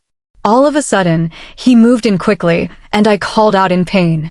He just lay there, trying hard not to move as much as possible, but still having a hard time controlling himself. I whimpered in pain and tried to get used to the fullness. Damien reached up and placed a gentle kiss on my skin. I sighed at his movements. He began slowly moving in and out, causing the pain to turn into pleasure. It was like nothing I ever experienced. "Damien, harder please," I begged as he groaned against my skin. He began to pick up speed as I wrapped my arms around his neck, pulling him closer.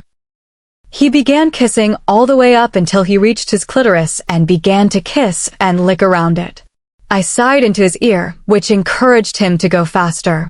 He began moving into me, and my sighs began to turn into expressions of pleasure. "Iris, you feel so good." Damien groaned into my ear as he nipped at my earlobe. Every touch sent my body into shocks of pleasure. He was pleasuring me in every way possible. I felt something building up inside of me, and I began to feel lightheaded. I felt myself begin to tighten around Damien as he moved into me harder. I gripped his back, feeling myself holding onto his skin. Then pleasure exploded all throughout my body. I couldn't help but call out Damien's name as he continued to move, and pleasure exploded through his body. It sent me into a frenzy. Damien groaned, and I felt his warmth exploding into me as I continued to feel that pleasure. "Stop moving," I barely whispered as I grabbed Damien's face and smashed my lips onto his. All throughout the room, you could hear our ragged breathing as Damien collapsed onto me. That was hot. Damien smiled as he rolled over onto his side of the bed. "That was amazing. I never felt like that before." I smiled. I felt my eyelids drooping and tiredness wash over me. "You haven't even felt the best I could do." That was all I heard before sleep took over me. It was the worst day ever, knowing that there is a psycho after you wanting to be your mate just for your power. It was the best night ever, knowing that you are finally united with your mate completely. Chapter 27. I woke up snuggled into someone's chest. "Damien, get up. You've been asleep long enough," I said as I tried to wiggle out of his grasp, but epically failed. "No, 5 more minutes," he groaned as he pulled me in closer. I turned around to face a beautiful sleeping Damien. He looked so peaceful and calm when he slept. I reached up and pecked him on the lips, and his eyes opened wide. That was a lovely wake-up call. He winked. He released his grip on me, and I got up from the bed. I realized I was unclothed from last night, so I pulled the white covers off the bed and draped them around myself like a towel. I walked over to the bathroom and stopped at the doorway and turned around. I looked over at the bed and noticed a very unclothed Damien lying there with amusement on his face as I blushed a deep red. He noticed me staring at him and smirked. "Like what you see?" he questioned. I crossed my arms over the covers. "Just for that comment, you're not allowed in the shower with me," I said as I dropped the covers mischievously and walked into the bathroom, locking the door. I heard a knock on the door and ignored it. I turned the water on and stepped into the shower, letting the warm water run through my hair and down my back. As I began showering myself, I couldn't help but think about Damien, especially after what happened last night. Just as I was rinsing my hair, I heard his voice pop into my mind. "So I see you're thinking about me while you shower, you naughty girl," he said. "Get out of my head, Damien," I sent back to him via mind link. "Shouldn't you be telling yourself to get me out of your head?" I turned off the shower and grabbed a big fluffy towel from the rack. I unlocked the door and walked into the bedroom and realized Damien was nowhere in sight. I walked into the closet and decided to wear sweatpants and a sweatshirt. I put on my shoes and walked out of the bedroom, letting my hair air dry. As I walked into the living room, I noticed Lillian sitting on Blake's lap while aggressively making out with him. I noticed his hand up her shirt, and that's when I decided to break up the couple before it went too far in a public space. "Break it up, you two. It looks like you're eating each other's faces," I clapped my hands and yelled. They instantly broke apart, and Lillian scooted to the far side of the couch, slightly embarrassed. I sat next to her and wrapped my arm around her shoulders and smirked. "So, what's it like to be a marked woman?" I asked. "So, what's it like to be a mated woman?" She smirked. I blushed deeply as Blake began to laugh. "Oh, looks like Iris and Damien are closer now," he said through his laughter. I growled at him as he laughed at me. "How can you tell?" I asked. "Both of your scents have been mixed together, creating a new scent." Lillian smiled. "Tell Blake to meet me at the training center. I know you're with him," Damien communicated to me. "Blake, Damien wants you to meet him at the training center, I told him. He nodded and got up. I'm coming too. I always wanted to train properly. Lillian squealed as she ran up to Blake and jumped onto his back. They both walked away laughing and giggling with each other without a care in the world. I sighed and leaned back against the couch as I relaxed. I was suddenly ambushed by two annoying red-headed twins, stopping my relaxation with their squeals. Iris. They squealed at the same time. I sighed. What do you want? I asked in annoyance. Danielle sent us to get you. She claims that when she shifts, she wants someone she's close with to help guide her, Katie said. Caitlin just nodded her head. She didn't seem like much of a talker. I just nodded my head and followed after them to be with Danielle. Iris, why didn't you tell us you had a twin? We finally aren't the only twins in the pack, Katie said as she grabbed my arm. I growled at her and she immediately let go. I only just recently learned that I had a twin. Before then I never knew, but it's actually pretty cool, I smiled. We were now in the middle of the forest, and I heard Katie squeal as she ran off in a different direction. I flinched at her high-pitched squeal. You get used to her squeals and screams, Caitlin giggled as she saw my reaction. Caitlin was definitely the calmer and more relaxed twin compared to Katie. She reminded me of myself, and that's what made me more comfortable around her. I nodded and smiled. Caitlin had light honey brown eyes and specks of black in them. I noticed she had a star-shaped birthmark next to her ear, almost like a natural tattoo. Does Katie have that same mark? I pointed at her birthmark. She giggled. No, she doesn't. That's honestly the only way you can tell us apart as far as looks. I'm more special than her. She smirked. Once we stopped walking, I noticed Danielle sitting on the ground with her legs crossed and her eyes closed. Iris is here. Katie squealed. Danielle opened her eyes and got up and ran towards me to pull me into a bone-crushing hug. I pushed her off of me, and she gave me an apologetic look. I just wanted someone to be here for me when it happens. I know it will happen because I can feel things changing inside of me. I nodded and then froze. Werewolves only experience their first shift on their 16th birthday, so today is your birthday. Happy birthday. I screamed excitedly. Thanks, Iris. She said as she clutched her head in pain. Her body began to shake slightly. Danielle, take a deep breath and calm down. Relax your mind and focus on shifting. Imagine yourself as a wolf, running around in the forest, I instructed. She nodded and closed her eyes as she began to shake more vigorously. She dropped on all fours, and there were sounds of cracking piercing through the silence of the forest. She screamed out in pain. What's happening? I heard Damien through Mind Link. Your sister is shifting. Thank you for being the one to be there for her in her time of need. We are still setting up her birthday party for her. I watched as Danielle's bones began to crack and shift as she whimpered out in pain. She began to grow bigger and growled furiously. I looked up and saw a beautiful dark brown she-wolf with black paws. She looked at me and growled. Wolves who have just recently shifted often become hostile and attack anything in sight due to their vulnerability. I slowly put my hands up in surrender, showing that I meant no harm. I walked backwards to a tree to strip down so I may shift. Danielle just stood her ground and growled. I quickly changed and shifted into my white wolf. I moved away from the tree and stepped forward to Danielle.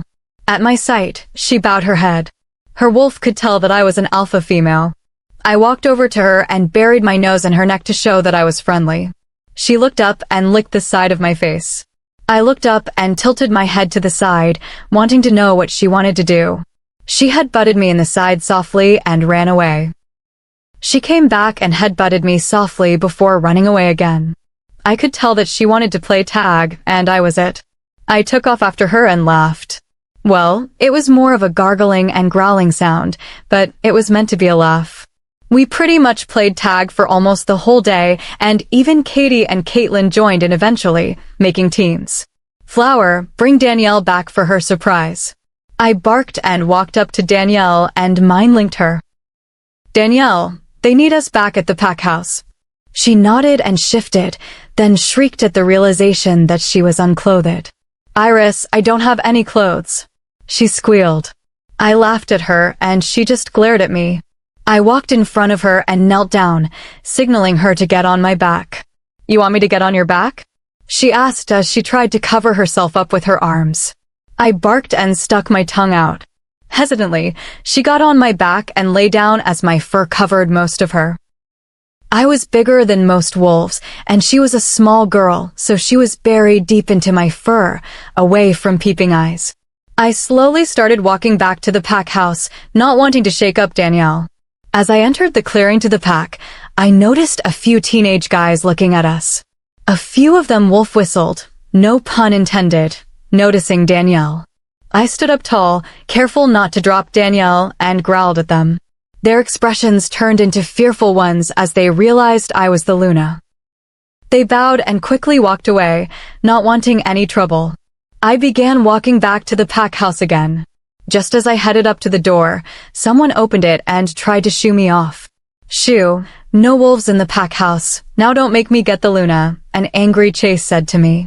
I growled at him and stomped my front leg into the ground, signifying that I was the Luna. He froze and quickly bowed before me. "I'm so sorry, Luna. I never really knew what your wolf looked like. May I help you?" he asked. I cocked my head back, trying to point to Danielle. Chase looked at my back, and I felt Danielle dig deeper into my fur. Chase quickly turned to me and blushed. "I'll go get a blanket," he said as he dashed into the house. "Iris, I need you quick," Damien said in my head. "You'll have to wait. I'm with your sister," I responded back.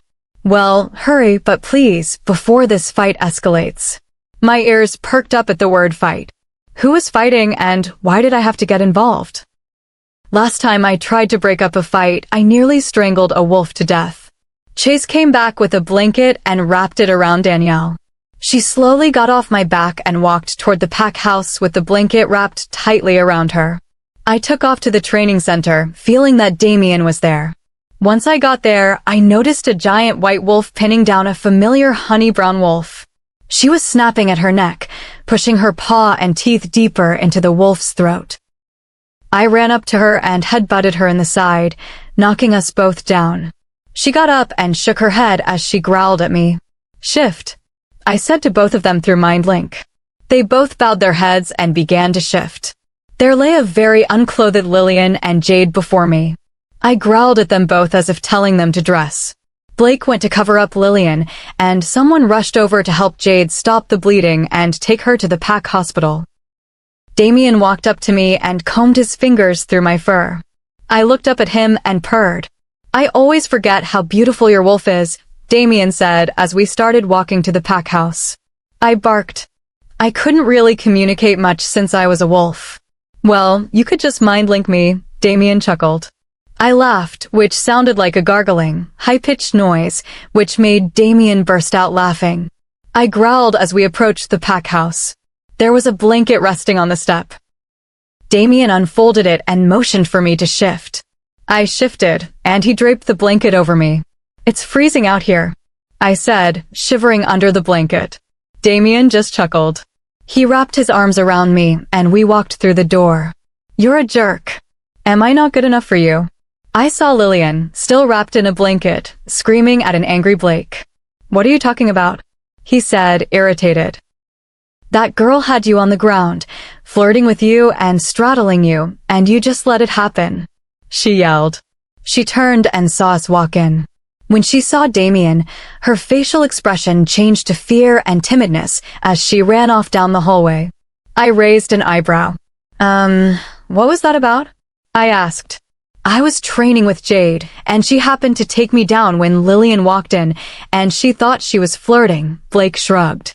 "But was she straddling you?" I asked. Blake just looked down at the floor. "Come on, Iris, we have to go get ready. The party will be at my parents' house," Damien said as he tugged on my arm. "Happy birthday to you. Happy birthday to you. Happy birthday, dear Danny. Happy birthday to you," everyone sang. She blushed and blew out her candles. She cut the cake and handed each of us a piece. "Are you still mad at Blake?" I asked Lillian. She sighed and shook her head. "I overreacted, for some reason. Just seeing that girl made me mad, but I know Blake would never do anything with anyone else," she said. Well, it's good that you see that, I smiled. We began chatting about small stuff, like that pack in training.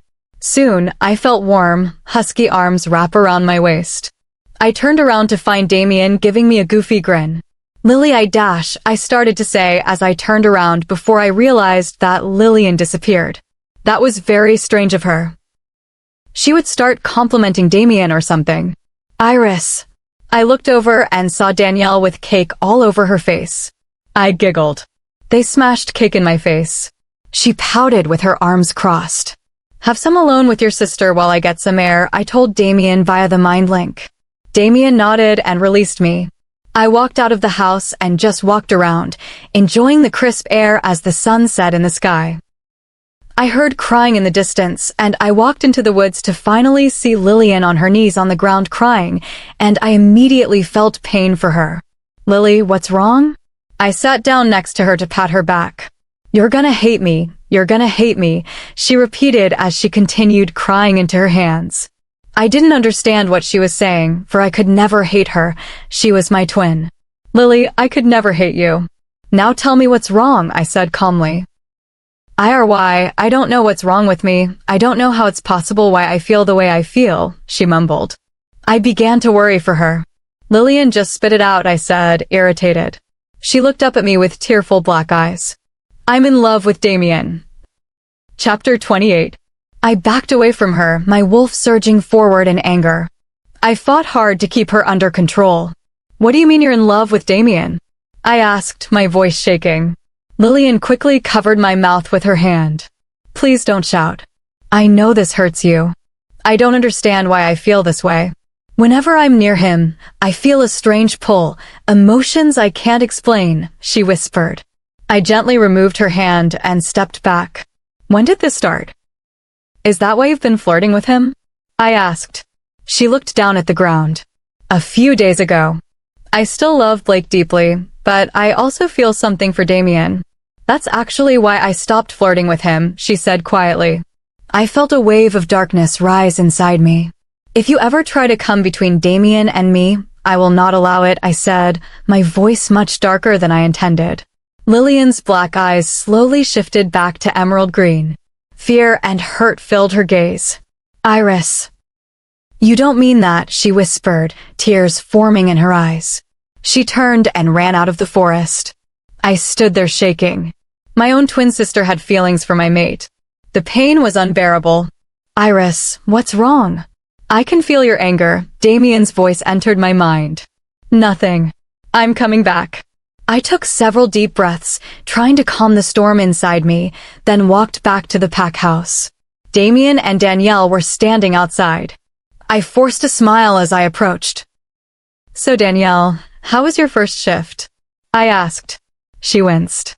Painful, but I finally met my wolf. She's amazing. She reminds me a lot of you, Iris. Damien wrapped his arms around my waist and buried his face in my neck. We spent a peaceful moment together before he asked seriously, Iris, do you know who Cole is? I shook my head. Only that he's the one who killed my parents. Later that night, after a long and stressful day, Damien and I found comfort in each other. We relieved our stress in the most intimate way possible. For the first time, I took the lead, and it brought us even closer. The next few weeks passed quietly. Lillian continued to avoid both Damien and me. I missed my sister terribly. One afternoon while visiting Lucy and the kids, Maddie excitedly asked, Auntie Iry, can we ride on your wolf?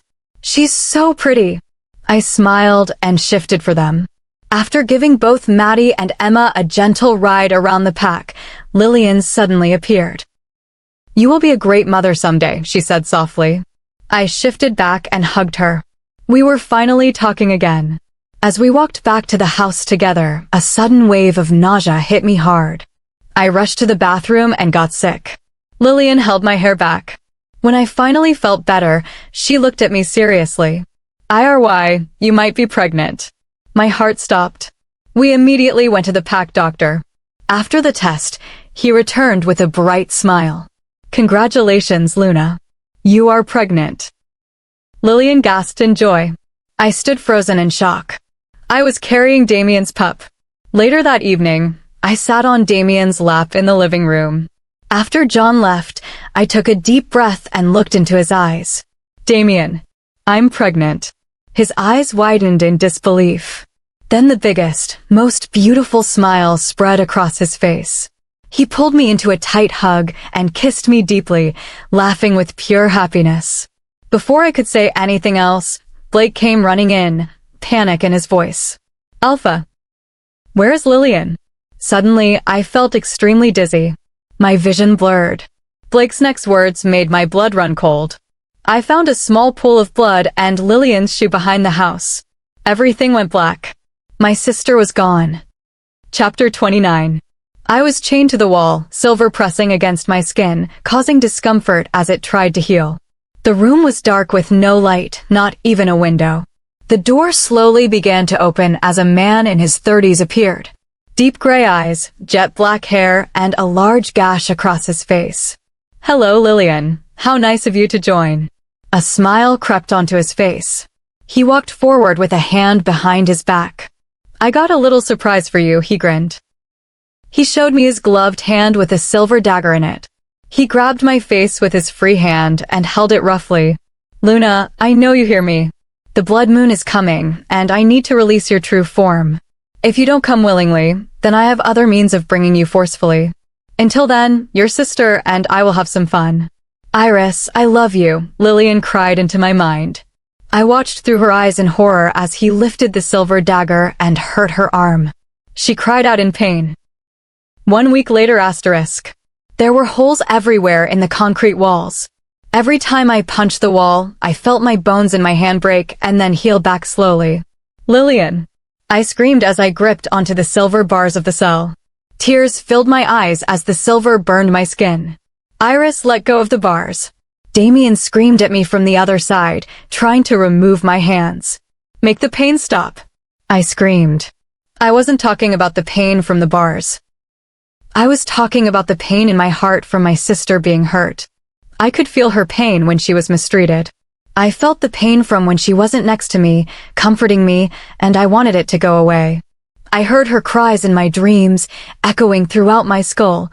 It was like I was living a nightmare. Flower, please just let go of the bars, Damien pleaded with me. I let go and advanced to the wall, where I would continuously punch it until I grew tired.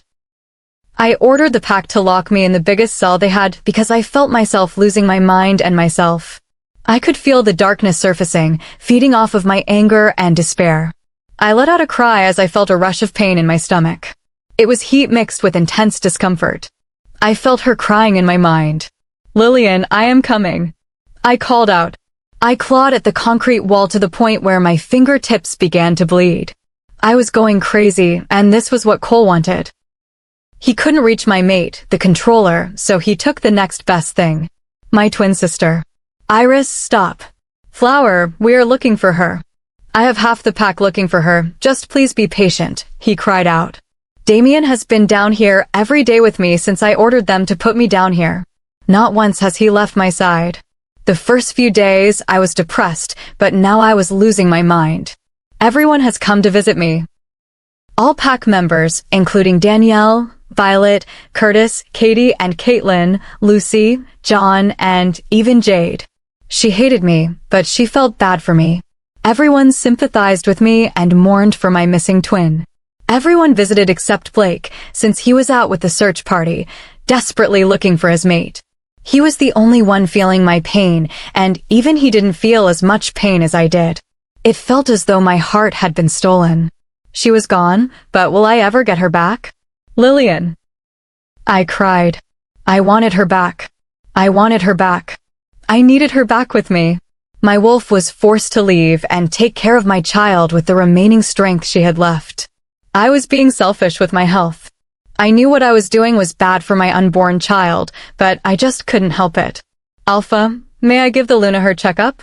The pack doctor asked. I crawled to the back of the cell and began digging at the wall again. I heard the cell door open and I looked up. Damien was walking towards me cautiously. I captured a good glimpse of his face. He had dark bags under his eyes as though he didn't sleep for days. His facial expression was blank, but his eyes told me everything. I saw depression, sadness, hurt, anger, and pity. He picked me up gently and laid me on the bed. I was so weak and fragile that it was almost disappointing what I had become. I haven't eaten ever since I found out my sister was captured. Damien held my hands as the doctor checked me out. The weaker she grows, the less likely she will be able to heal. The bones in her arms and hands have been fractured and broken multiple times. The doctor looked around the room at the trash cell. She needs to eat something for the sake of her child. If she doesn't eat anything soon, your pup and possibly she will not survive. At that moment, Damien picked me up and carried me out of the cell. Alpha, I need to see her in the infirmary to see how healthy the pup is. Damien nodded and carried me up the steps. Tears formed in my eyes. I was being selfish to my child. I could have harmed them and been left with nothing. Damien, I'm so sorry. I don't know what's wrong with me. I'm losing my mind, I said as he carried me out of the forest. He didn't say anything as he kept walking. How can I forgive you when you are putting our pup and yourself at risk? He said coldly. I began crying at his words. He was so disappointed in me. But Damien, I don't know what to do. He has Lillian, and I can feel her pain, I whispered. Do you want me to be alone for the rest of my life? Is that what you want? I ordered almost all my warriors to find her, and that still isn't enough for you. What do you want from me, Iris? Inflicting damage on yourself won't help get her back, he said. I could hear the anger in his voice. I didn't know what to say. He was right. I didn't know what I wanted. I just wanted the pain to go away, so I created a new pain. I noticed the pack house came into view, so I dug my face into Damien's chest. I didn't want the pack members to see me like this. Alpha, is the Luna all right? Has her sister been found? Do you need anything, Alpha? Damien growled, and the questions immediately stopped. I felt Damien walk through the pack house, and I was expecting him to bring me to his room. Instead, he sat me on the couch. Iris, tell me what is happening, he said as he knelt down, so we were face to face. I opened my mouth to speak, but then I heard a voice in my head. The blood moon is coming. At the moment, I passed out. I woke up with tubes and needles in my arm. Oh, thank goodness you're awake, I heard next to me. I looked over and saw Damien sitting next to me. Where am I? You're in the infirmary. They had to hook you up to this machine because you lacked food and energy, so this machine is giving you and the pup the nutrients you all need, he said. Then he began to smile. It was the happiest I've seen him in a long time. They are perfectly healthy. He grinned. They? I questioned, confused. We're having twins. Looks like twins will be running in the family. He grinned. I wanted to be happy, I really wanted to, but I kept thinking about my sister. Have they found her yet? His smile dropped. He sighed. No, but they're still looking. Iris, can you hear me? I heard her voice clear in my mind. Yes, I screamed in my head. I was relieved at the sound of her gentle voice filling my mind. I felt our connection getting weaker and weaker over the past few days, but now it feels as strong as ever. There is a traitor among you. What do you mean? Time is up, Iris, and he wants you now. Don't let him get to you. Wait. I felt her slip out of my mind. Oh no. I called out. Damien looked over at me with worry. Apparently, there is a traitor among us, I whimpered as I could no longer hear my sister's voice. Damien just got up and walked away, furious. I had to get out of here. I had to find her to make sure she was okay. Oh, good, you're awake, Luna. You should be released in a few hours. A nurse came in and smiled. I just lay there thinking about my sister and where she could possibly be in this world. She couldn't have been taken far if Cole is out there trying to take me away from my home. A few hours later, asterisk. Where is Alpha Damien? I asked as I walked out of the infirmary. He is in his office making battle plans to ensure your safety, Chase said as he walked me to the living area. Rogues. We heard someone scream outside. Chase and I turned to go to the door. I opened it and noticed men running into the forest, shifting into their wolves. Chase, get Iris to safety. Then once she is safe, go gather up all the women and children and bring them here into the basement and keep them protected, Damien said as he rushed from down the hall and ran outside to fight anyone who dared to set foot on his territory. He shifted into his black wolf and charged into the woods. I can see wolves fighting each other in the distance, and I could feel Damien's anger inside of me. Chase, go protect the women. I will take care of the Luna, I heard a voice, but I didn't bother to turn around. Chase rushed out of the house. Before I got a chance to turn around, I was hit in the back of the head, and everything went black. Chapter 30. Inject her with the wolfsbane. She's alive, right? Of course, I couldn't kill her, she is my daughter-in-law after all. Cole will be very pleased with you. I woke up in darkness. I looked around wildly for some sort of light. I saw none, so I did the only thing I could think of. I screamed. I screamed for someone to let me out or for someone to show me the light. I heard a door open, so I looked up. There was a man holding a lamp, grinning at me. The same man who holds my mother's scar, the same one who killed my parents, and the same one who captured my sister. I tried to get up, but I was held down by chains. Ah, good, you're awake, he smiled. I just glared at him. Oh, Iris, my dear, how have you been? It's been so long. He looked at me with such a loving look, it was almost sickening. Where's my sister? I spat. Now, Iris, that isn't nice. I'm already being nice to you by letting you keep your pups. We wouldn't want something to happen to them now, would we? He pulled out a silver dagger from behind his back and smiled. I froze in horror. He wouldn't dare hurt my children. Now I know it's been 2 weeks, but that doesn't mean act nastily towards me. I looked at him with horror, unable to comprehend correctly what he was saying. I've been out for 2 weeks? I shouted. He nodded. Yes, wolfsbane does amazing things to our bodies. I whimpered at the sound of my heart breaking. I've been away from Damien for almost 2 weeks, 2 weeks of stress and worrying for him, worried I could be dead or his pups could be dead. Now, dear, don't whine. I am the only mate you will ever need. After I remove yours, you will need a new one, and I will be there to happily take over, Cole gestured to himself. What? I roared. Surely you heard the prophecy? The controller must die, your other half, and of course, your mate is your other half, the one who calms you and understands you, he said as if I were slow. Furious doesn't begin to explain how angry I was. No one goes after my mate. I couldn't allow him to take me away from another family of mine. I couldn't do anything to stop him the first time, but I refused to be on standby as he attempts to take away my second family. Yes, let your anger rise. I felt a surge of anger flow through my body. There was a slight burning sensation in my back as I turned to see a glowing light under my clothes from the mysterious symbols on my back. I felt the darkness begin to push me aside, taking over my entire body. I strained against the silver chains, which were no longer affecting me. I didn't feel the burning sensation against my skin anymore. One broke off my wrist, and the next thing I knew, Cole plunged the knife into my right bicep, and I screamed out in pain. This was pain beyond pain. Something I've never experienced before in my entire life. Silver never gave me this kind of pain. This was something entirely different. He pulled it as I felt warm blood oozing out of my arm. Rare celestial silver, he said with a grin, now examining the bloody knife. This stuff is stupid rare and extremely hard to get your hands on, but worth it, he said. Cole, you said you wouldn't hurt her, you just wanted her true form. I heard a familiar voice. Curtis, I said I wouldn't hurt her if she cooperated. My head jerked up at the sound of his name. You traitor! I roared at the top of my lungs. How could my own father-in-law kidnap me and send me to this monster?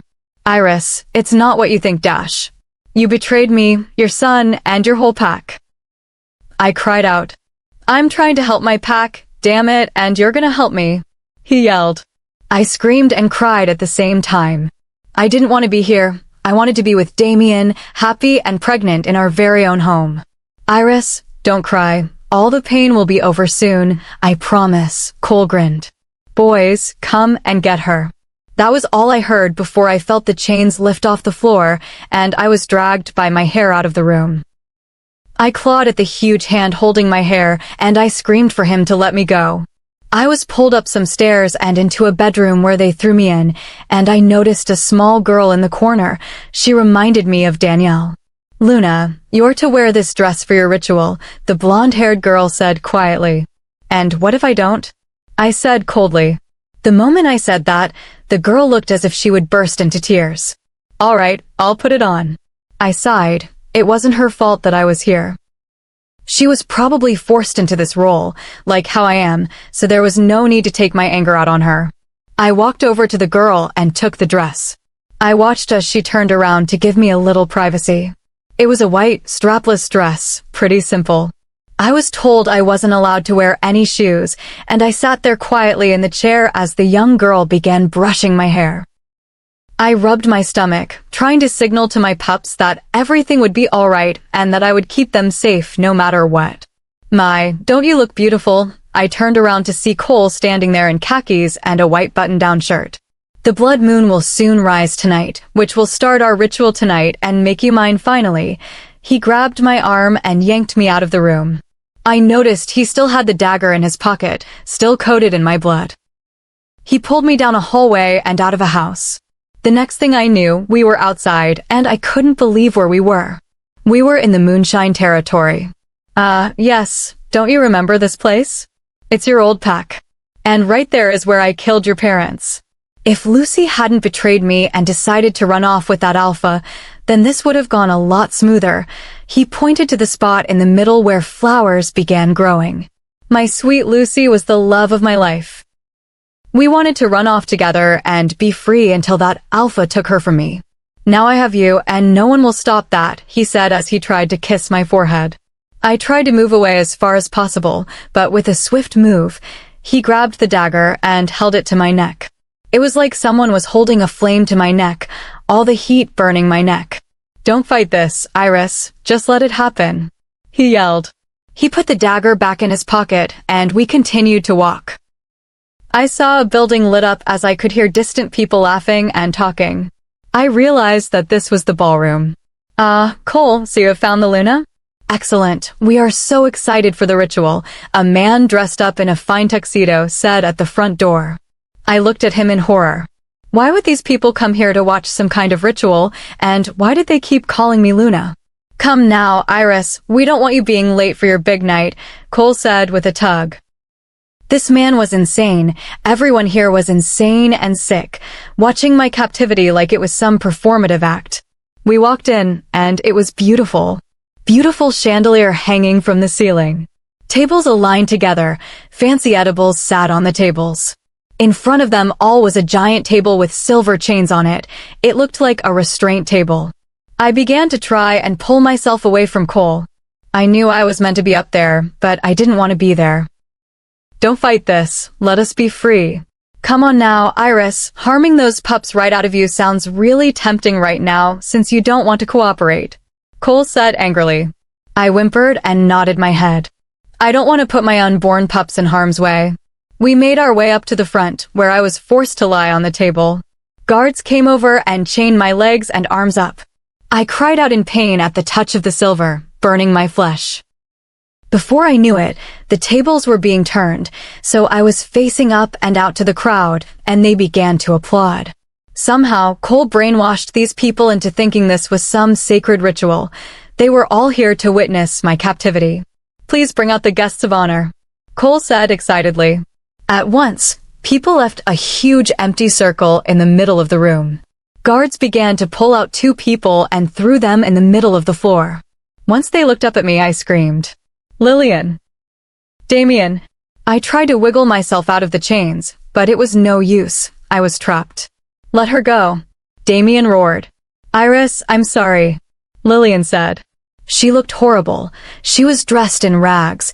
Her hair was a mess, and she had cuts, gashes, and burns all over her face and body from her constant mistreatment. I felt anger surging through my veins. All these people were sick, and I wanted them all to feel the pain that I felt right now. Damien, I'm sorry. Cole, this wasn't part of the plan, Curtis yelled. He ran towards Damien. A shot was fired from a gun, and he was stopped in his tracks. He looked down at his chest as blood began to spread throughout his shirt, and he fell to the floor. Damien began screaming and crying as he watched his father's life slip before his eyes, and the crowd gasped. We all turned to see Cole holding a gun with silver bullets, looking furious. I have waited too long for this moment. No one will stop me from getting the power I want and deserve. He screamed into the crowd. I cried at the sight of my sister and mate being forced to bow before me. All of a sudden, we all heard a howl from the far distance as the room got quiet. Blood-red light began to leak through the windows of the ballroom. Everything it touched turned bright red. Cole approached me with the dagger in his hand and a huge smile plastered across his face. "Iris, my dear, it is time," he grinned. He began to plunge the celestial silver dagger into my arm as I screamed out for mercy. It seemed as if he was carving something into my arm. I couldn't bear the pain. I began to shift in and out of consciousness. Finally, the pain was lifted, and I looked over. The word rogue was on my left arm, and the word Luna was on my right arm. I looked down and noticed Tenebrosi was on my left leg and Luna on my right. Blood leaked out of my wounds as the blood moon's light shone on me. "Oh, great and powerful moon goddess, your request is almost complete. The world will finally have its savior, and you will no longer need to look over us, wild and sinful wolves. May the world finally find order under this young woman's rule and fill this young woman with the power that is rightfully hers." Cole screamed to the heavens. I felt energy and power rushing through my veins. "We are almost free. Now all that's left is to remove you, Damien," Cole grinned wickedly. He pulled the gun out and aimed it at Damien. "As a matter of fact, should I just remove you now for shits and giggles?" Cole raised the gun to Lillian. "Such hard choices. Lucy never loved you and never will. You killed your only true love, you sick bastard.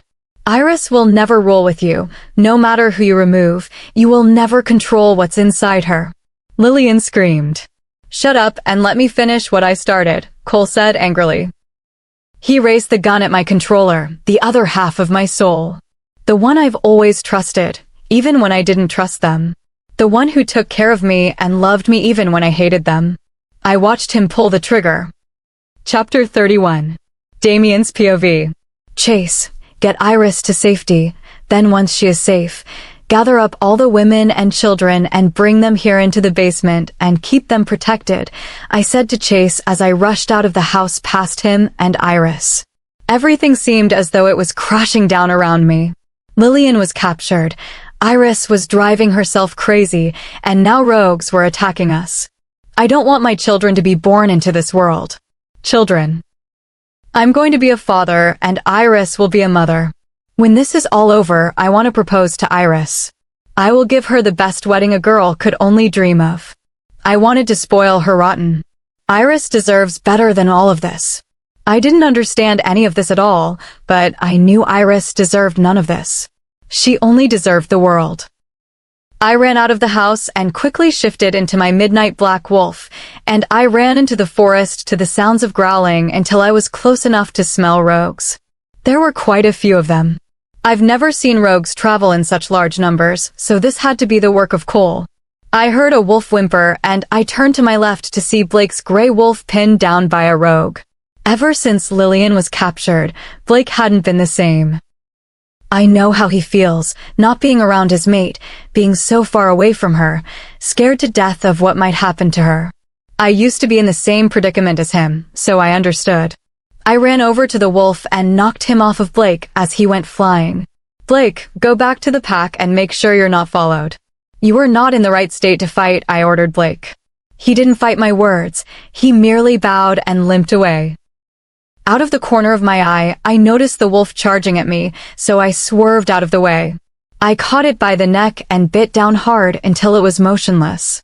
I advanced to the crowd, taking down as many wolves as I could. Suddenly, I felt a pain in the back of my head, and I began to feel dizzy. The forest began spinning around me. All of a sudden, the rogues began to retreat back to where they came from. My warriors howled for joy, but I wasn't so sure about this victory. What made them fall back? I walked back to the pack house with a major headache. I shifted back and grabbed a blanket we usually keep on the porch for when others shift and have no clothes. I walked up to my room and found some clothes. "Iris, where are you?" I tried to send it into her head. Except I couldn't feel her or her thoughts. I began to grow worried. I didn't know if she was doing this on purpose or not. "Alpha, do you have the Luna?" I heard Chase's voice. I growled at his words because she was supposed to be with him.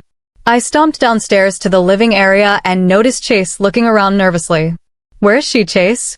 I growled. "Alpha, I was told to go and protect the women and children, but I don't know where the Luna is," he said nervously. My headache began growing worse and a pain in my heart began to ache. I grabbed at my chest as the ache began to worsen.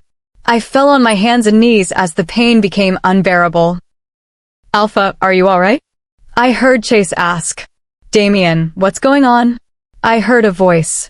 I looked up to see Blake, and he was a mess. If I were a mess because of Iris locked in the cell, he was 10x worse. His face was no longer cheerful, and he didn't have his usual smirk on it. He had huge bags under his eyes as if he hadn't slept for weeks. His hair was unkempt, and his natural blonde hair was starting to grow from the roots. His face was extremely pale. There was a sudden rush of pain shot through my body as my wolf howled from the inside. "What's wrong?" "Our mate has been captured and possibly injected with wolfsbane," my wolf whimpered in my mind. This officially set me off.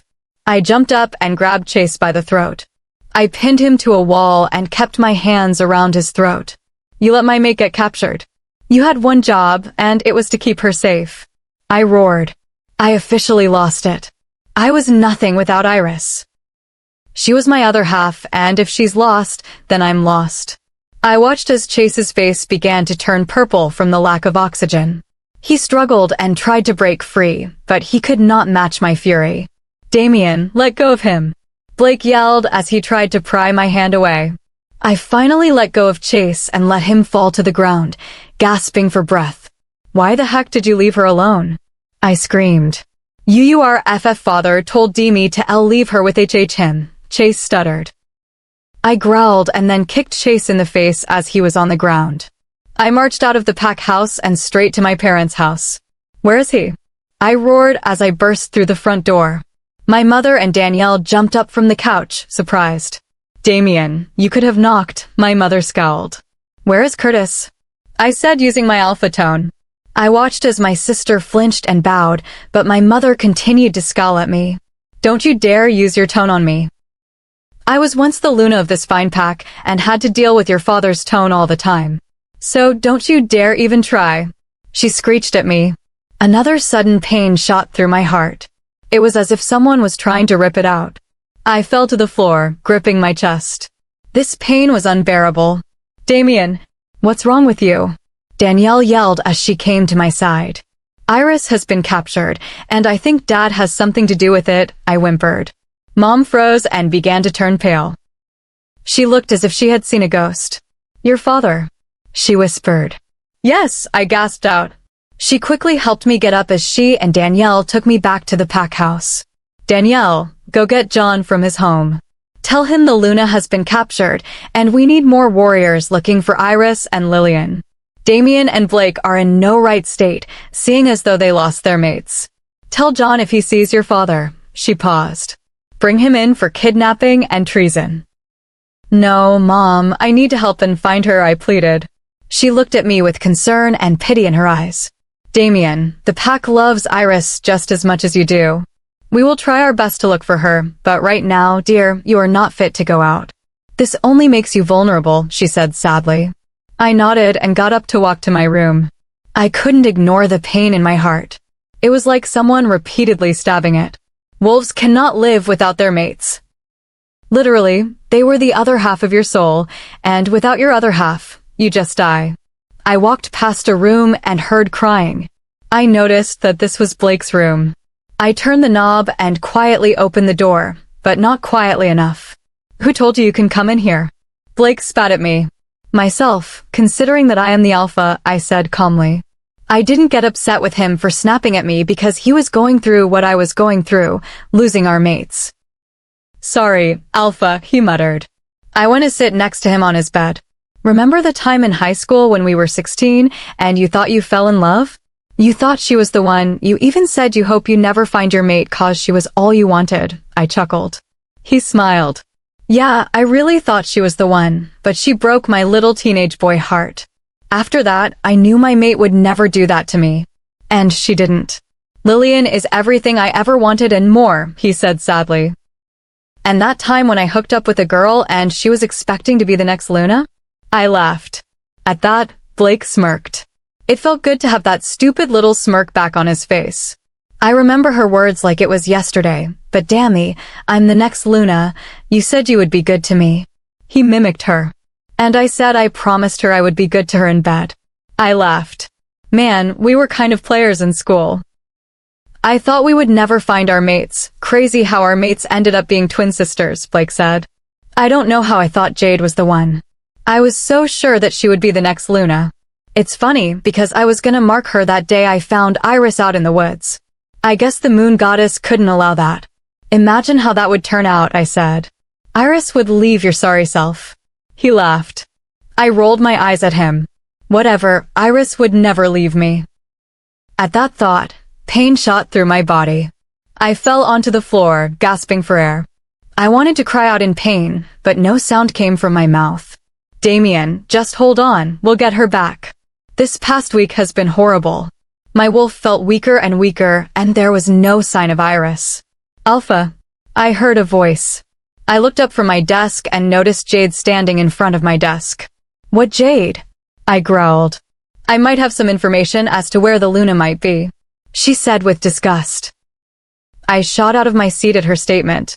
I have been working so hard to find Iris, and finally, I have a clue. What? Where? I said excitedly. I was patrolling and a rogue came into view and said something about a rogue Luna. He wishes to speak to you, she said. Come on, we have to go now, I demanded. Before I could walk out the door, she grabbed my arm and pulled me back. Don't you see what she's doing to you? She's torturing you and you can't even realize it. Just let her go and we could be normal together. Who knows, maybe she wasn't captured, maybe she just ran away, she said sadly. That pushed me over the edge. I ripped my arm out of her grasp and turned around to push her hard against the wall. If you ever speak about Iris like that again, I will not hesitate to remove you from this pack. Don't you dare say she ran away. I can feel her pain, and she would never run away from me. There is nothing between you and me anymore, do you understand? I asked as my fist collided with the wall, making a huge hole inches away from Jade's head. She looked at me with wide, glossy eyes as if she wanted to cry, but I didn't care. All I cared about was my mate. Yes, Alpha, was all she said as she led me out of the pack house. Alpha, where are you going? John asked as we passed him in the living area. There is a rogue outside the territory who has information about the Luna's whereabouts, I informed. I'm coming with you to ensure your safety, he said as he walked next to me. I nodded my head and continued to follow Jade. We walked through the forest until we were away from the pack. At the border, I noticed a tall figure standing alone. As we approached him, he looked furious.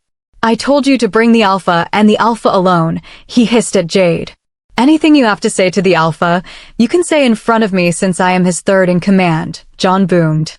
The rogue smirked. The scars on his face seemed darker when he smirked. I have a message from Cole. Hello Alpha Damien Gabriel Cadell. You are invited as the guest of honor to attend Iris Lillian Rose's release. As soon as he said that, the smell of rogues hit my nose. There were more of them. Damien, I'm sorry, I didn't know they would do this. They promised you, and I would be happy together, Jade cried. You traitor. I roared at her. Alpha. That was all I heard before I heard the gunshots. I turned around to see John clutching his chest. I heard gunshots again and felt something pierce my arm. I flinched and looked down to see that I've been shot. But I didn't care. I cared more about John. John! I yelled as I ran to him and caught him before he hit the ground. I gently laid him down on the ground. I felt something spread through my body as I felt my wolf escaping me. Alpha, if I die, that means Lucy won't live without me. Please take care of our children. I saw a single tear slide down his face. John, stay with me. I will take care of and love your children like they were my own. I will teach them how brave their father was and how loving and caring their mother was. I said, holding back my tears. This was my fault. If I hadn't let John come with us, then he would still be alive. Who knows what Lucy was going through right now? You're a good man and a good Alpha. I hope you find the Luna because you deserve her, he smiled. I watched as the life began to fade from his eyes. The smile remained on his face as if he died happy. Hopefully, the moon goddess would treat him right. He was a good man. Blake, there is a body at the edge of the border. John deserves a proper funeral. Tell Lucy he loves her. You are in charge because I fear I won't be coming back anytime soon. I used the mind link before my wolf completely slipped out of my mind. I felt something hit the back of my head hard as I slipped into unconsciousness. I felt as though there was more death along the way. Alphas are amazing people. That much wolfsbane should have killed him, but it didn't. Yes, it knocked him out for a few days, but he's still alive. Just like Iris. My eyes shot open, looking for light, but it was dim. There was only a lantern hanging on a wall.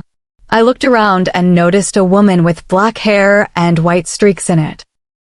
Her skin was pale, but I couldn't see her eyes. Iris? I asked excitedly. The woman's head shot up, revealing her black eyes. Damien, she's here. I can feel her, Lillian said excitedly. I wanted to get up and hug Lillian, knowing that she was alive, but I was chained to the ground with wolfsbane running through my veins. Lillian, thank goodness you're alive, I said, relieved. The light flickered onto her face. Saying that she looked horrible was an understatement. She had all kinds of gashes and burns on her face. She had one that looked fresh under her eye, and it was bleeding. She had black and blue bruises on her cheeks and neck. Who did this to you, Lillian? I said, now mad. Someone was hurting my mate's sister, and it angered me. Damien, it's fine. You need to worry more about Iris. I can feel her, but she's weak. That must mean they finally got her, she said sadly. How long have I been out? I asked. A week. I was shocked. They must have pumped a large amount of wolfsbane into my veins for me to be out this long. Listen, Damien, I have to tell you something. I am in love with you. I know what you're thinking, it's not possible and blah blah blah, but these aren't my feelings. After being in here so long, I finally figured out all of this. The reason why is she was cut off by the door opening. Two big, bulky men walked in. The party needs both of its guests of honor, one of them smirked. One moved to Lillian and the other to me. They removed the chains from the floor but not from our hands. I heard Lillian struggling, which made me respect her more because even after all the pain she has been through, she was still fighting. They pulled us out of the room and up some stairs. I felt the wind attack my face as I looked around. We were in the forest. Come on, pretty boy, the guard said as he yanked on the chains. We came to a clearing where there was a huge house. It looked like a pack house. I heard Lillian gasp. Why the heck are we in my pack territory? She screeched. She looked furious. So this was the notorious Moonshine Pack. The guard just grinned and continued pulling on the chains. We began walking to a huge building that looked grand. I saw lights from inside and people dressed up. It was like a ballroom. We were pulled in, and I saw a huge crowd in a big circle. We were shoved into the middle, and the moment we were shoved, we heard a giant scream. Lillian! Damien! I heard her scream. I looked up in horror to see Iris in a white strapless dress. She was chained to some kind of restraint table, facing us with silver chains wrapped around her limbs. Let her go. I yelled, but I knew it was useless. I noticed there was a little bump in her stomach, showing me our children were still well and healthy. I failed my mate and unborn children. Iris, I'm sorry. I heard Lillian scream. She was crying so hard and looking at Iris. I didn't know what to do. It was useless, and we were all chained up. Damien, I'm sorry. Cole, this wasn't part of the plan. I heard as I turned around. I noticed my father running towards me with guilt in his eyes. I felt a bit of hope, hoping that he could set us all free until I heard a gunshot.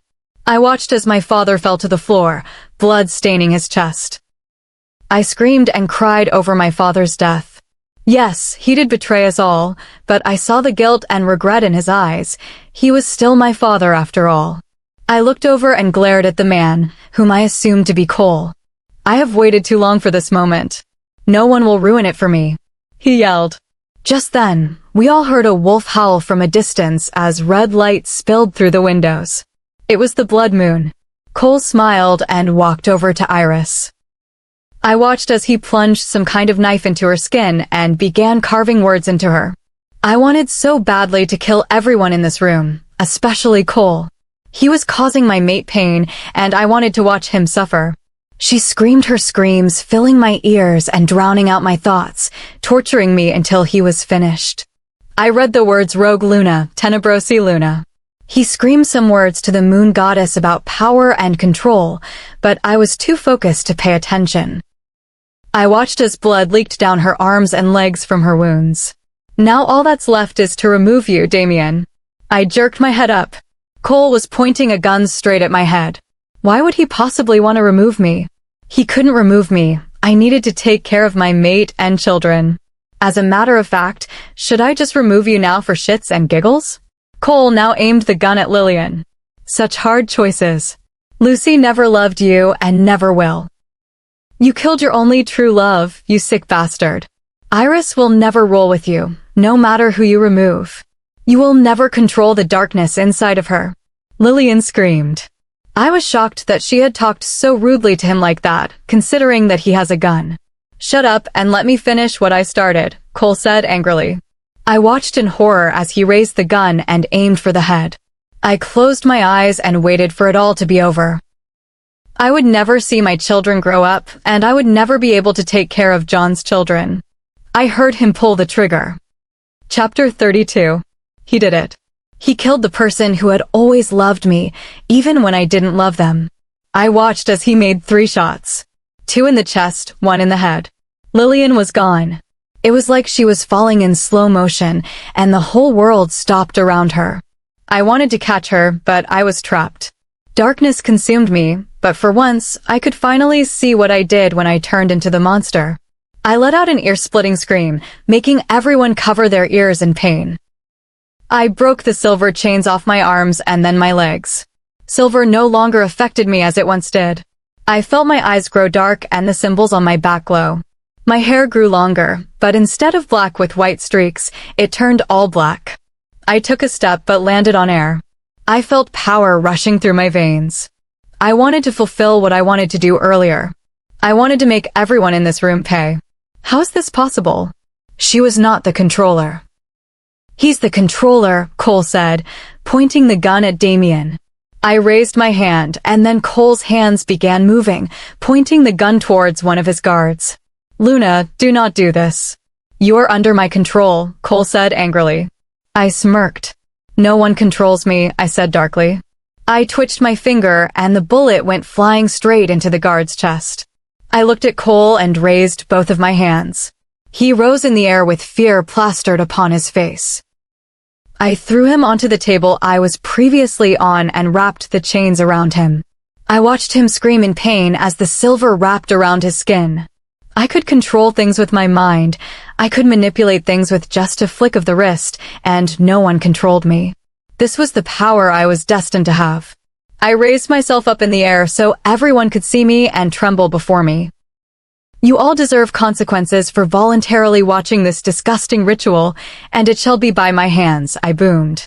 People began to scream and run out the doors. Some managed to escape, but most didn't as I waved my hands, closing the doors. I lifted some people in the air and began throwing them around. I wrapped ropes and chains around people and began squeezing them.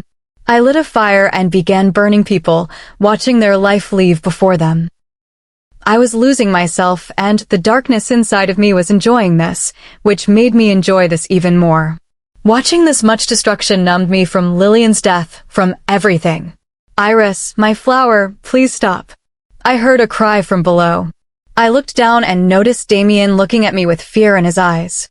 Feelings began to rush through me, true feelings as if I felt the mate pull. But where was it before? I lowered myself down to him. He cupped my cheek in his hand. Iris, please stop. This is not you. You have to control that thing inside of you and don't let it break you. Let these people go, he said. I instantly calmed down. This was not me doing this. It was the darkness wanting to be free and take over. I flicked my wrist and everything stopped. The remaining survivors ran out the doors. I heard chains drop behind me and cracking bones. I looked behind me and noticed Cole was shifting, and he was free. New. Damien and I screamed simultaneously. But it was too late. He shifted and jumped out the window. I screamed. This time, it was my scream. The man that killed my family, my mother, my father, and my sister just escaped. I ran over to Lillian's body and hugged it. I cried and cried. I couldn't get over the fact that my twin sister was gone. Lillian, I'm sorry, I failed you. I cried out. Please come back, I need you. I pleaded. She was always there when I needed her, right from the beginning, even when I was mad at her. I lost all of my family. The moon goddess was cruel in so many ways. I looked at Lillian and she actually looked peaceful. She looked as if she were sleeping. An eternal slumber. Her eyes were closed, and somehow the bruises on her face healed. I wanted to take her back and give her the proper burial. Damien, we need to take her back. I can't leave her here. I pleaded as I cried. He nodded and reached down to pick her up. Are you going to be all right? He asked. Anger built up inside me at that question. I just watched my sister die. Do you think I'm all right? I snapped darkly. He placed a hand on my shoulder and calmed me down. We walked out of the ballroom and began to walk to the woods. Wait, I said as I ran over to where my parents died. There were a bunch of roses growing where they both died. I knelt down on the ground. Hey, Mom, Dad, it's me, Iris. I really hope you take good care of Lillian. I finally realized why I never felt complete, and it was her. You can all finally have the relationship you never had with her. I miss you guys so much. I whispered the last part. Fat tears rolled off my face and onto the ground. I picked a few roses and got up. We began walking through the forest, not making a sound. The only sounds were my sniffling and sobs. It was hard not to look at Lillian's body and cry. We have been walking for hours, and finally we both collapsed onto the earth. I felt myself slipping away as I heard a howl and footsteps approaching. Iris, my baby, wake up. We need you to wake up. I opened my eyes and was welcomed by whiteness. There was nothing around me, only white.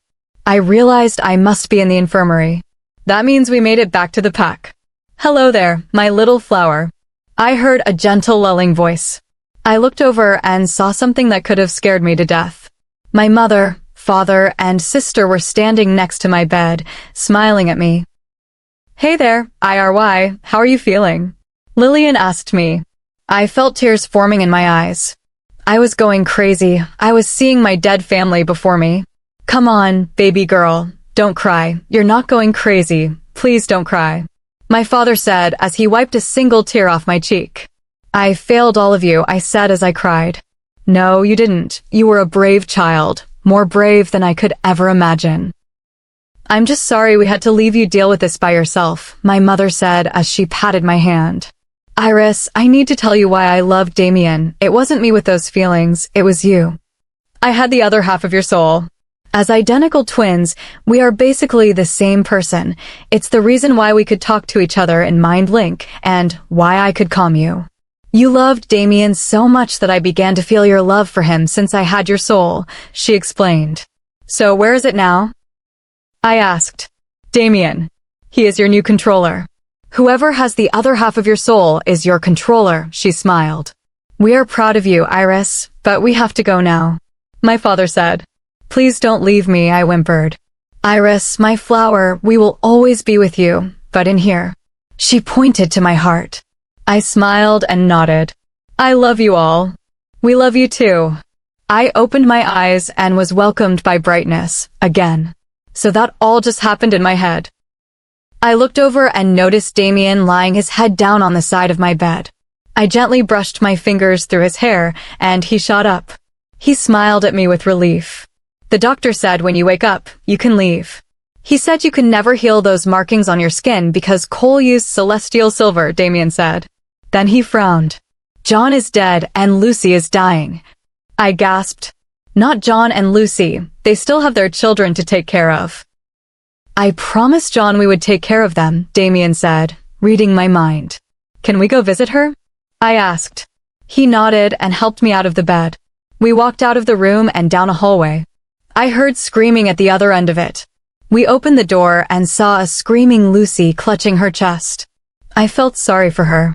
John was dead, and she was dying, leaving behind her children without a choice. I let go of Damien's hand and walked over to her bed. I reached down and kissed her forehead. "I will protect your children with my life, as if they were my own," I whispered. She stopped screaming and looked at me. She smiled as a single tear slid down her face. She mouthed thank you and was suddenly still. The heart monitor no longer beeped. I knew she was gone. Suddenly, I remembered. "Is Blake dying?" I asked. Damien shook his head. He was in critical condition when they brought in Lillian's body. The burial ceremony is actually today. I nodded my head as he took my hand and we walked out of the hospital. We walked to the pack house and went to our rooms. I noticed the roses that I picked were lying on the bed.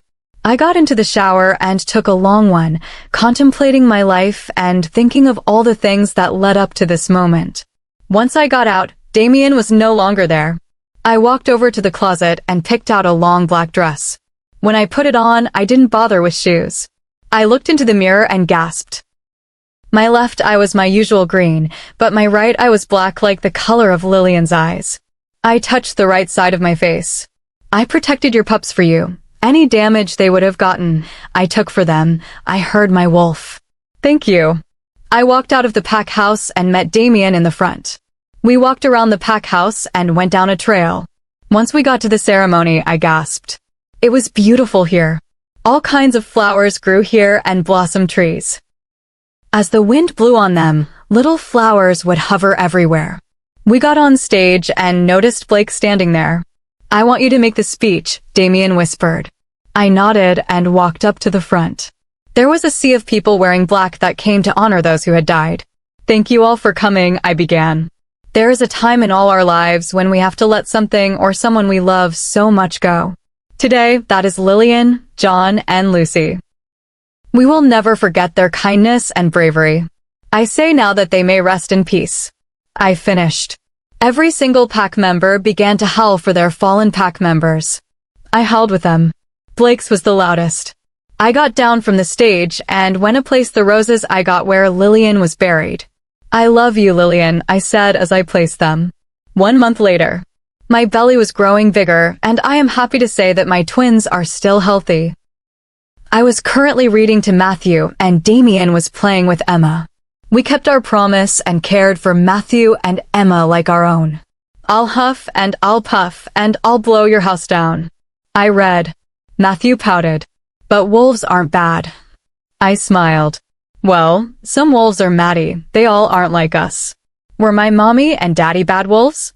Is that why they are gone?" he asked. I picked up Maddie and sat him on my lap. He was smart enough to know that his parents were dead, but he just didn't know why. "Maddie, your parents were the greatest people I've ever met. They were brave and kind. That is why they died. The moon goddess needed them to be her angels. She needed them to be protectors and protect us." Just like Aunt Lily, a tear slid down my face. Maddie kissed my cheek and wiped them away. "Don't cry, you still have Emma and me. Auntie Lily loves you," he smiled.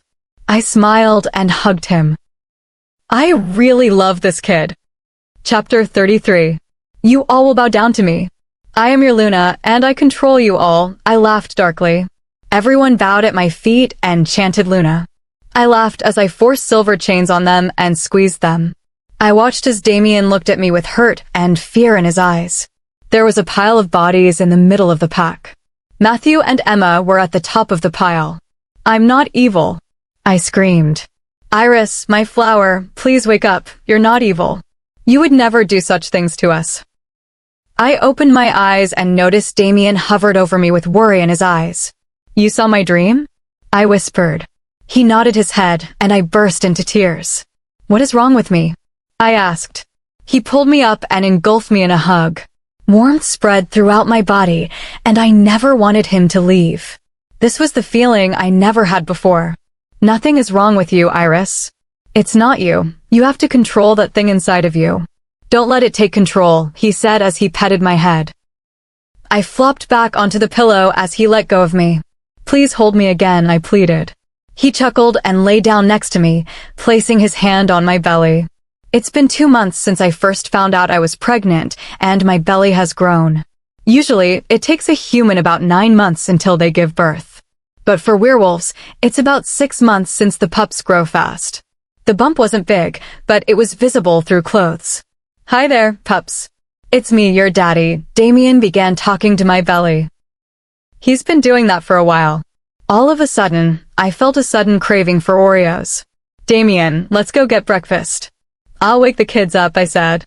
I had already started claiming the children as my own, but I never let them forget about their actual mom and dad.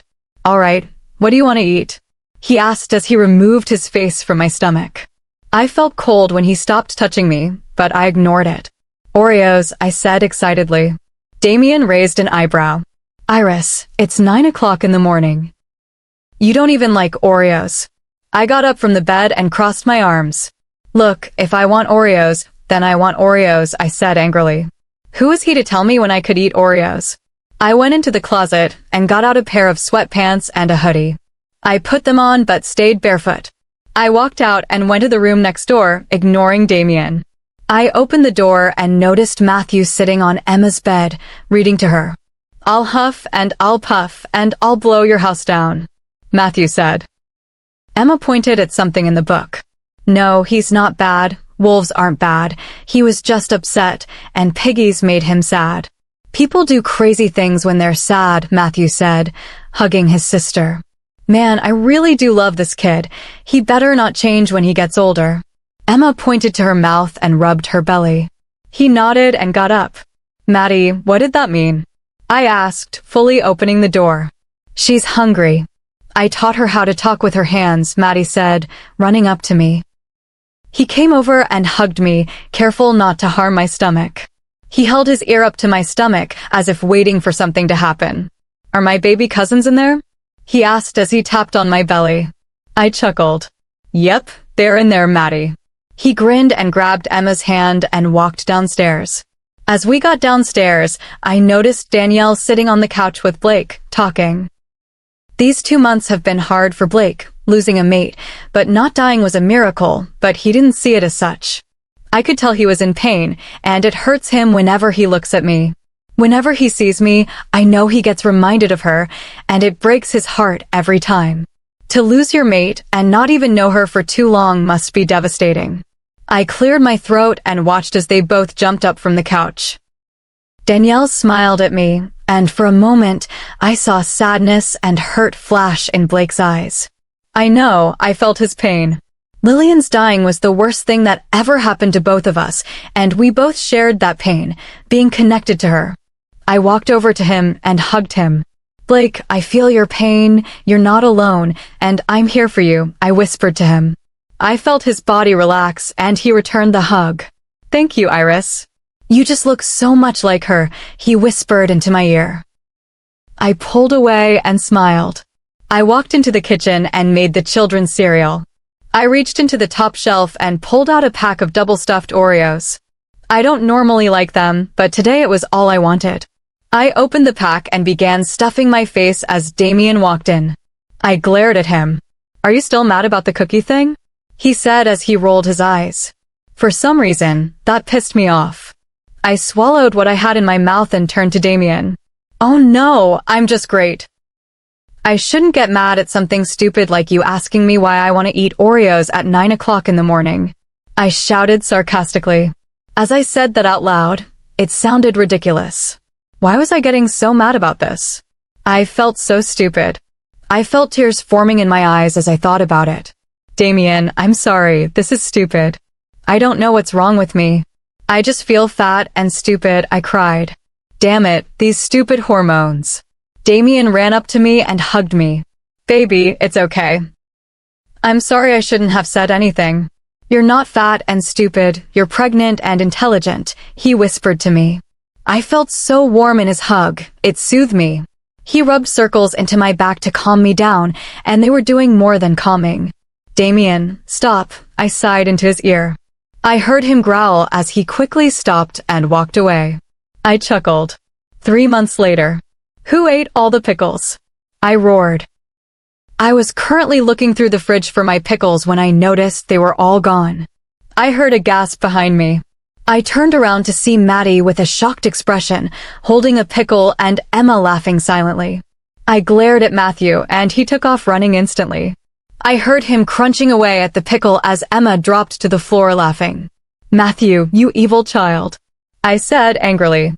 I couldn't run after him because my belly had grown too much. The twins were growing, and they were growing fast. Damien came walking in with a confused face. "What's wrong? Why were you shouting?"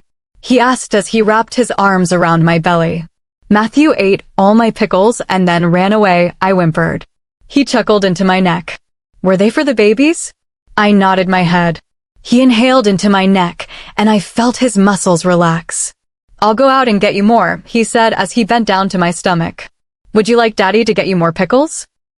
"Daddy needs his pups to grow big and strong," he said, talking to my stomach. Emma ran over and began rubbing my stomach. I smiled at Emma. She and Matthew were so much like my children to me. I would have to catch Matthew for eating my pickles, though. 4 months later. "Damien, I felt a kick." I squealed as I tried to get out of bed. Unfortunately, that was difficult, so I gave up and just stayed in bed. Damien rushed out of the bathroom and came to my side. As he placed his hands on my stomach, I shivered from the sparks.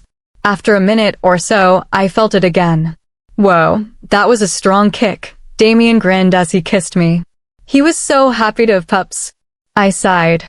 I just wish they would let me eat. "I've thrown up twice today and I'm hungry." "Well, come, let's go figure out what they want to eat," Damien suggested. I nodded and slid my feet onto the floor. I sat up and slowly pushed myself off the bed. With help from Damien, I got up. He held my arm as we walked to the kitchen. "Alpha, Luna, come outside quickly." We heard someone mind-linked us. Well, damn, there goes us trying to find something to eat. We walked outside and gasped at the sight we saw. Jade was lying on the ground, bleeding and clawing at Blake while Blake was gripping her neck dangerously, looking furious. "Blake, let her go," Damien shouted, but I already took action. Damien told me that Jade was the reason why he was captured, and he wouldn't be surprised if she helped with the kidnapping of Lillian. I was beyond furious. I felt darkness surrounding me. I noticed someone went to get silver chains to lock Jade up, so I used them as an advantage. I felt the power running through my veins. I raised my hand up in the air and watched as Blake was tossed backwards by an invisible force. I raised another hand and watched as the silver chains wrapped around Jade's neck. She screamed and squirmed around on the ground in pain. I wanted her to feel the pain that my sister felt before she died. I felt myself slipping away and the darkness pushing me aside. I felt something shoot into my back, and I was immediately welcomed by a new darkness. 5 months later. After the incident with Jade, I was told to stay in bed for the rest of the pregnancy. I could have harmed myself and the children, and Damien didn't like that. Jade was being held in prison until I was ready to talk to her about her punishment. Damien came in grinning as I put the book down I was reading. "Time to go see what the genders are," he smiled. Damien really wanted a boy so that he could be his heir, and he just couldn't wait to find out. My belly was huge, and I was having so much trouble getting around. I slid my feet to the side and carefully began standing up slowly. As I stood up, I lost my balance and almost fell. Almost. Luckily, my loving mate rushed over and caught me. "Thank you, babe." I smiled and pecked him on the cheek. We slowly made our way down to the doctor's for the ultrasound. I was currently sitting in the chair and watching the monitor while holding Damien's hand. The doctor was looking at the screen while checking my stomach. "Well, congratulations, your children are surprisingly healthy after all you've been through," the doctor said. I let out a breath I didn't know I was holding. It actually made me dizzy as I released. I turned to look at Damien and smiled. "What are the genders?" Damien asked. Well, it looks like you're having a baby boy and a girl," the doctor said. I looked up at Damien and noticed a genuine smile on his face. A boy and a girl. 6 months later. "Iris, baby, you're doing great. Just keep pushing," Damien whispered into my ear as I squeezed his hand in pain and frustration. I couldn't think of anything else except the pain that I was currently in. I was in the hospital in labor. I was rushed to the hospital a few days earlier, but nothing really happened until a few hours ago. I was in pain beyond pain right now, similar to getting stabbed by celestial silver. "Come on, Luna, one more push," the doctor said. I pushed as hard as I could while squeezing Damien's hand hard. I heard a little baby cry as the nurse grabbed a towel to clean him off. "It's the boy, Luna," she smiled as she went to clean him up. I smiled. One down and one more to go. 5 minutes later. I was holding our baby boy, and Damien was holding our baby girl. They were sound asleep in our arms. "Oh my gosh, name's Damien," I growled. He chuckled and shook his head. I sort of already had names picked out. I was thinking she could be Lucy Lillian Rose, and he could be Adam Logan Rose. Damien said proudly. I felt tears form in my eyes. Lillian did tell me once that I should name my children after our parents. Maybe she's the one who gave Damien the idea. Either way, I hope she's happy with the choice. I miss them all so much. I wish they were all here to witness the birth of my children. I will never forget any of them. Chapter 34. We were currently walking down to the dungeon-like cells to interrogate Jade. I wanted to know why she caused my sister and mate to be captured and what the goal was. "Flower, are you sure you will be able to control yourself?" Damien asked. "No," was all I said before we reached the end of the stairs. "She is in 22A, Luna," said a guard, bowing. "Thank you," I said as I began walking to 22A. I stopped at the cell and noticed a figure chained to the wall, whimpering. Her blonde hair covered her face. Burns everywhere on her body. She was filthy. "Having fun?" I growled. Her head shot straight up, and I noticed her face was stained with tears and her eyes were glossy. "Please, Iris, I'm so sorry. I never meant for any of this to happen. I just wanted Damien back, and I knew if I got you out the pic." "Sorry, won't bring back my sister. Sorry won't change anything," I roared. I watched as she flinched. How dare she say sorry to me? Sorry from her means nothing to me. "Please, Iris, I never meant for this to happen," she cried out. "Your sentence is decided," I snarled. "No, please," she screamed as I walked out of her cell. I nodded to the guard as he walked to Jade's cell. "Well, that was honestly dark of you," Damien said, unsure of what to say. I honestly didn't want to talk to her anymore. "I just want my babies," I said. We walked to the pack house and immediately heard the crying of the little ones. We walked into the pack house and noticed Blake holding Adam and Danielle holding Lucy. "They won't stop crying," Blake said tiredly. "Try holding them together," Damien suggested. Blake took Lucy out of Danielle's hand, and they both immediately stopped crying. "See, I told you. Twins don't like to be separated," Damien said, quickly looking at me. "Are we still watching them tonight?" Danielle asked. "What's happening tonight?" I asked. Damien shook his head and pushed me up the stairs. "I need you to change into something nice and meet me down here in an hour," Damien said, pushing me. "Wait, what's happening and how nice?" I asked as I went up the steps. He only smiled and walked out of the pack house. I don't like surprises. I walked into our room and decided to take a shower. I got out and looked through my closet. A simple spaghetti strap dress should be nice. I picked out a white strapless dress and white heels. I slipped the dress on and slipped the heels on. I almost fell trying to take a step, so I immediately took them off and decided to go barefoot. I combed my hair and looked in the mirror. I shut my left eye and smiled. It was like my sister was staring at me with the same mysterious black eyes. My eyes became glossy as my vision got blurry as I thought of her. "I miss you, Lillian," I whispered as I remembered the short time we had together. "She will always be with us, Iris, no matter what," my wolf said. I nodded and walked out of the room. I walked into the kitchen and grabbed blue and pink bottles from the microwave. I walked into the living area and noticed Damien holding little Lucy. "Her hair is just like how yours used to be. Black with white streaks." He smiled. I walked over and took Lucy. I walked over to Blake and put her in his hands and placed the bottle in her mouth. Once they both are done, their bottles burp them and then rock them to sleep. They both sleep in the same crib, or they will be crying all night, I explained. He nodded and began to feed her. I felt Damien take my hand and pull me outside. Where are we going? I asked as he pulled me into the forest. You will see, was all he said. We walked for about 15 minutes until I saw a beautiful lake in view. There was a blanket on the ground surrounded by little lights.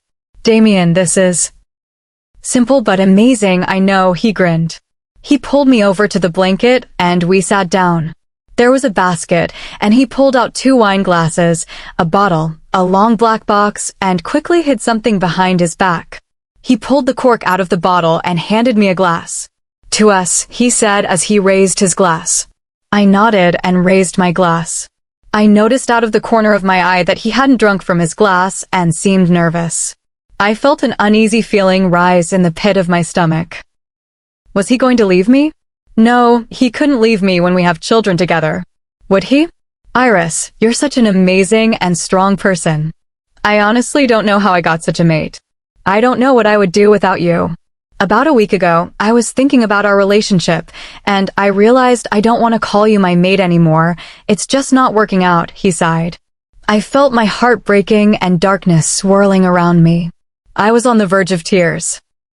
I watched as he grinned and opened the long black box. It was a beautiful diamond necklace. It was a gold chain with diamonds around it. He then reached behind himself and pulled out a small black box and got on one knee. I don't want to call you my mate. I want to call you my wife. It just sounds so much better, he grinned. I laughed out loud, and I felt my heart mending itself. Damien, please don't scare me like that. I laughed. He chuckled and then got serious. Iris Lillian Rose, will you make me the happiest man and wolf by marrying me? He asked. Of course I will, stupid. How could I ever say no? Just don't scare me again. I laughed and cried as I attacked him into a hug. He picked me up and swung me around and kissed me. I was so happy. Vi, I think I'm going to throw up, I said as Damien's mother fitted me into my wedding dress. It was a miracle that Violet was not dead from her lost mate, but she said she felt Curtis slipping away from her years ago anyway. She was still ill. My dress was a simple white dress with a long train in the back. Violet fitted a tiara on my head as she fixed my hair. Oh, stop complaining, IRY, you will be just fine, she chuckled. I nodded and hugged her. I was like the mother I never truly had. It's time, Blake said as he came in. I nodded and grabbed his arm. We headed out of the pack house, and I noticed people sitting on both sides, and everything was white. White flowers, white chairs, there were even roses, lilies, and iris flowers. I just wish my parents and sister and friends were here to see all of this. The music began to play as Blake and I walked down the aisle. We reached the spot where Damien was standing, and Blake turned to hug him. Damien grabbed my hands and squeezed them lightly. We are gathered here today. The man began to speak. You look gorgeous, Damien mind-linked me. Would you like to see me without the dress? Oh, you're just asking for me to put more children in you. Is that a threat? I love you so much. Do you, Damien, take Iris to be your wife? Hell yeah, I do, he grinned. And do you, Iris, take Damien to be your husband? Of course. I now pronounce you husband and wife. You may kiss the bride. Damien pulled me in and gave me a passionate kiss. It was like I was in heaven. My life was finally fixing itself. Epilogue. 5 years later. Matthew, Lucy, Adam, Emma, and Damien, come sit down for dinner. I yelled. Damien came down with Adam and Lucy clinging onto both of his legs, and I raised an eyebrow. They've been begging me all day to go out in the forest. Damien sighed.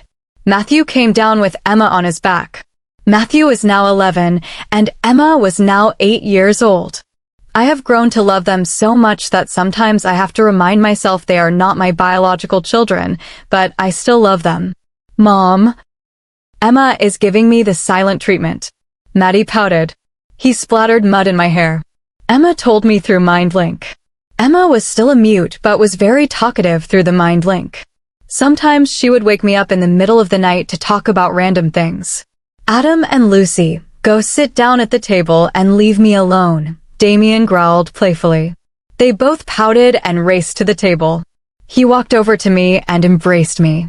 He buried his nose in the crook of my neck and inhaled. I giggled and blushed. Damien, where is Olivia? I asked. About a year later, I ended up pregnant again with a girl, thanks to Damien. Olivia was the most special out of all of my children. She was born with white hair and black eyes like Lillian's. I secretly cherished her the most.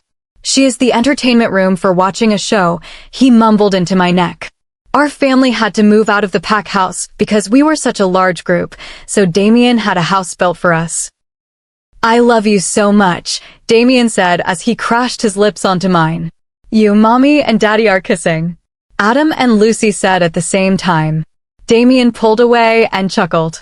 I turned around and noticed Maddie tickling Emma on the ground as she silently laughed. Maddie, get off your sister and go sit at the table, I scolded. He pouted and huffed to the table. You situate this mess while I go get Olivia, I pecked Damien's cheek. I walked up to the second floor and into the entertainment room. There sat Olivia on the couch, clapping at whatever current kids show was on at the moment. Ollie, come on, it's dinner time, I said as I sat next to her. She looked up at me and smiled. I picked her up, and she wrapped her arms around my neck. We walked downstairs, and I noticed Damien did nothing about the situation.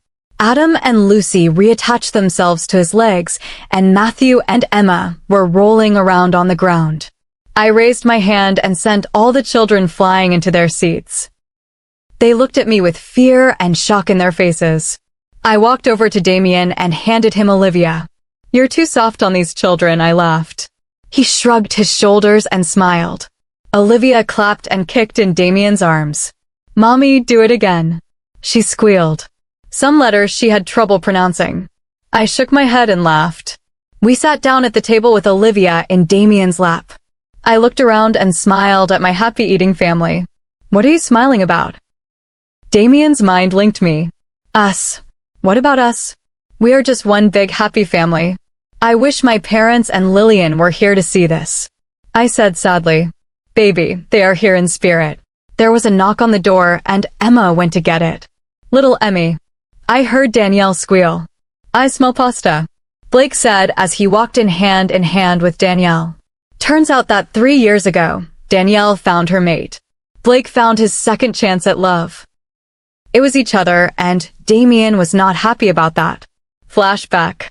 Damien, Iris, we have something to tell you, Danielle said as she sat next to Blake on the couch. What is it? Damien asked as I sat on his lap. Blake is my mate. Somehow, I ended up on the couch, and Damien grabbed Blake and pushed him into the wall. He can be your mate when I'm dead, he growled. Flashback over. Where are my little munchkins? Violet said as she entered the dining area. Grandma. All the kids shouted as they were about to get out of their seats. Stay in your seats, I growled, and they stayed still. Damien chuckled and shook his head. Danielle, Blake, and Vi took a seat at the dining room table and began chatting. I'm pregnant, Danielle blurted out, and we all looked at her. There was silence for a moment until Violet broke it. Well, it's about time. Your lucky werewolves don't age as fast as humans, or you would be old having children, she said. We all laughed and congratulated them. I was so happy to finally have a family. Cole's POV. I watched as they all laughed, and the children bounced in their seats. I wanted to throw up in disgust.